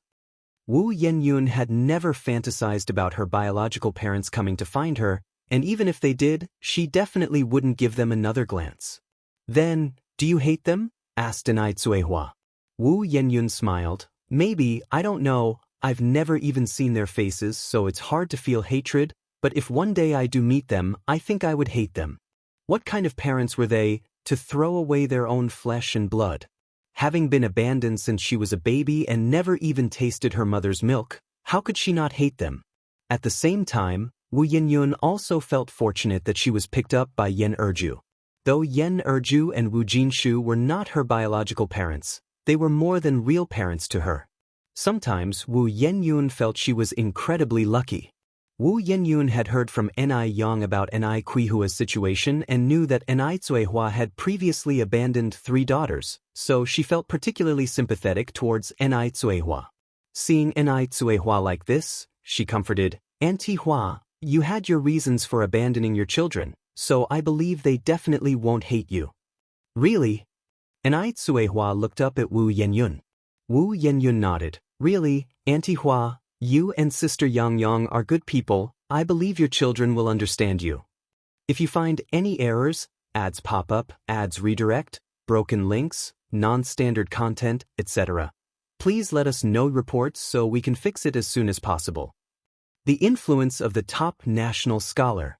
With Wu Yanyan's words, Ni Zuehua felt somewhat better. No matter what, Wu Yenyun was still willing to forgive her. At noon, Wu Jinshu returned. Because he had just come back from the construction site, he was covered in dust, so Wu Yenyun quickly stood up to take the tools from Wu Jinshu's hands. "Dad, you're back. Go take a shower and we can start eating soon." "All right," Wu Jinshu greeted Shangguan Dehu, Tenai and the others, then went to the bathroom to shower. Watching the sensible Wu Yenyun, Ni Kuihua's eyes reddened slightly. Fearing that others would notice, she hurriedly took out a handkerchief to wipe her eyes. She wondered, if those 3 children hadn't been abandoned back then, what would the result be now? Soon after, Wu Jinshu finished his shower, and the food was laid out on the table. Ni Yang had taught Yen Erju quite a few cooking tips that day. Yen Erju greatly benefited and said with a smile, "Yang, you're amazing. I've been cooking for most of my life and never knew that adding a bit of salt to the oil when frying fish would prevent it from sticking to the pan." There were also tips like adding a few drops of cooking oil when boiling rice to make it whiter, fluffier, and sweeter. Ni Yang said, "I heard it from the chefs at the restaurant. They have rich life experiences. I wouldn't know these things." In fact, these were all experiences Ni Yang had accumulated in her past life, but now, after all, she was just a teenage girl whose life experience couldn't possibly be so rich. Since the Wu family had many children, Ni Yang had brought a 2-tiered big cake that day. Ni Yang was a person who could create a pleasant atmosphere. She led everyone in singing the birthday song, "Happy birthday to you, happy birthday to you." The children's voices were especially sweet and lovely. Yen Erju, wearing a birthday hat, stood in front of the birthday cake with a face full of happiness. It all felt like a dream to her. Before blowing out the candles, "Godmother, make a wish first," Ni Yang continued. Yen Erju said with a smile, "Then I wish that next year Xiaoyun can get into a good university just like Yang, and that our whole family stays safe and healthy." Ni Yang smiled slightly, "Godmother, you have to make a wish in your heart, saying it out loud won't work." Yen Erju immediately put her hands together. Right, I'll make it in my heart then." This was Yen Erju's first birthday of this kind, and it was also her first time eating a birthday cake, and likewise, it was the first time for Wu Jinshu and the children to have birthday cake. The cream's sweetness, the cake's softness, and the fruit's fresh aroma made the cake simply delicious. On the way back from the Wu family, Ni Zuehua said, "Dehui, the more I look at Yenyun, the more she reminds me of Erniu. Do you think she looks like me?" Shangguan Dehui nodded, "I think so too. The child has been well raised by the Wu family. She's very sensible." This was also the most comforting thing for Ni Zuehua. As she spoke, Ni Zuehua turned towards Ni Yang. Yang, when can we expect the results from that paternity test you mentioned last time?" Ni Yang, one hand on the steering wheel, the other brushing a loose strand of hair behind her ear, replied, "It should take about a month or so. Mom, don't worry, once the results are out, the hospital will notify us." Ni Zuehua nodded and continued, "Yang, if Yenyun really is your second sister, do you think she will forgive me?" Ni Yang thought for a moment. That's hard to say, although she had already prepared Wu Yenyun earlier, but after all, the person who was abandoned was her. Sometimes, a bystander's perspective and an experiencer's feelings are completely different. Ni Zuehua sighed, "I wronged those 3 children." Shangguan Dehui put an arm around Ni Kuihua's shoulder. "Daya, it's not your fault." It was soon time for the new school term, and Ni Yang had previously promised Han Xiaoyu to treat her to a meal. Ni Yang cycled to the Han family to find Han Xiaoyu. When she arrived, Han Xiaoyu wasn't at home, but Han's mother, seeing Ni Yang, was especially enthusiastic. Yang, you're here to see Xiaoyu, aren't you? Come in and sit down. Xiaoyu isn't home right now, they'll go call her for you." Although Han's mother had only met Ni Yang once, she had seen her again on television. Ni Yang was the national top science scorer. Thinking that her daughter was classmates with the top science scorer made Han's mother feel honored.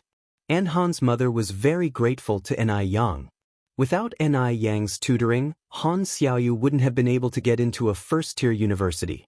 If you find any errors, ads pop up, ads redirect, broken links, non-standard content, etc. Please let us know reports so we can fix it as soon as possible. The influence of the top national scholar. _2. 2 years ago, when Xiaoyu took her college entrance exam, she only got into a junior college. Actually, her usual grades weren't bad, it was just that something would go awry every time it came to taking tests. Yang smiled and said, "Annie Han, since Xiaoyu isn't at home, he'll come by again tomorrow." Come in, come in." Xiaoyu's mom pulled Yang, not letting her leave. "Xiaoyu is just at the neighbor's house not far ahead. He'll go and come back quickly, you mustn't leave, okay?" Faced with such enthusiasm from Han Xiaoyu's mom, Yang found it hard to decline any further, so she simply said, "Then I'll trouble you, Auntie Han." "No trouble at all, no trouble, it's the least I can do," Xiaoyu's mom said while waving her hand hurriedly. As they stepped out of the courtyard, a neighbor asked Xiaoyu's mom if a relative had come to visit. Xiaoyu's mom smiled and said, "No, not a relative. She's Xiaoyu's desk mate, the national top scorer in science this year, the one who has been on TV before. Do you know of her?" Every parent with a child cared about the college entrance exam results. "Of course, we know. Speaking of that girl, not only are her academic grades excellent, but she's also pretty. Oh, if I were her mother, I'd be laughing even in my dreams." "Auntie Han, is the top scorer really at your house?" Someone else expressed skepticism. "Really," Xiaoyu's mom continued, "I'm going to call Xiaoyu back home. In a while, you all could come over to my house, the top scorer is at my place." With that said, Xiaoyu's mom went off to look for Han Xiaoyu. When hearing that Yang had come, Xiaoyu was particularly overjoyed. "Mom, Yang really came?" Xiaoyu's mom said with a smile. "You child, would I joke with you?" Xiaoyu continued, "Then Yang must have come to treat me to a meal." "Treat you to a meal?" Xiaoyu's mom asked, puzzled. "Yes." Xiaoyu nodded, adding, Yang scored the top score, right? She promised me before." Xiaoyu's mom took out 30 yuan from her pocket and handed it to Xiaoyu. "Xiaoyu, when it's time to eat, you should pay the bill. Yang has helped you so much, you can't let her pay." When Xiaoyu saw the 30 yuan, she was delighted. "Mom, when did you become so generous?" It was known that Xiaoyu's mom's monthly salary was only 50 yuan a month. They usually only bought meat once during the entire winter holiday. It was unexpected that she would be willing to pull out 30 yuan all at once. Hearing this, Xiaoyu's mom said without words, "When has your mom ever been stingy? When you go out to eat with Yang, you certainly can't choose too shabby a place. Take it. You have to spend the money where it matters. Yang is a friend worth making." Xiaoyu nodded, "Okay, I understand." Just as the two of them reached the Han family's house, they saw a crowd of people waiting at the door. Xiaoyu was stunned. "Mom, why are there so many people at our door?" Xiaoyu's mom said with a smile, "They are all here to see the national top scorer." Being able to see someone who had been on TV at that time was not an easy feat, and since Yang was the national top scorer, her popularity naturally rose. Everyone wanted to see what the national top scorer actually looked like. Xiaoyu swallowed hard. She was a bit worried that Yang might be unhappy seeing so many people flock to her house. The result proved that Xiaoyu had worried too much. Not only was Yang not angry, but she was also very enthusiastic, always maintaining a smile on her face, dimples showing shallowly. "Wow, this girl is even more beautiful than on TV. Goodness! I didn't expect to see her in person today. Young lady, how is your brain wired? How did you manage to score top in the nation? Young lady, can we take a photo together?" It's said that a top scorer is the reincarnation of the Wuxia star from the heavens. "Young lady, can we take a photo together? Let us also share a bit of the Wuxia star's good fortune." "Sure," Yang nodded. "I just so happened to have brought my camera." Seeing that Yang agreed, everyone was very happy. They thought Yang would refuse such a request, but she was approachable. Yang being approachable made Xiaoyu's mom very happy. She liked Yang even more, seeing that Yang didn't let her down, made her look good in front of the neighbors. Of course, she liked Yang. Ni Yang set the camera to automatic mode and took quite a few photos with everyone. After leaving the Han family's house, Xiaoyu said, Yang, everyone really likes you. That's right, Ni Yang said with a mix of pride and coquetry. I'm so good-looking, beloved by all, flowers bloom at my sight, and birds are stunned into silence. How could people not like me? If you find any errors, ads pop up, ads redirect, broken links, non-standard content, etc., please let us know reports so we can fix it as soon as possible. The influence of the top national scholar. _3. Han Xiaoyu, come on up. Ni Yang braced one foot on the ground, the other on the pedal, and looked back towards Han Xiaoyu as the sunlight turned her profile snow-white, refined as jade. Everything behind her became a backdrop. Even Han Xiaoyu, a girl herself, was dazzled for a moment, before saying, Yang, you're going to take me? Ni Yang nodded. Han Xiaoyu said with a smile, I'm quite heavy, can you really carry me? That wasn't a joke. Xiaoyu, at 1.67 meters, weighed 120 pounds. She didn't look overweight, but her muscles were particularly firm. I can carry you. Ni Yang's gaze was indifferent. Really? Han Xiaoyu was skeptical, eyeing Ni Yang's slim figure. Barely weighing a few dozen pounds, could she really manage it? Really? Ni Yang said with a smile, hurry up and get on then. Han Xiaoyu hesitated, then sat on the bicycle's rear seat, holding onto Ni Yang's waist, and expressed her astonishment. Wow, your waist is so thin. There's not even a bit of excess fat. Typically, when people sit down, there's at least a little bit of fat around the waist, but Ni Yang's waist was utterly devoid of any. So slender it could be encircled with a hand. It made one die with envy. Ni Yang spoke with a smile. If you like it, you could have it too. I could have it too? Han Xiaoyu asked. Yep, Ni Yang nodded, then continued, a good figure is all about eating right. They'll write you a dietary plan someday.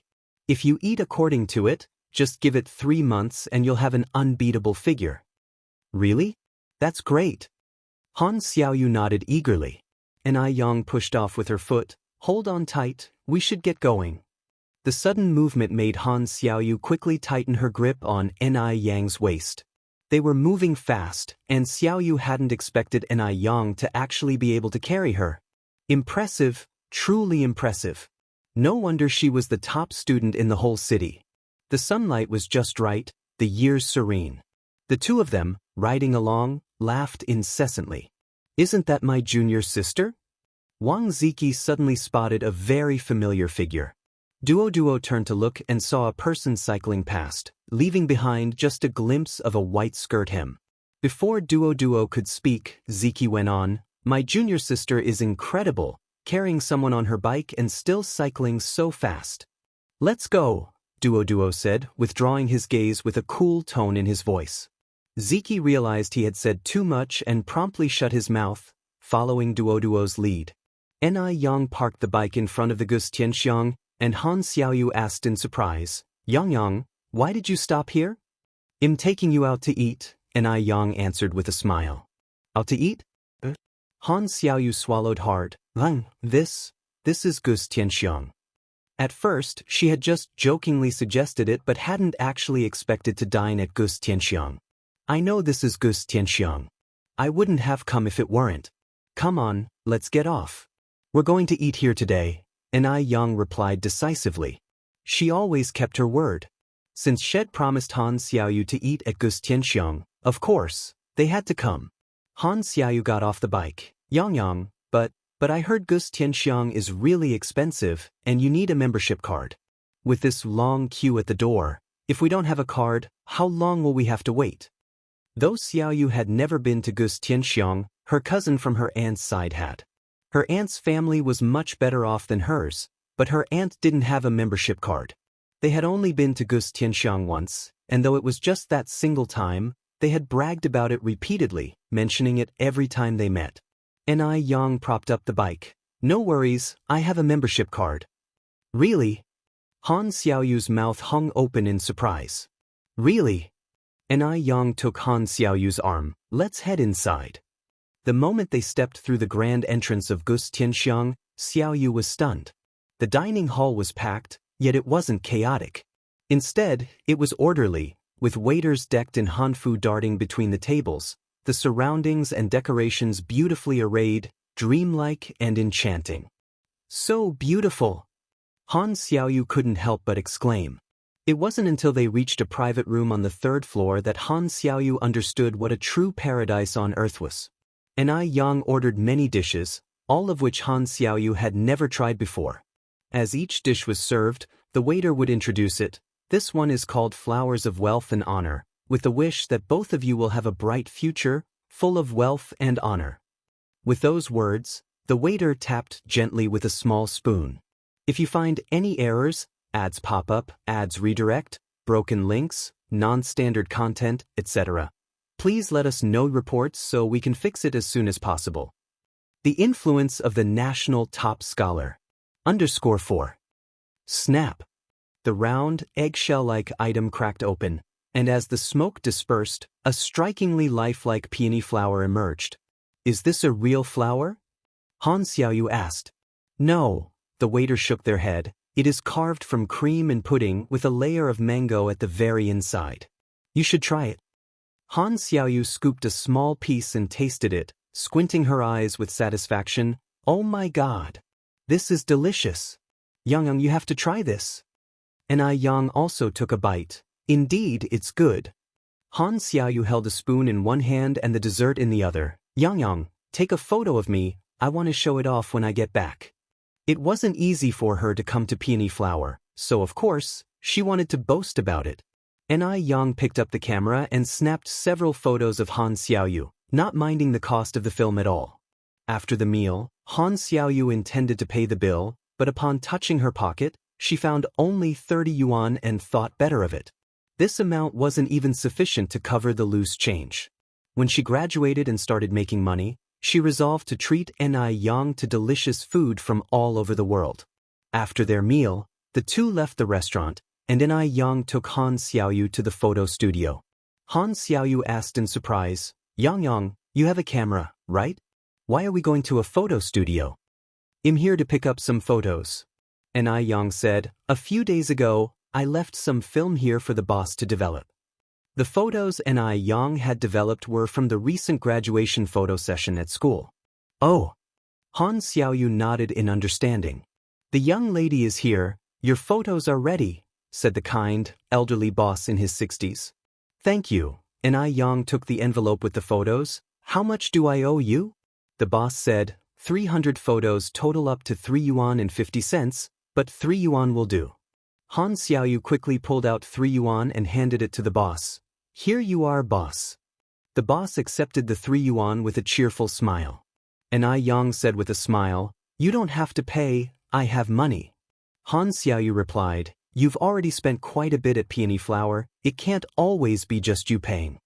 Just then, the photo studio boss spoke up, young lady, I kept a negative of this photo.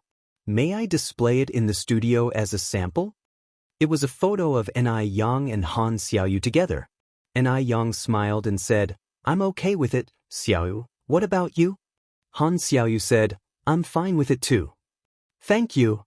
The boss hurriedly expressed his gratitude and then said, young lady, I see your photos were taken at the City No. 3 Middle School. You look somewhat familiar. Are you the national top scorer Yang from this year? This year's national top scorer was famously well known. After the interviews from the TV station, she became a household name. Previous national top scorers had always been boys, but this time a girl had achieved it. It goes without saying that Yang had fiercely won pride for girls. At that time, people didn't value girls' education much. In a class of over 50 students, almost 60, there were only 15 girls. The rest were boys. Yang had shattered the stereotype that girls are innately poor learners. As a result, more families will start sending their girls to school.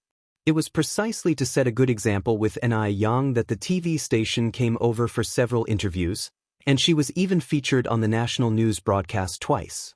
Thus, many who followed the news felt a faint sense of familiarity upon seeing Yang. Before Yang could reply, Han Xiaoyu hastily nodded. Yes, yes, yes. Grandpa, your eyesight is excellent. This is this year's national top scorer. From now on, your photo studio can be renamed the Top Scorer Photo Studio. Oh my! The boss was utterly thrilled. I knew this young girl looked familiar. So she really is the top scorer. Here, take your money back. From now on, you both get free photo developing whenever you come here. The boss handed the money back to Han Xiaoyu. Han Xiaoyu smiled and said, You keep the money, boss. Who does business without charging?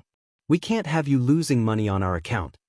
As Han Xiaoyu refused to take the money back, the boss reluctantly kept it while inwardly marveling at how much more understanding and mature students were nowadays. As the national quality improved, China would only continue to grow stronger. After collecting the photos, Yang took Han Xiaoyu to the post office. Yang, are you really going to send all these photos to our classmates' homes? Han Xiaoyu was somewhat surprised. She had thought Yang was only speaking off the cuff. If you find any errors, ads pop up, ads redirect, broken links, non-standard content, etc., please let us know reports so we can fix it as soon as possible. You're tuning in to the Wang Lin's Journey YouTube channel. Don't forget to subscribe and join us on this journey to catch the most captivating stories.